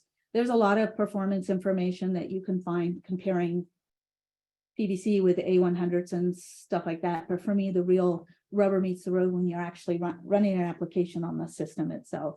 Those will be coming out, I think, probably. I would expect to see a fair bit of it coming out between now and supercomputing, because that's a good milestone. So I would say that on the technology front, I don't know, I can't speak to when Intel might divulge more internal details on the PVC and the Xeons. Sometimes that information is never disclosed, so I don't really know their plans for that. It has been quite onerous, quite challenging, but I can see it from both sides. You know, this is probably the most Intel's ever disclosed publicly to the most people over the years, because we've had hundreds and hundreds of people on the RSNDA agreements that we would never have done in the past. And so I think they've disclosed a fair bit that they would not normally have done. It's felt very long and tedious to the application teams, though, because we're used to it being a much shorter time period. That's kind of a Weasley answer. Hopefully I gave you enough information. No, that's very, very informative. Thank you. It does help me understand where things are at. And again, thanks for your patience in dealing with all this. Okay. If there are no other questions, then we'll move on. Tony, to report on the DOE NCI collaboration. So I'm going to tell you about the DOE NCI program, and we had our review last week on Tuesday and Wednesday, and the feedback from the rapporteurs only came in at the weekend, so it's not fully digested. And what we'll do in the next month or so is get together virtually and make sure people have accepted all the results of the report to ASCAC to formally have a vote to accept it in September. But what I thought would be worthwhile would be at least giving an overview now of what we've seen, and I think it's pretty encouraging. Thank you very much. Yeah, so it was a bit of a rush job preparing this, but I was very heartened to hear Dr. Behe actually say how important it was the DOE is collaborating with NCI on the cancer moonshot. So maybe it's worth the effort. This was the charge letter to ASCAC last year. ASCAC was, there's a joint design of advanced computing solutions for cancer, JDAC S4C, and that's should be replaced by DOE NCI projects, but I haven't done that systematically on this. So we have a working group, subcommittee, and what we're doing is providing advice to the Office of Science, which can then be shared appropriately with NCI and FNL. I believe that's the correct process, because we report to Office of Science, and to ASCAC, OSCAR, but not directly to NCI. Looking at challenges and recommendations, how we might do it. Okay, so that's where we are. This is the overall governance. It's a bit more complicated. So this is the subcommittee, and then there's a project committee, and then there's an executive committee, but I won't go through that in detail. Clearly, it needs updating a little bit because Dr. Helland has left and Dr. Binkley now is in NNSA. But so the names will have changed, but that's the structure of the oversight. This is the structure of the subcommittee. So we have 4 ASCAC members, and I'm pleased that Rick, Martin, and Susan are all here and can comment appropriately when I screw up their contributions. And we have the rest were suggested by NCI and OSCAR, and cover biology as also some computing ones. So this is the 3 projects, I should say, DOE NCI projects. Mosaic, which I'll talk about first, Admiral, which is an AI-driven multi-scale investigation of a particular RAF system, which is indicated in many types of cancer. And then Improve is a newish project. It's going only 1 year, looking at predictive oncology models. And underpinning that is the Candle ECP project, which I'll talk about as well. So we're reviewing the first 3 projects, but we'll also have a look at informally at the ECP project Candle. So we met last week on Tuesday and Wednesday.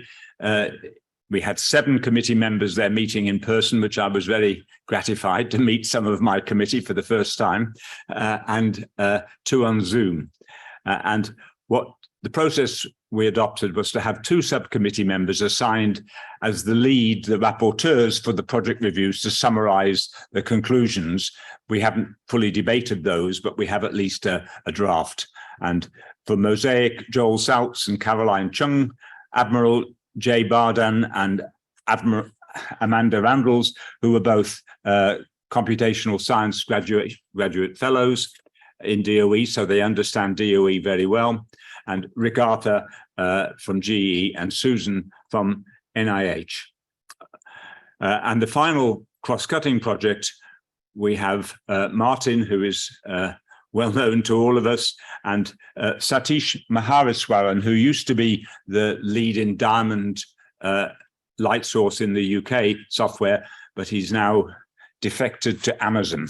Okay, but they let him come out to come and help the review. So the reviews. Mosaic is modeling outcomes using surveillance data and scalable AI for cancer.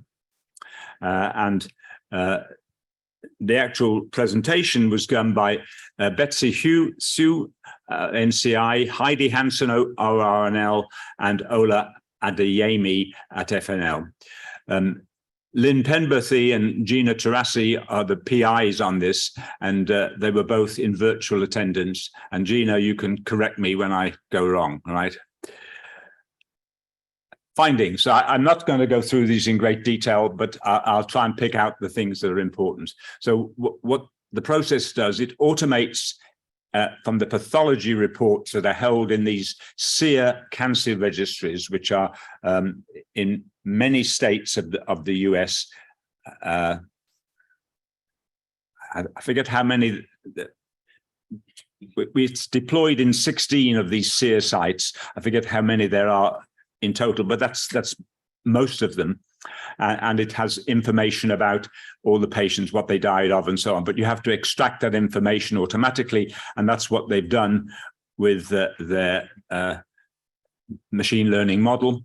And the software they produced is deployed in 16 SEER sites, which is roughly 30% of the US population. And now they're also working with the Veterans Administration.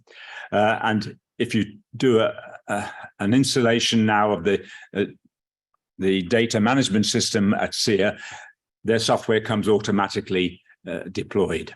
And in the previous year's report, they were only extracting 17% of the pathology reports with 98% accuracy, and that's now been improved to around 25%, right? They've used that in a number of things. Rapid case assessment studies looking at real-time data, which can then identify patients rapidly for further treatment or studies. And they've also issued an open source pipeline, a framework for exploring scalable computational oncology, Fresco, and that's now available. And they've also explored differential privacy and federated learning. So actually making your data HIPAA compliant and so on. Comments. Okay, so the subcommittee thought this was outstanding work of a demonstrably scalable NLP data extraction system. They use at the moment what they call a multitask hierarchical self-retention network model, which is available in open source. But what was interesting in this review was that their their development of a transformer-based foundation model. I'll come back to that. And it's foundation models are trained using self-supervised learning, and you can fine-tune ones for particular tasks, and that will allow much easier generalization to other types of data sources and tasks. They have an API which is being used quite effectively, the Georgia SEER registry, for example. And I said the methods have been used for near real-time reporting and rapid case assessment research. They collaborate with CDC on a privacy-preserving API, and they've used ORNL's HIPAA-compliant HPC environment, which I guess is Citadel, right? That's what they're talking about there. And they've run successful Mosaic runs on 2,048 nodes of Frontier, which I think we were all impressed by. So the committee were very impressed that the transition to self-supervised foundation models is a good idea, and the team enthusiastically agreed with their plans to leverage foundation models, which will enable you to broaden the set of targeted clinical nodes and data elements. And they had plans to extract clinical data in additional translational research settings, and that's what they're doing, and they're introducing new collaborative sites. We've talked about adapting Mosaic for use in rapid case ascertainment for research, and they've also been impressive in introducing new partners. What we asked this time was, could we see some of the users of this system, and they came and presented to the committee. It would be useful to know how the Mosaic pipeline in these other cases compares with other groups, and that I hope we'll see something on next year. But the subcommittee felt that this was an outstanding effort, and they've made really excellent progress in core methods development and in generalizing to new application challenges and developing collaborations. So it was really a pretty clean bill of health, and we're really quite excited by the project. So the Admiral project is a different type of project. It's a very fundamental one, and this is the slide they used last year, looking at the so-called RAF protein activation life cycle, and when the RAF is misfunctioning, it can cause many types of cancer. But actually examining how in this bottom program, that's what I'm looking for there, right? Does that work? Oh, okay.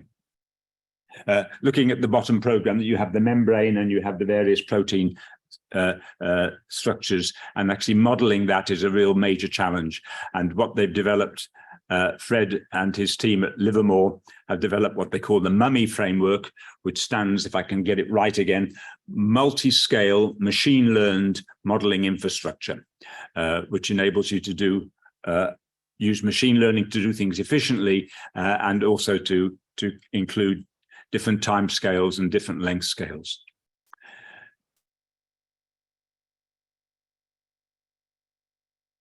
Help.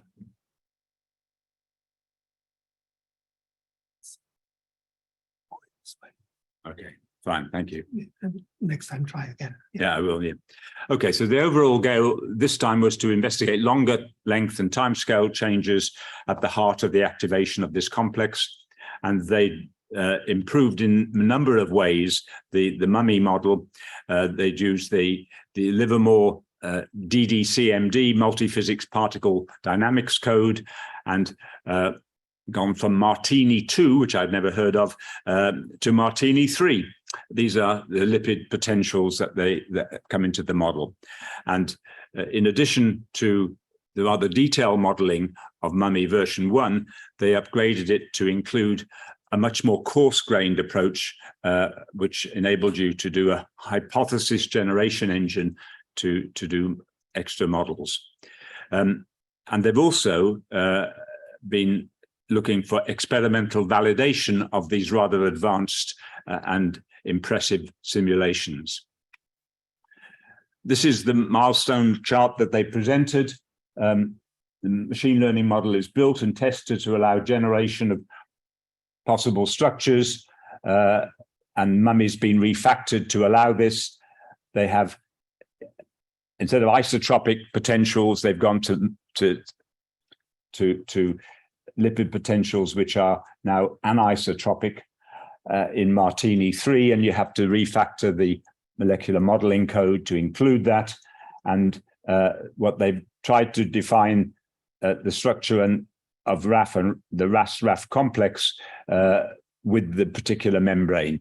And so they've really made a lot of progress in that respect. Okay. I can do this, so we can carry on with that. All right. So it's useful to see what was recommended last time. In vitro analysis of proteins and membranes is important, doesn't explore two other complexities whose relevance is not sure, and the status is the team is aware of that, and they've looked at various things, made compelling progress. They haven't completed the recommendation, but they've been looking in that direction. How will you test the models with experimental studies? Well, they have done some key experimental work, which looks really impressive, and the near-term experimental validation proposals they're making look pretty promising. The progress recommends a reassessment of opportunities and priorities, because things in the meantime, things like AlphaFold, which has predicted the structure of proteins that haven't been measured even, and therefore what implications are there of that? They haven't specifically included that, but they are aware of it, and they're looking also about applying their methods not only in cancer but also in other areas like material science. They haven't done it, but they've thought about it. How will you harmonize this with the ECP stack? Unfortunately, they've lost their two most valuable software people, and so that really set them back considerably, but they've now recovered, and they certainly lost significant time because of that, and that we may see more with the end of ECP, people having to leave and so on. And they have started engaging with broader research communities. One example is an expert in StatMech, who is trying to connect their multi-scale approaches of their modeling to theoretical frameworks, which it says here, transition path sampling, which I certainly don't know about. But luckily, members of the committee are here and can answer your questions if you have any about those. So,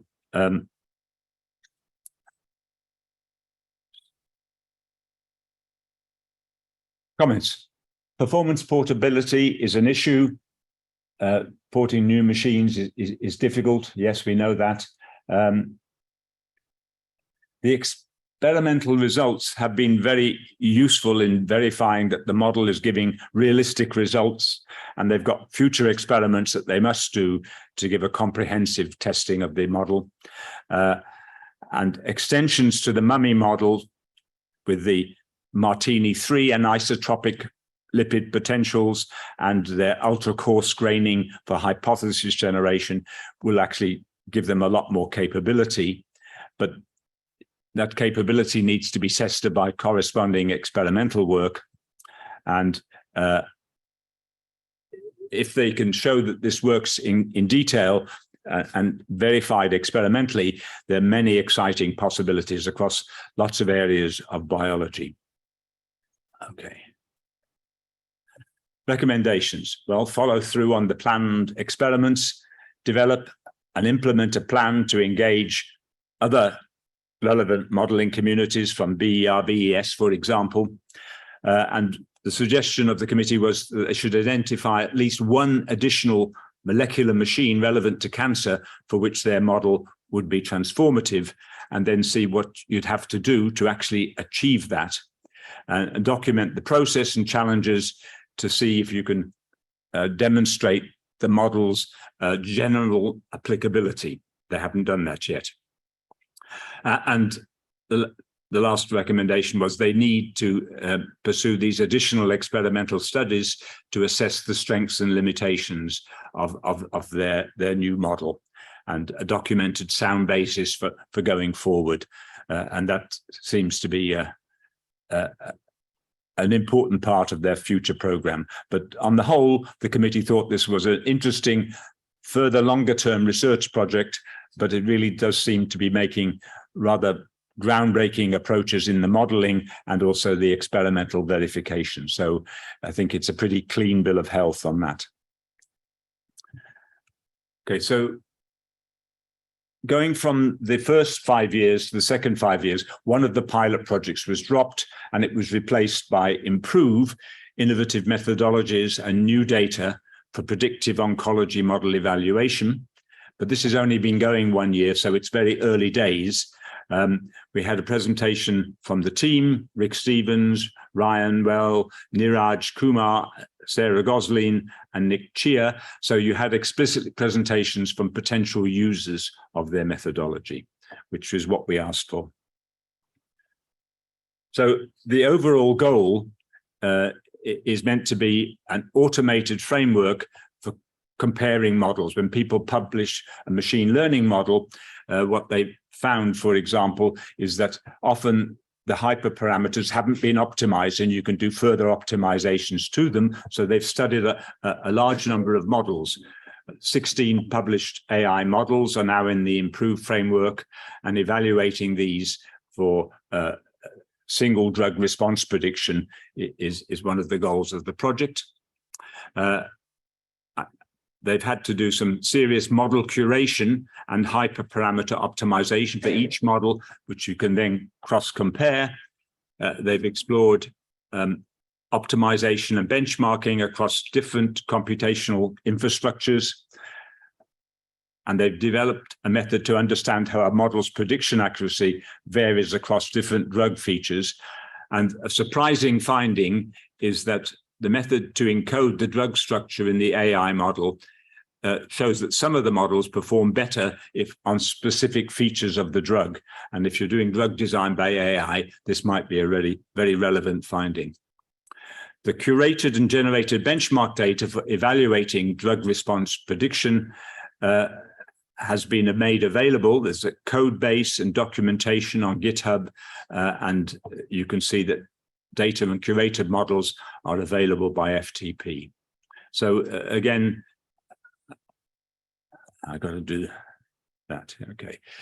Looking again just at the 2022 recommendations, the first recommendation was to focus in terms of a specific small number of cancers, and they focused on colon adenocarcinoma and so on. And that was, they took that recommendation seriously. Engagement across domains to look at common challenges for non-cancer, cancer to non-cancer diseases, non-biological process. They haven't again finished applying it to non-biological, but they've looked and thought about that. So model curation has developed benchmark data.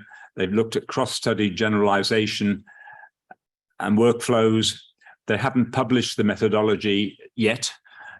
We are encouraging them to do that. They have expanded community engagement, including early tumor development and so on.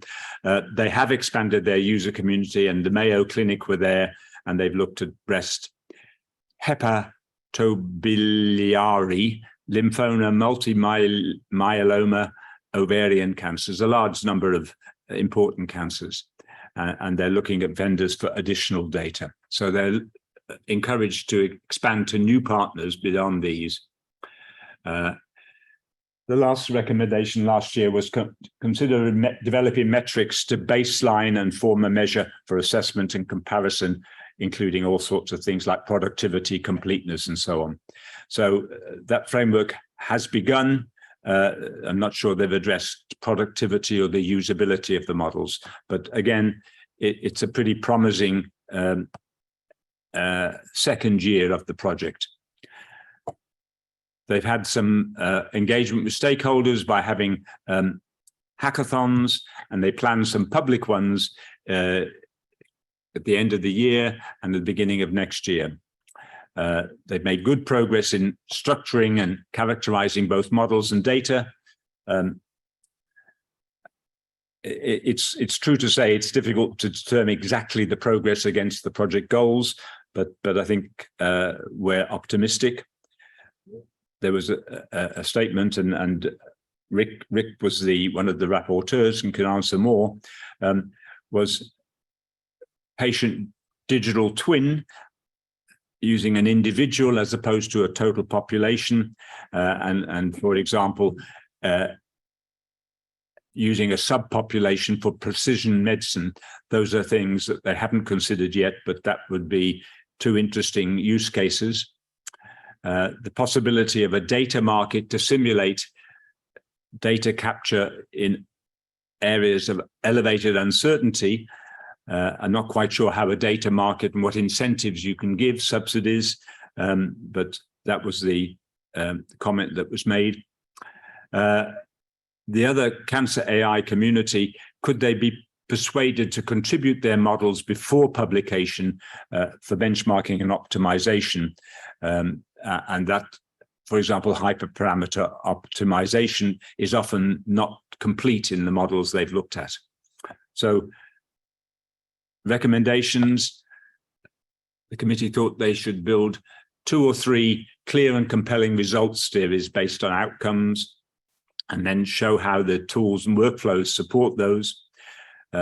Clarify that data feature impact studies, again, focus on 1 or 2 examples in depth and look at the wider features after that.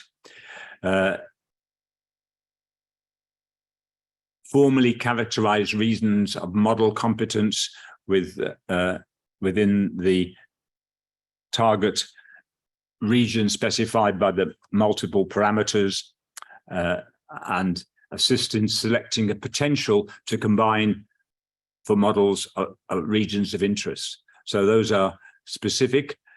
Examine the formalism being developed in industry. That was from Rick's contribution for model characterization, and there are some examples here.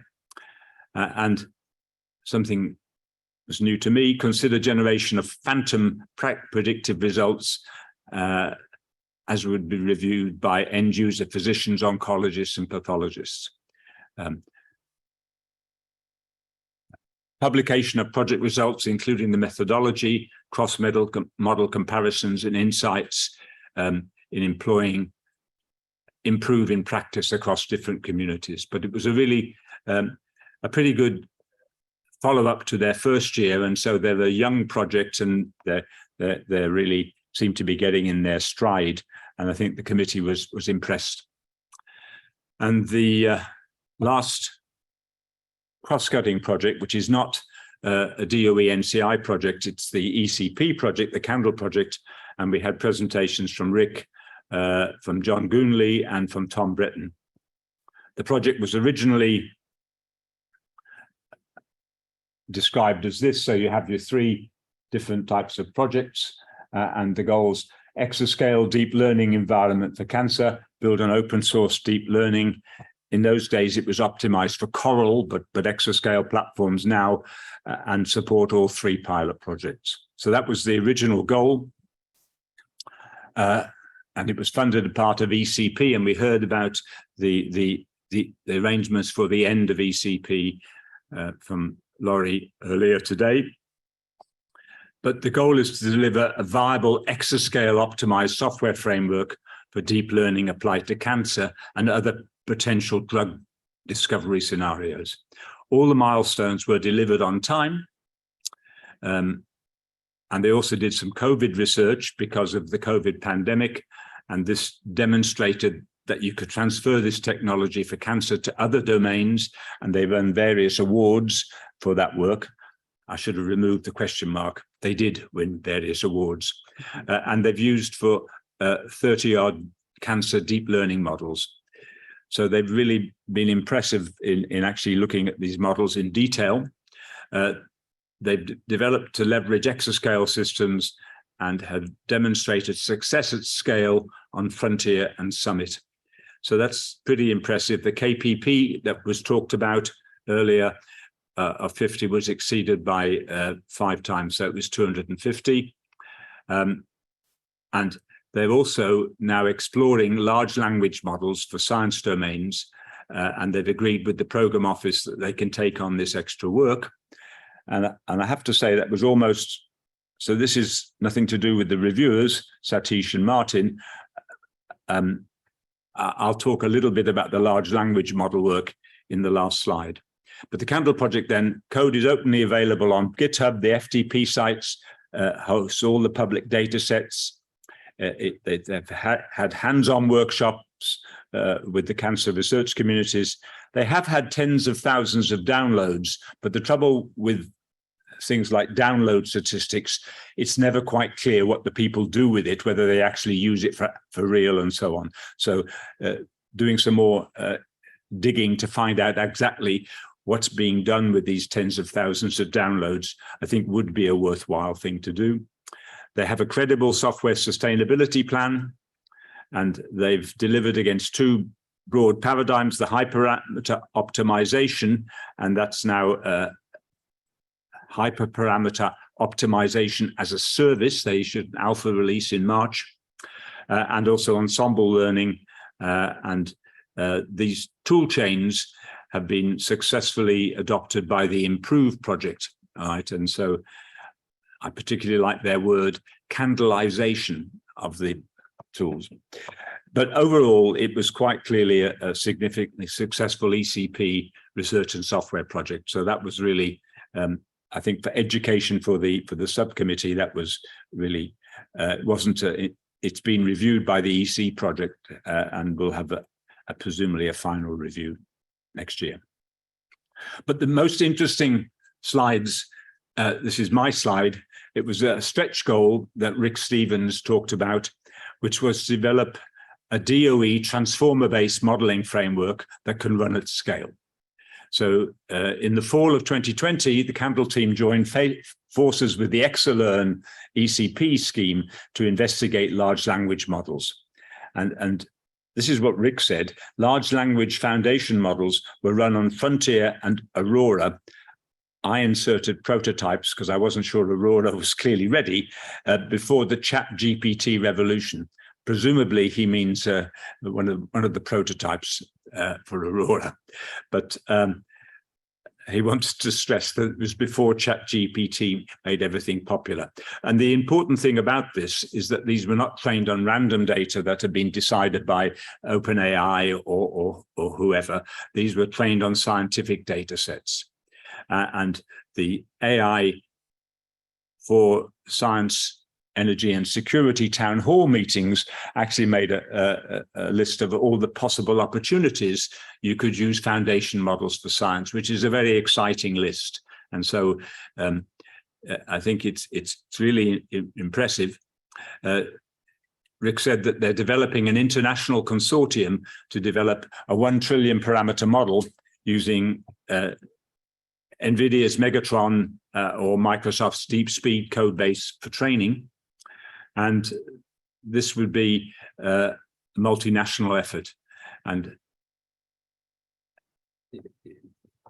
yesterday, I happened to see an interview with the godfather of AI who introduced deep learning. And he was saying one of the things he was most worried about was the fact that you could get all computers in the world looking at vastly more data than anybody could see. And this seems to be exactly that. But it's an interesting stretch goal, and I look forward to seeing what comes. Thank you very much for listening. Okay, and I apologize for my slide, but I found that really exciting thing. Thanks. Are there any questions for Tony? Yeah, Ed. Thanks. Yeah, Tony, really interested in all this. And I'm just curious if you could state, like, what's the long-term outcome of this NCI DOE project? I mean, is it to recommend that there be a more coordinated effort with an infrastructure that would support cancer research, or I mean, where's this going? Okay, so I wasn't involved in the first phase, first 5 years, but there were some challenges because I think there was clearly some, Susan probably can correct me, but I felt there was some skepticism within the NCI cancer community whether supercomputers would actually do any use. So that first of all, it's convincing and showing that some clear demonstrations that really they can have effect. And I think certainly with the Mosaic, it already had a significant effect. And I think that with foundation models, they'll have more in the other projects as well. So I think it's it's funded by their moonshot money, and it is what I think we need to do. One of the reasons I wanted us to go to the Frederick National Lab. I didn't know where it was. It's 50 miles from here, I guess, something like that, was to actually see exactly what their infrastructure was like and whether they were serious about taking up serious computing. And I think the answer is we're making good progress, and there seems to be quite a lot of synergy between the researchers. I mean, Gina may want to comment on the Mosaic. It's clearly the most mature of the projects. Well, the value proposition of this partnership has been interesting because it has been evolving over the years. With respect to Mosaic, absolutely, you heard today what was the value or what continues to be the value for the National Cancer Institute, because these models are deployed in real life and they are accelerating the reportability of cancer and the collection of data in the most cost-effective way for NCI. Now, what is the value proposition for DOE, right? The value proposition is that, first of all, we started with a problem that nobody thought that it is an exascale problem, right? Natural language processing wasn't on anybody's radar several years ago, not even deep learning in the clinical space. And we've seen the evolution of these models, how much they have stretched our supercomputers, and they have informed how you can take a problem and fit it very effectively on these infrastructures. Furthermore, it forced the Oak Ridge Leadership Computing Facility to think more broadly about enabling scientific discovery and collaborations. We didn't have Citadel several years ago in terms of how we can support users that have proprietary data. Let's not think about PHI or PII data. In general, proprietary data. This is a user community that has been starving for access to these resources, but we didn't have that capability ready. This capability is ready. The next layer is privacy-preserving computing with federated learning. We're talking about collaborations across different entities. Let's think about computing facilities across the world that we would like jointly to train large-scale transformer models.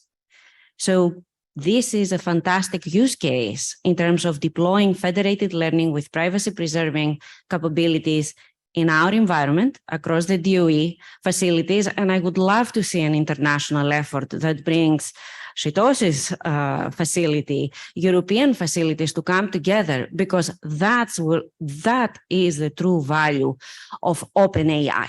This is truly OpenAI, because we can really look under the hood of these large-scale transformer models and address issues of bias, transparency, reproducibility, something that we cannot truly do with the transformer models that we take pre-trained when we fine-tune at the back end. So this is the Mosaic value proposition for DOE and NCI, not only what happened in the past 5 years, but looking into the future. Thank you very much, Gina. Yeah, no, so it seems to me it's impressive, and that we've made significant impact in convincing people that large-scale computing is actually in their future and can actually make a big difference. And with these foundation models, ChatGPT and so on, I think there will be more. What lessons did you learn from the failure of Watson Health, MD Anderson partnership that effectively was doing the same thing 10 years ago? You know, they eventually terminated that relationship 2 years ago. But did you look into any of the issues related to that experiment in applying AI to cancer detection? Interesting. Yeah, no. So I think we've really made progress this time. And I think that the projects, I think, are remarkably good and interesting and cover a range of things, because the Admiral project is much more fundamental. Mosaic is really mature, and we'll see how Improve comes along. But it is really an impressive set of projects. And I think it is convincing people that there is a future in using big machines for cancer. So yeah, and then Ed, did you want to ask a follow? Okay. So first of all, I like to, I agree with Gina, what she said. I also like to know whether they have, you have evaluated the explainability of these models, because as you know, and that is my main issue when I talk to doctors all the time. I won't take this until you explain it to me. Are you talking about ChatGPT or deep learning in general? In general, explainability of the models that have been developed. And that is one question. And the other question is, how about biases? Have they looked into the issue of biases in the models? Well, I don't think they've done anything definitive on that. And, explainability of deep learning models, I think, is important to get professionals really engaged. And so I think there is more to be done. But I think the results of Mosaic, for example, speaks for itself. And they've done really some quite impressive stuff. And they've insisted on, taking pathology reports and extracting information with 98% accuracy. They've really made a difference. One of our subcommittee members writes pathology reports. So it seemed to me it was a good idea to have him as one of the rapporteurs. So I understand your concerns, and ChatGPT is another type of concern you might have about foundation models. But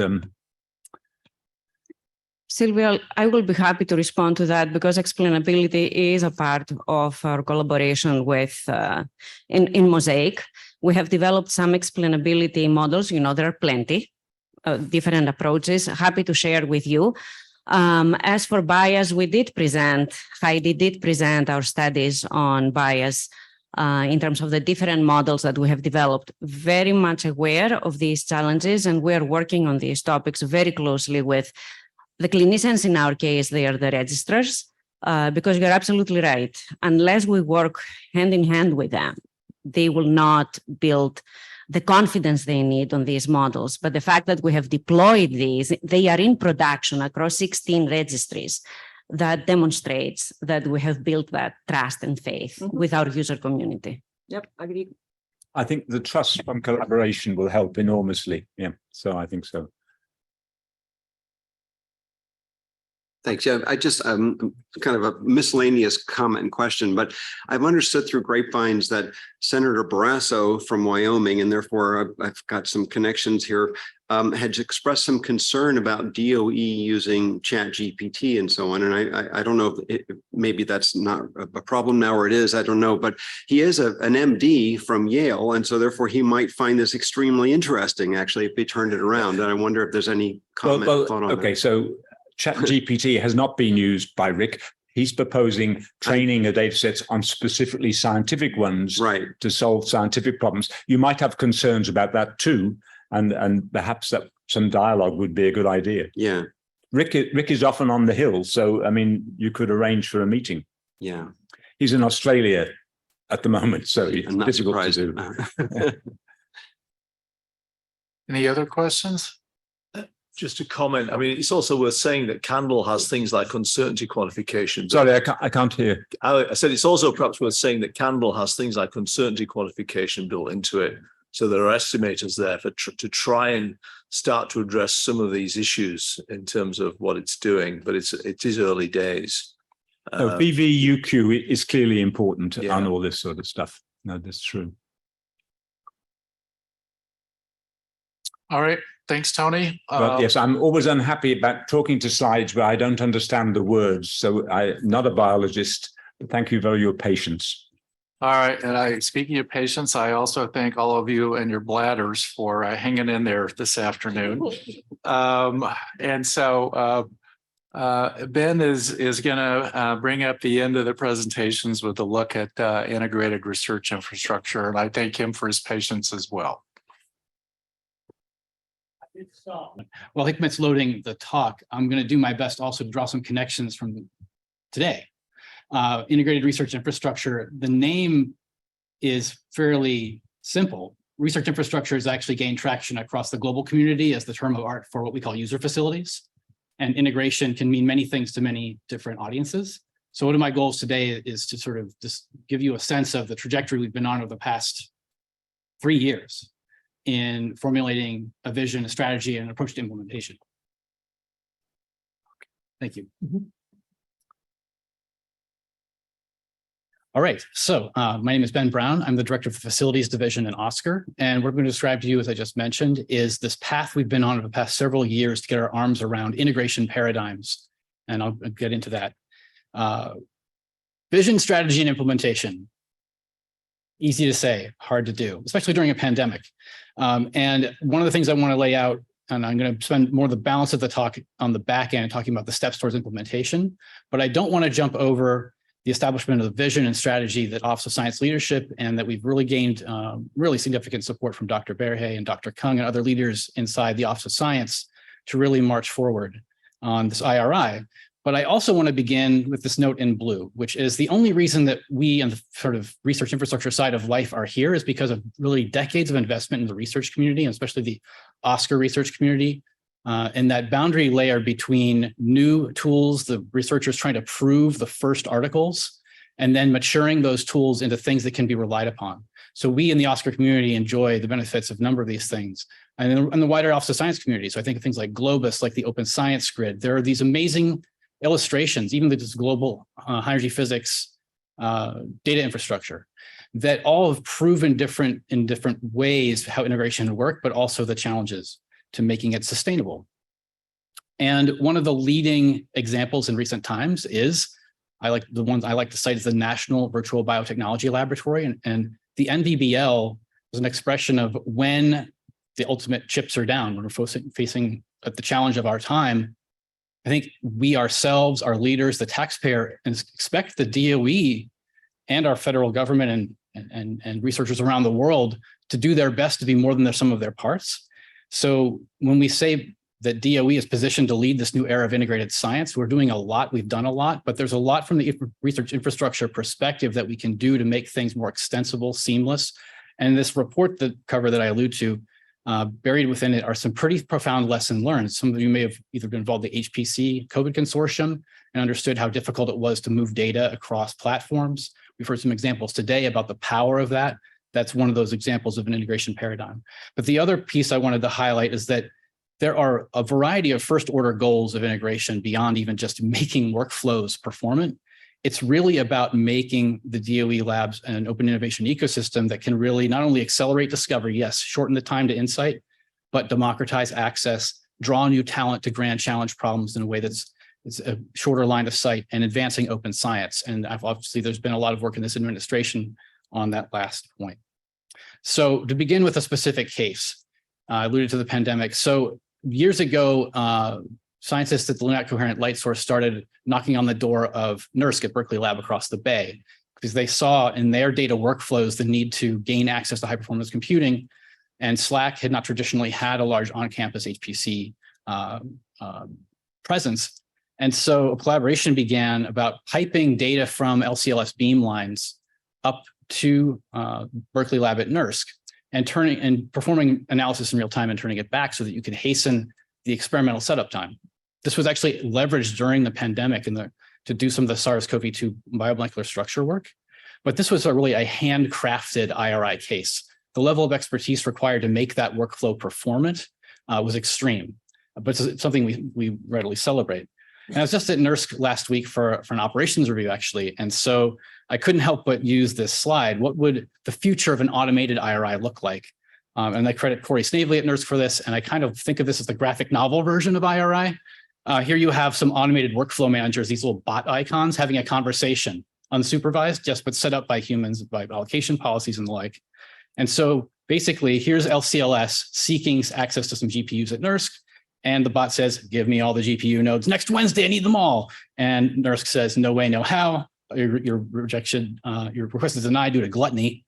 And sorry, okay, let me try again and let me make a more palatable resource allocation request.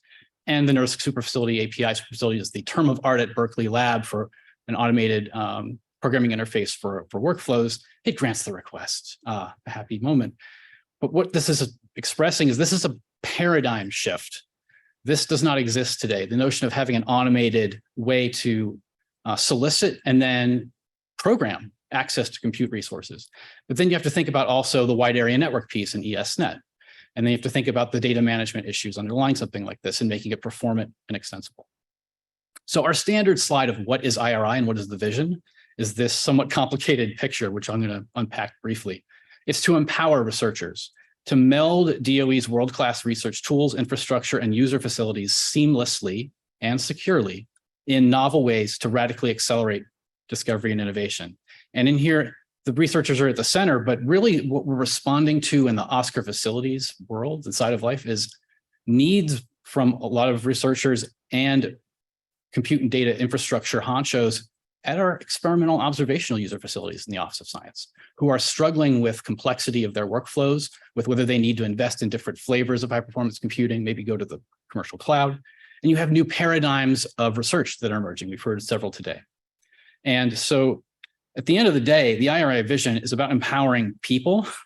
And fundamentally, it's about managing data in this era in which we're developing more, and when I'll get into this, there's so many drivers where data is exploding. So of course, the exascale science era produces mod sim data at extraordinary scale.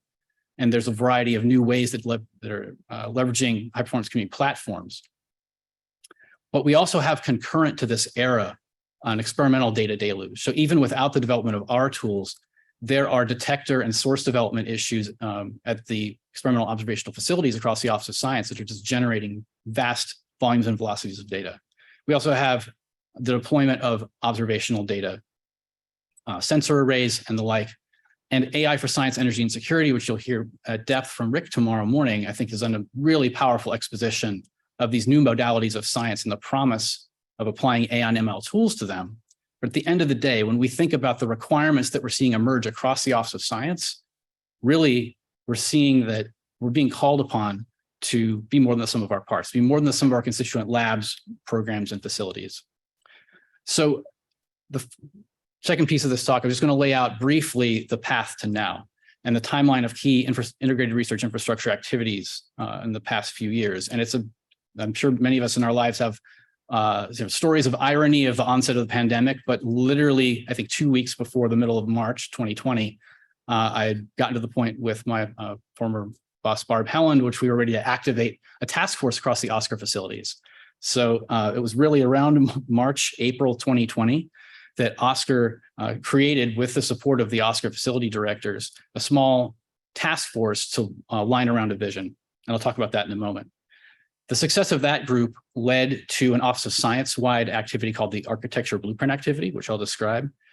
But I want to mention that as early as January 2020 in the FY21 President's Request, you saw the emergence of an integrated science as a hallmark of a piece of the OSCAR budget. And more recently in the FY24 request, we've seen IRI mentioned explicitly and also a muscular move forward for the high performance data facility. At the same time, we've had a lot of conversation in the interagency.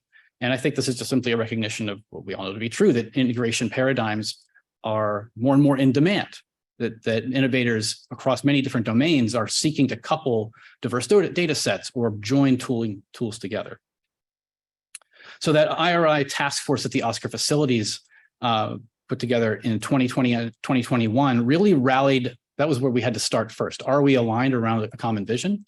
And one of the important contributions that they made was to look at, well, if we're really going to go there and contemplate surrendering some autonomy in a shared fate of how we operate, we only want to do it if it's going to meet all these principles in blue. It's going to be flexible. It's going to be performant. It's going to be scalable. It's going to have transparency. It's going to support interoperability. It's going to have resilience. It's going to be extensible to new problems. It's going to be founded on deep engagement with a variety of community stakeholders. And of course, it's going to have cybersecurity built in from the bottom up. That set the stage in terms of the internal conversation in the Office of Science to graduate to an Office of Science-wide conversation. So at the late 2021, and then into calendar year 2022, we engaged in a wide-ranging, again, this is all still in the pandemic era, wholly virtual and asynchronous work, an activity called the Architecture Blueprint Activity. It's a design thinking exercise, but what we were seeking were a framework to break down this problem. Okay, it's one thing to state the vision. It's another thing to devise a strategy that's actually tractable. So this framework succeeded in eliciting a broad spectrum of subject matter experts across the DOE National Laboratory community to really break down how many big science patterns do we see in these integration paradigms. Before this activity, we didn't know if we had 20 different patterns to design for or just a handful. And then we also asked them to really hone in on what are the communities of practice within the research infrastructure, compute and data infrastructure community that we need to activate in order to sustain this effort. I will not read this slide, but this report is about to come out. We've got almost got our DOI number from OSTI. So at a minimum, it'll appear in the minutes, but I hope to distribute the link to you in a matter of days. And I'm going to come back to this later, but the IRI science patterns really break down into big buckets around time-sensitive patterns. These are those sort of, you have a time urgency in your workflow, you need to turn something around quickly, and you're looking to radically, and I think this goes to Ed, to your point, that some of these are like qualitative. I mean, you're going to go from something that would take months to something that might take hours. The data integration intensive pattern you heard beautifully in this tour de force review of the NCI collaborations, where a number of these challenges are about creating a compute and data environment in which the disparate data can be either brought together, or in some cases where they can't move, you have to have some way of the infrastructure doing federated learning or federated analysis across different systems in a seamless way. And then long-term campaign patterns, it's really important that we acknowledge that there are whole communities that engage in science on this time order of decades. Of course, we think of maybe high energy physics and nuclear physics first, but there are many others. And they do integration natively because they have to integrate across careers and across changes in infrastructure. Okay, so that sets the table for what's coming next, which is really the inception of contemplation of an IRI program. And in parallel to these community efforts, we've had a group within the Office of Science headquarters programs of program managers and other senior officials that span our mission spaces. And when we briefed Office of Science leadership last fall on the early returns of this blueprint activity, the charge we received immediately was keep pushing forward and let's frame out the kind of scaffolding of a program. And it begins with the value propositions, first and foremost. And what we're talking about here is an opportunity to achieve greater productivity and avoid duplication of effort, because that's something that is incipient right now with a lot of disparate efforts that are vectored towards probing integration paradigms, but they're not coordinated. For the researcher, this is about achieving transformational reduction in time to insight and reducing complexity, alleviating those really difficult choices they have about what to invest in. And here I'm talking about not both the end user, but also folks in their career station who are working the problem on behalf of a constituency. Say, think of at a beamline, at a basic energy sciences X-ray light source, right? Where they have a whole community of users coming through, and those beamline scientists are building the pieces, the infrastructure for that compute data workflow. And so there's a whole sort of mini community eager to make progress.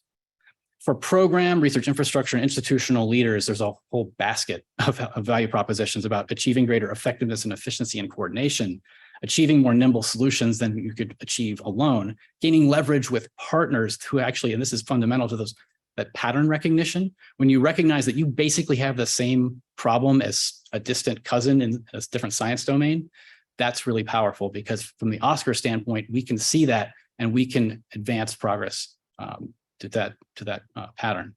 Avoiding single points of failure and also gaining access to expertise. This is fundamental to the moment that we're in and trying to stimulate the beginning of this program. So the last half of the talk, I want to just frame how we begin. How do we start actually bringing the pieces that are already happening into coordination and thinking about the structure of an IRI program that's sustainable? And I'm really intentional here in saying program, not project. I think back to the beginning of ESNet actually, and how before the mid 80s, there were a few communities who had invested in the early high performance networking for their communities. High energy physics and magnetic fusion energy communities stand out in my mind as having built out networks. And then our predecessor agency, the Office of Energy Research, prompted this question of, shouldn't we take a strategic approach, a programmatic approach? And there were difficult choices there, right? Some communities had already invested in networking, others hadn't started to invest at all. And it takes a while to coalesce around a shared vision. And I really think that's really the process that we've been on over the last couple of years.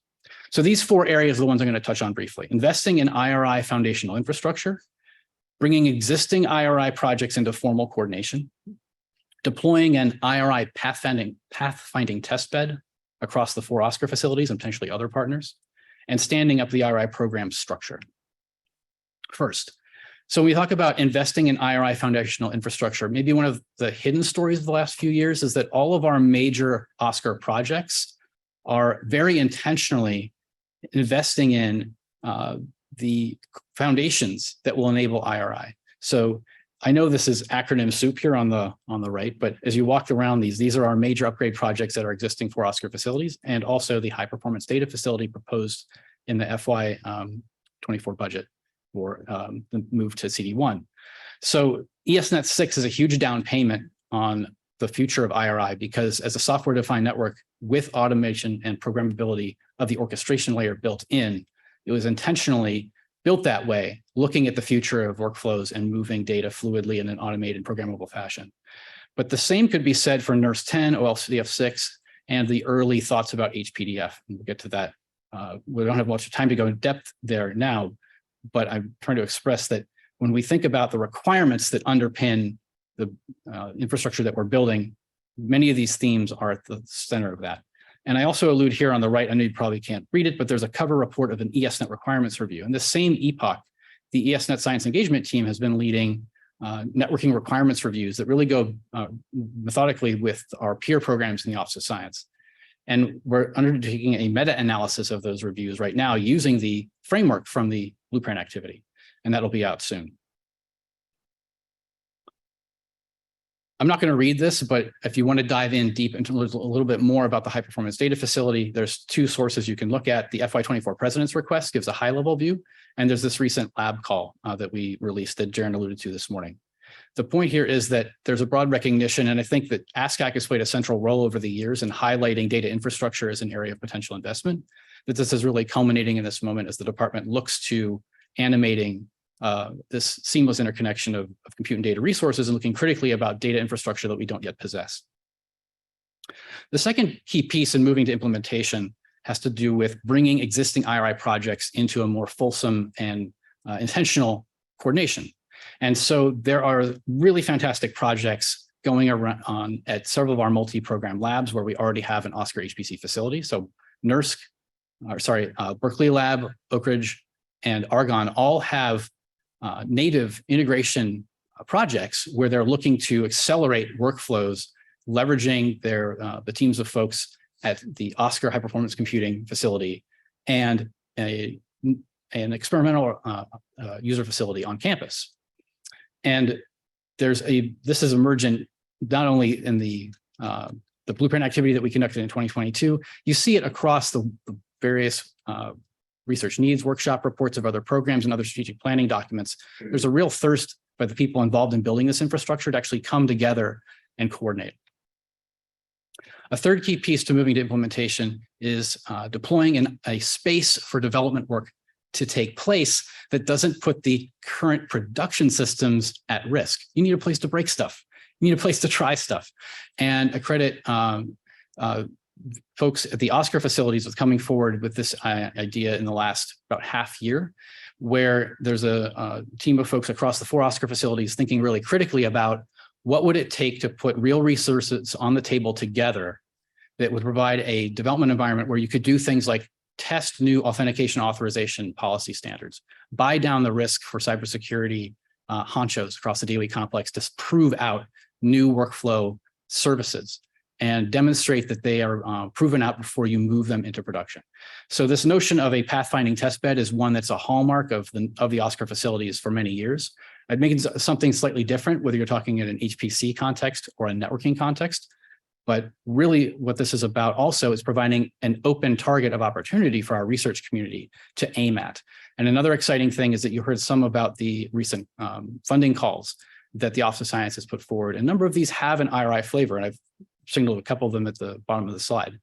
I think if we can reach the point soon of releasing this white paper to the community about this pathfinding testbed, we're going to advance quickly to the next stage, including PIs from our research community, whether they're coming in from new projects or they're already working on workflow R&D, to add their contributions to that testbed environment.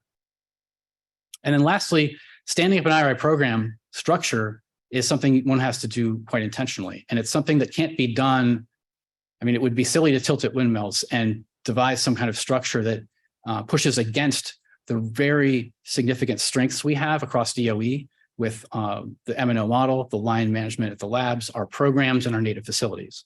So we've had a rich set of conversations, I think, in all different quarters. This came up vividly in the blueprint activity. And when you crack open that final report, you'll see a fantastic exposition of ideas about, and even governance is a heavy word, and we're really talking about steering.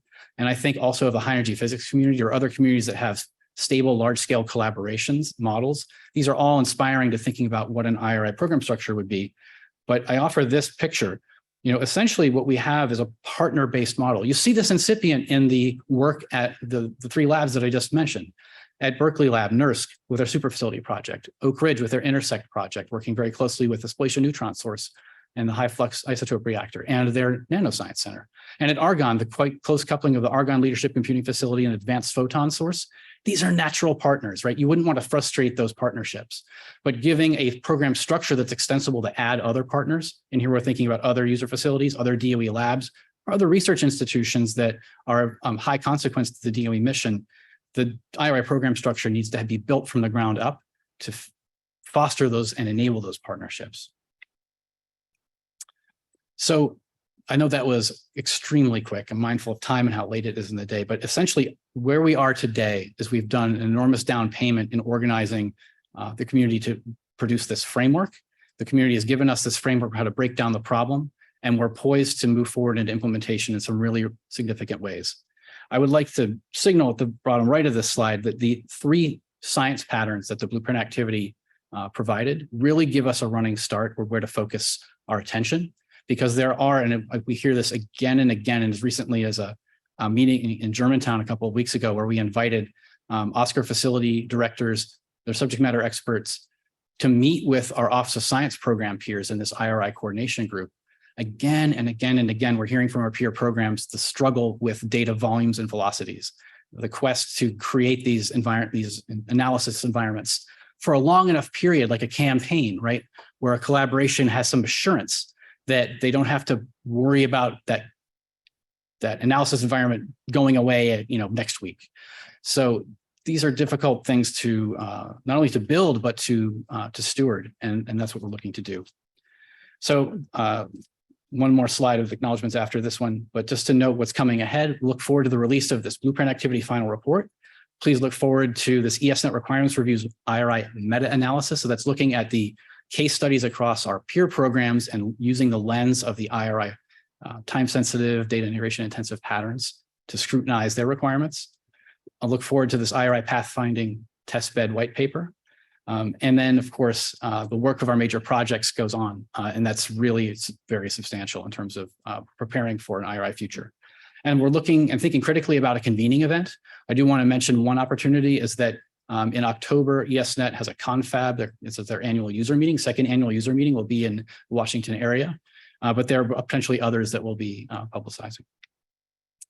I don't want to, there's too many people to acknowledge, but I want to at least acknowledge the names of my peers in the Office of Science programs who've been involved in this effort, the leadership group of the blueprint activity, and the IRI task force from the OSCAR facilities, but so many conversations with OSCAR colleagues, with leaders across the Office of Science and DOE, the OSCAR facility directors and their leadership teams, and the many participants, over 160 participants, I believe, of the blueprint activity. With that, I will rest the mic. Take your questions.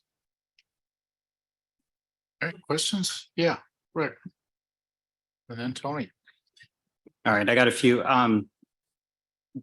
This is very exciting to see, particularly in terms of the fusion of synthetic data.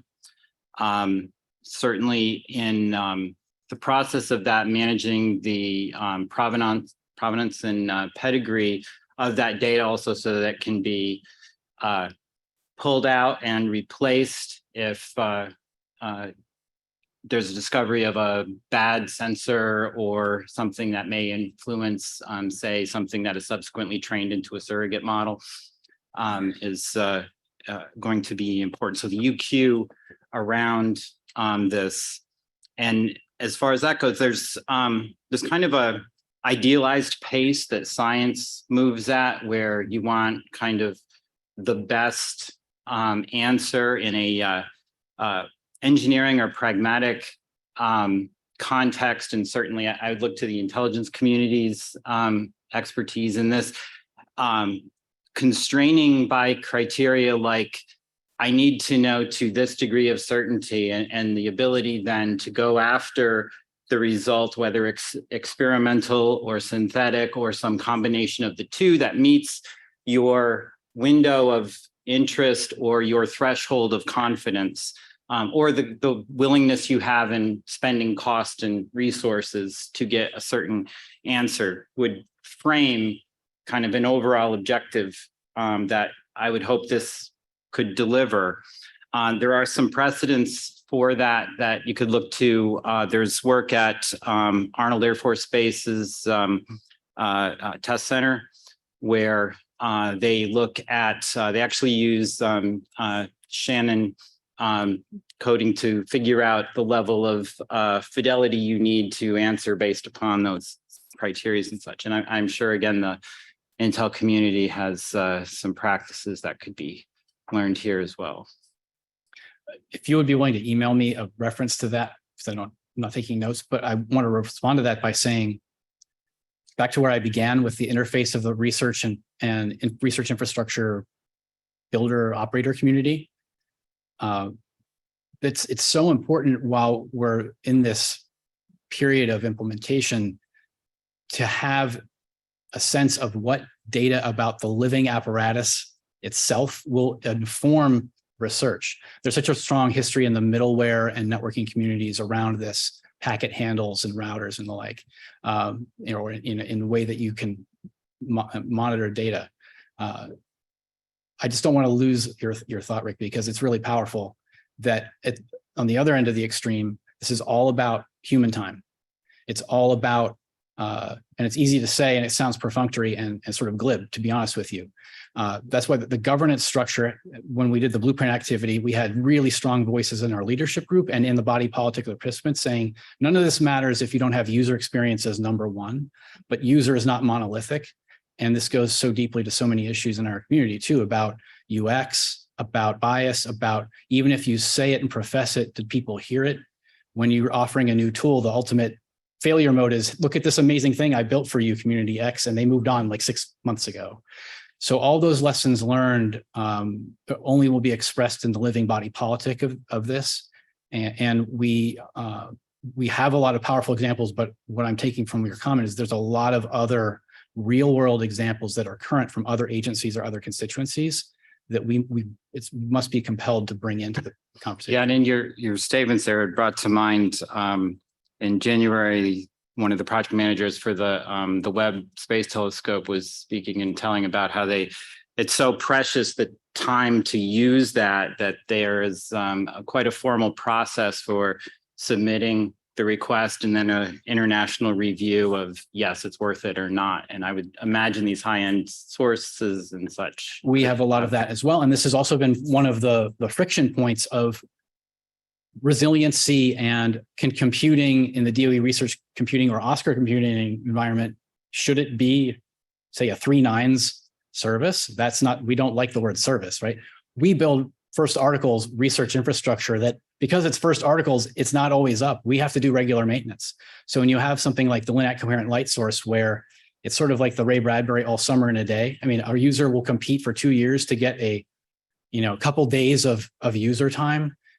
If we're hitching our wagons together, where they're depending on OSCAR compute or some other compute, yeah, they need 3 nines. Now, these are tough problems, but they're the only way we'll make progress is actually having a venue where we're breaking that down consistently. All right, Tony, And then we'll just go down the line, Jack, and then Susan, and then Sylvia, and then we'll go to Satoshi. And at some point, we will break for dinner. All right, Tony. Thank you very much. It's an interesting presentation. I want to make sure I've understood your high performance data facility would include all the data generated by the BES experimental facilities. So I cannot comment on the specific nature of the high performance data facility because it's the subject of a current competition. I can But see what that, I would yes. refer you to is if you crack open lab call 23-3020 and look to the narrative component, there's an exposition there that talks about the mission of an HPDF. And if you allow me the conceit of abstracting up a level what you're asking. I think again, I hope it doesn't sound glib. I think we can recognize that communities own their data, right? That communities and domains are the venue in which they transact the value proposition of curating data, throwing data away. That's sacrosanct. But when a community says, and we get these calls, we need help. We need help with data infrastructure. Oscar thinks really critically about how can we build flexible infrastructure that can be a rising tide for many ships. That's when we see our natural role. So we need to probe, and that's what we have been probing is, of course, certain communities, I hesitate to name names, but that whole vertical stack from data generation to publication may be so high risk and so central to their core of their being that they can't and should not surrender that to anyone else. And if that's the natural way that they are aligned with their sponsor, absolutely, that makes complete sense. So some of this pattern determination it's as much sociological as it is technical as it is about policy. These things are completely intertwined. And again, I know it sounds simple in a half-hour presentation, but the governance, steering, community engagement, and communities of practice will not succeed if we don't create the space for that to be vivid. Okay, I mean, I'm at the UK equivalent of a national lab, Rutherford Lab, Appleton, near Oxford, and our computing department routinely keeps all the data from the neutron source experiments and from the synchrotron experiments, for example. Right. And yes, and users can use subsets of that in their publication and link to those subsets. But responsibility for making sure the data is not lost is done by the computing department, which is equivalent to what you're suggesting. On the other hand, the astronomy community with their various telescopes have their own ways of preserving their data and are not it's not clear that that's not high risk. For example, the Sloan Digital Sky Survey took a long time before, having spent so much money to get the data, how do you make sure it continues to be available? And this is the sort of thing you could address. And the last comment, and I'll shut up. Spending time in Europe, the square kilometer array is this big radio survey of the night sky looking for transients. And so it's going to generate 300 petabytes a day. And therefore they're thinking of at each telescope, as part of the telescope, you have a thing called a science data processor, which you can schedule. As you do your observing, you schedule that. So it's a sort of thing you were talking about earlier, but it might be worth having a look at some of the examples from radio astronomy or astronomy in general. And I probably don't need to tell ASCAC this, but storage is going to cost. Of course. That's the thing. I mean, but I'm not saying that in a negative way. I'm saying it's going to become something that needs to be allocated. And it's been under the covers for so many years that friends and neighbors and ways of kind of making sure your data is taken care of. We're graduating out of that. Well, I reviewed OSTI some years ago, and they're the people who look after the publications, everything comes out. And one of the natural things, because open science, you link to the data sets, they were never given the mandate to do that. And I don't think they could do it because they haven't got the knowledge that you have. But linking with OSTI and open science and linked data and fair data, all these things, exciting challenges. And I'm glad, and I'll be very brief considering all the other hands up, but I wanted to credit Harriet Kung's leadership here and her staff. So she has staff colleague named Michael Cook, who covers the open science beat for the Office of Science. And we're in close coordination. You know, the open science policy landscape has shifted. And there's a lot of emphasis in this administration, obviously with the new order, rather the OSTD memo. The agencies are all producing their open access plans. So just a measure to say yes, a very vigorous yes, we're coordinating internally. All right, Jack. Well, thanks, Ben, for that very nice, clear view of IRI. I guess when I look at what you discussed, some of the topics you talked about sound like research projects, but they're being run out of the facilities. And if they are research projects, shouldn't they be competed outside of the facilities? Competed meaning having opportunity for others to engage in those projects. That is, the solicitation wasn't there. Are you talking about the ones on lab campuses or some? I think on slide 10, you had a bunch of projects that looked like research projects to me. So there's a whole variety of context. So I'll say two things. One is that we want, and this is something that Jaron and Hal and I and the program manager teams in both facilities and research are talking about a lot, which is providing more visibility to our communities about both opportunities in both venues, in the facilities venue and in research, and bringing that into coordination is something, again, easy to say, but really takes intentionality. A lot of the work that's gotten us to now have been LDRD projects at labs, research funded projects, or projects native to facilities where they're working on meeting a user need.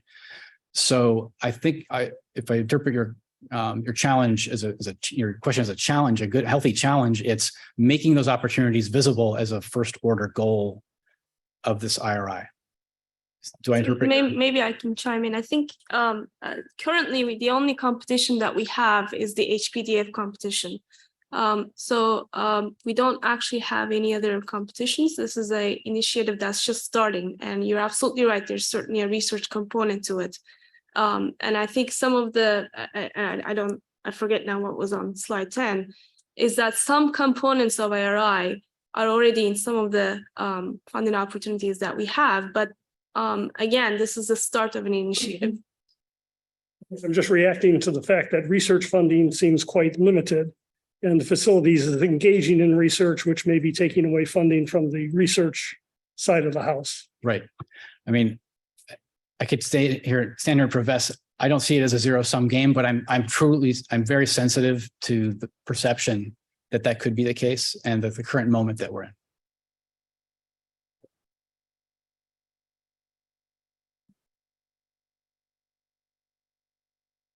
Hi, Ben. Good to see you in this forum, and lovely presentation, super exciting.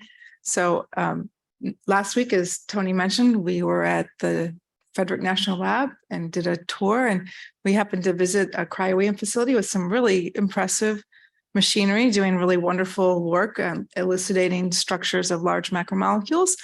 And I asked them, so, do you analyze the data in real time on the fly for the researchers? And no, that was not possible. So what you're doing is certainly going to impact the facilities. And I wonder in the longer term strategy, if you're thinking about expanding this to non-DOE research facilities who might also benefit from some of the computing resources from DOE, and that's maybe not an immediate goal, but certainly you provide something that might be quite unique in the research community. Yeah, I don't want to get out too far on that limb because it's above my pay grade, but the way I see this is it's about the research computing ecosystem in this era, and DOE as a leading voice in a couple different ways. One is when there is the opportunity to partner with another agency or another constituency. And I think the DOE NCI partnerships are a picture postcard of that. It can be completely transformational, both from learning about new cases that advance our capabilities, and we hope the other side of the equation. And the other dimension of this is that projecting our expertise, not in a sort of do it our way, but I think we heard some of that today, actually thinking of the continuous integration work and the E4S work, right?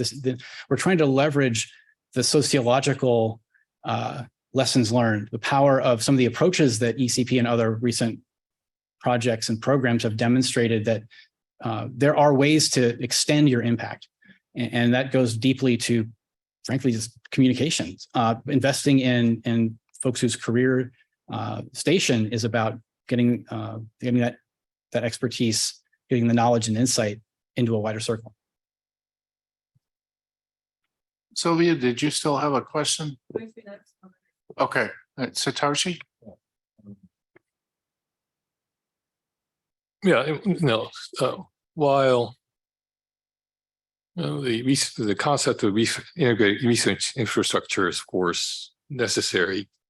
Are you thinking that the ownership of all the infrastructure will be such that it'll be concentrated as a DOE ownership infrastructure, or what will be the division of labor? There are 3 tiers, right? There are supercomputing centers with very large storage facilities. And then there are individual research facilities, instruments, typically with their own data processing elements. Yes. And because, they need, for example, when you have a light source, typically they would have their own data center. And then there's a cloud. So, and each of these tiers have different types of characteristics such that they are fit for their particular needs. For example, in our case in Japan, the long-term storage as supercomputing centers, we made a deliberate decision not to do any long-term storage because we're not very good at it, and it'll cost a lot of money. So we either relied on long-term storage being done by the domain disciplines or the data centers owned by the domain disciplines or the cloud. If the domain discipline chooses to use the cloud, yes, that's their business. But we won't be doing any sort of long-term storage because, and then there's another extreme, which is real-time. Real-time, some of like the buffering required to do some of the real-time responses, like for example, do weather forecast or do some real-time data acquisition of some experiments being processed in real time. So those we might do because we are good at doing real-time allocation. And also we have a hefty bandwidth, not just to the outside world, but also internally. We have significant bandwidth connecting our external outlets to the internet as well, or to research network as well as inside the facility. We have multi-tens of terabits of bandwidth, which makes it amenable. Of course, no, it's not without difficulties. We still have to do reserve allocations and all that. We have to build a data processing pipeline, but that's something we can do. So how do you see this division of labor affecting the overall research infrastructure? Will there be like guidelines? What's the expectation of given if you have a research community, what would be their expectations with respect to their real-time requirements all the way down to their long-term, decades of a long-term storage? What's the model? I didn't really see that. Yeah, I'm extremely grateful for this question because it is basically variations on this theme of who pays, where are the dividing lines? Yes. My first motion in answering this question is it's all about the people and about careers in this way that, okay, well, first of all, of course, OSCAR can't own everyone's missions. There's lots of great context and lessons learned where OSCAR has put up very appropriate sort of boundary markers of like, this is OSCAR's mission space, and we don't go beyond a certain line in the sand. With workflows, and the reason I specifically framed that little tinker toy model about partnerships, you have to have people on both sides of the equation, on the OSCAR side and the domain side, whether that's another user facility, another DOE lab, or another research institution that are animating that collaboration. And it's because our natural mission space, as I alluded to, is foundational infrastructure and services is kind of a strange word, but the animating innovative services are always evolving, always changing that make workflow performant on our side of the equation. And there's an interface there. There's a social interface, a technical interface, and a policy interface. So I hope that this is not waving off the question because your exposition had some very meaty specificity to it, right? we know in any given workflow, it's an end-to-end problem. You have multiple expertises involved. You have networking engineers, you have software engineers, you have high performance computing engineers, and you have folks maybe at the other end, on the other side of that equation, who are wearing all of those hats simultaneously. And there is a natural mismatch of even how we speak to each other. This came up actually in the blueprint activity quite a bit of there's a sort of an insidious problem in this era of growing data volumes and velocities and the growing sea of choices that people have about what compute to acquire. That means that the folks maybe at a you know, I don't want to flog the poor X-ray beamline scientists, but they're wearing all those hats and they're looking for a way to have confidence in the design patterns, choices that they're seeing. So not to belabor the point, but I think a natural venue where that gets specific is in the Oscar community, really getting crisp about here are some design patterns where we bought down risk. And here's how, if you were to elect one of these design patterns from a hardware and software interface context, it means you could flex to our supercomputing centers. I don't know if that I'm being clear enough, but this is the key thesis statement of a true ecosystem that's thriving, right? Is where people can make independent choices for the compute and data solution locally, and they see a lower barrier to entry to flex to a national scale resource when they need it for an extreme problem. So what you're saying is essentially you have some sort of consultation service with various well-tried or pattern solutions to which people, you can consult with the user community, and then you can find some common ground as to say, well, here's something that was done similar, or here's some pattern that's already implemented in this way with these APIs, in a way such that with these some additives on the community side, you can create these workflows using these large instruments rather than having everything being done on their own. Is that I say yes confidently, as that is an essential piece, but I also say too, this will be for the community to reconcile and reckon with in the coming couple of years, in the same way as I alluded to that ESNet story, is it took at least 2 years to frame out an ESNet program and for ESNet to stand up and walk on 2 legs and begin real things. So I hope, I don't want to minimize the richness of your question with a curt answer, but absolutely, yes, that's a fundamental component of. All right, Valerie, you get the last word.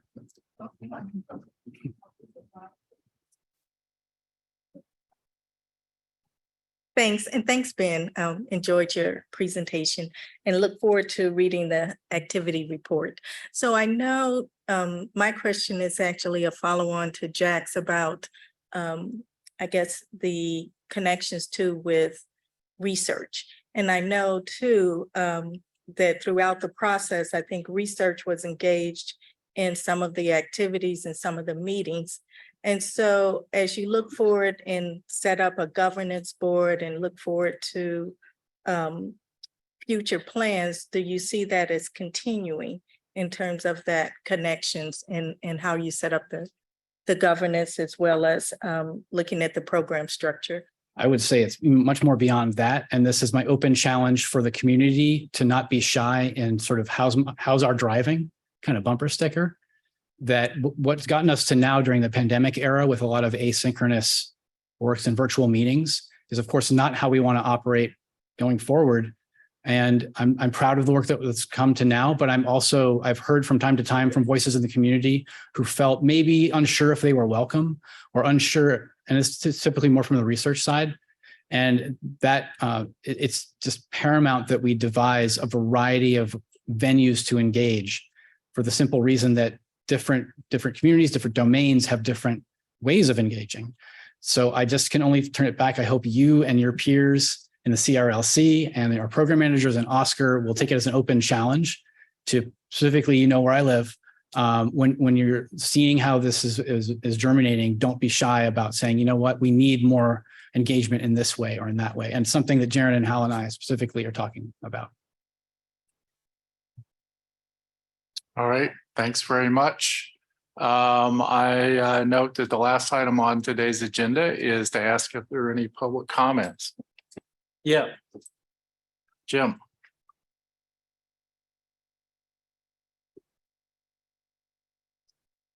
Thanks, Dan. I wanted to respond to both your opening comments and Kathy Ellick's comments. Many of you on ASCAC may not know, my name is Jim Ang. I'm at Pacific Northwest National Lab, and I actually serve on an advisory committee like all of you. The one I serve on is for the Department of Commerce, serving as part of the Industrial Advisory Committee for the CHIPS and Science Act. And the reason I mention this is because there were some connections that Kathy was mentioning and Dan mentioned. I just wanted to say I serve on a subcommittee to identify R&D gaps for the Department of Commerce and the NIST investments that will lead to the National Semiconductor Technology Center, and also their investments in advanced packaging. And these are key because those investments will establish for the United States and maybe even our allies hardware prototyping capabilities, 2.5 and 3D integration capabilities for advanced packaging. So think in terms of, a custom designed accelerator that's implemented as a chiplet that might be then integrated with commodity CPU and GPU chiplets and advanced memory interfaces, silicon photonic interfaces. Those are what build up and make an extremely heterogeneous processor. Now, what's not done under the CHIPS Act for Department of Commerce is the development of any system software or the development of the capabilities that might be required to test and evaluate the performance of a extremely heterogeneous processor that's available in a prototype form. So that's where mission partners like DOE, DOD, NASA, other agencies need to have a seat at the table to drive the co-design development of system and application challenges. So the Department of Commerce is not building that infrastructure. They're building a test and fabrication prototyping capability. But I wanted to just share that comment with this committee and hope you can use your influence where you can to help DOE have a seat at the table through appropriations to participate in the CHIPS and Science Act. And I'll finally close by saying Department of Commerce doesn't even provide coffee for their advisory committee members.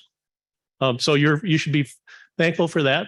But I will also say that the Department of Commerce meeting was held on a Tuesday, so everyone could fly in on Monday. But anyway, thank you. Thanks, Jim. You know the 5-star lunch we had here. So all right. I think that's probably it for today. We'll be back tomorrow. Thanks, Jim, very much. Seriously. And thank all of you and your bladders for hanging in there for the rest of the afternoon. Thoughtful discussion. Look forward to continuation. We're adjourned.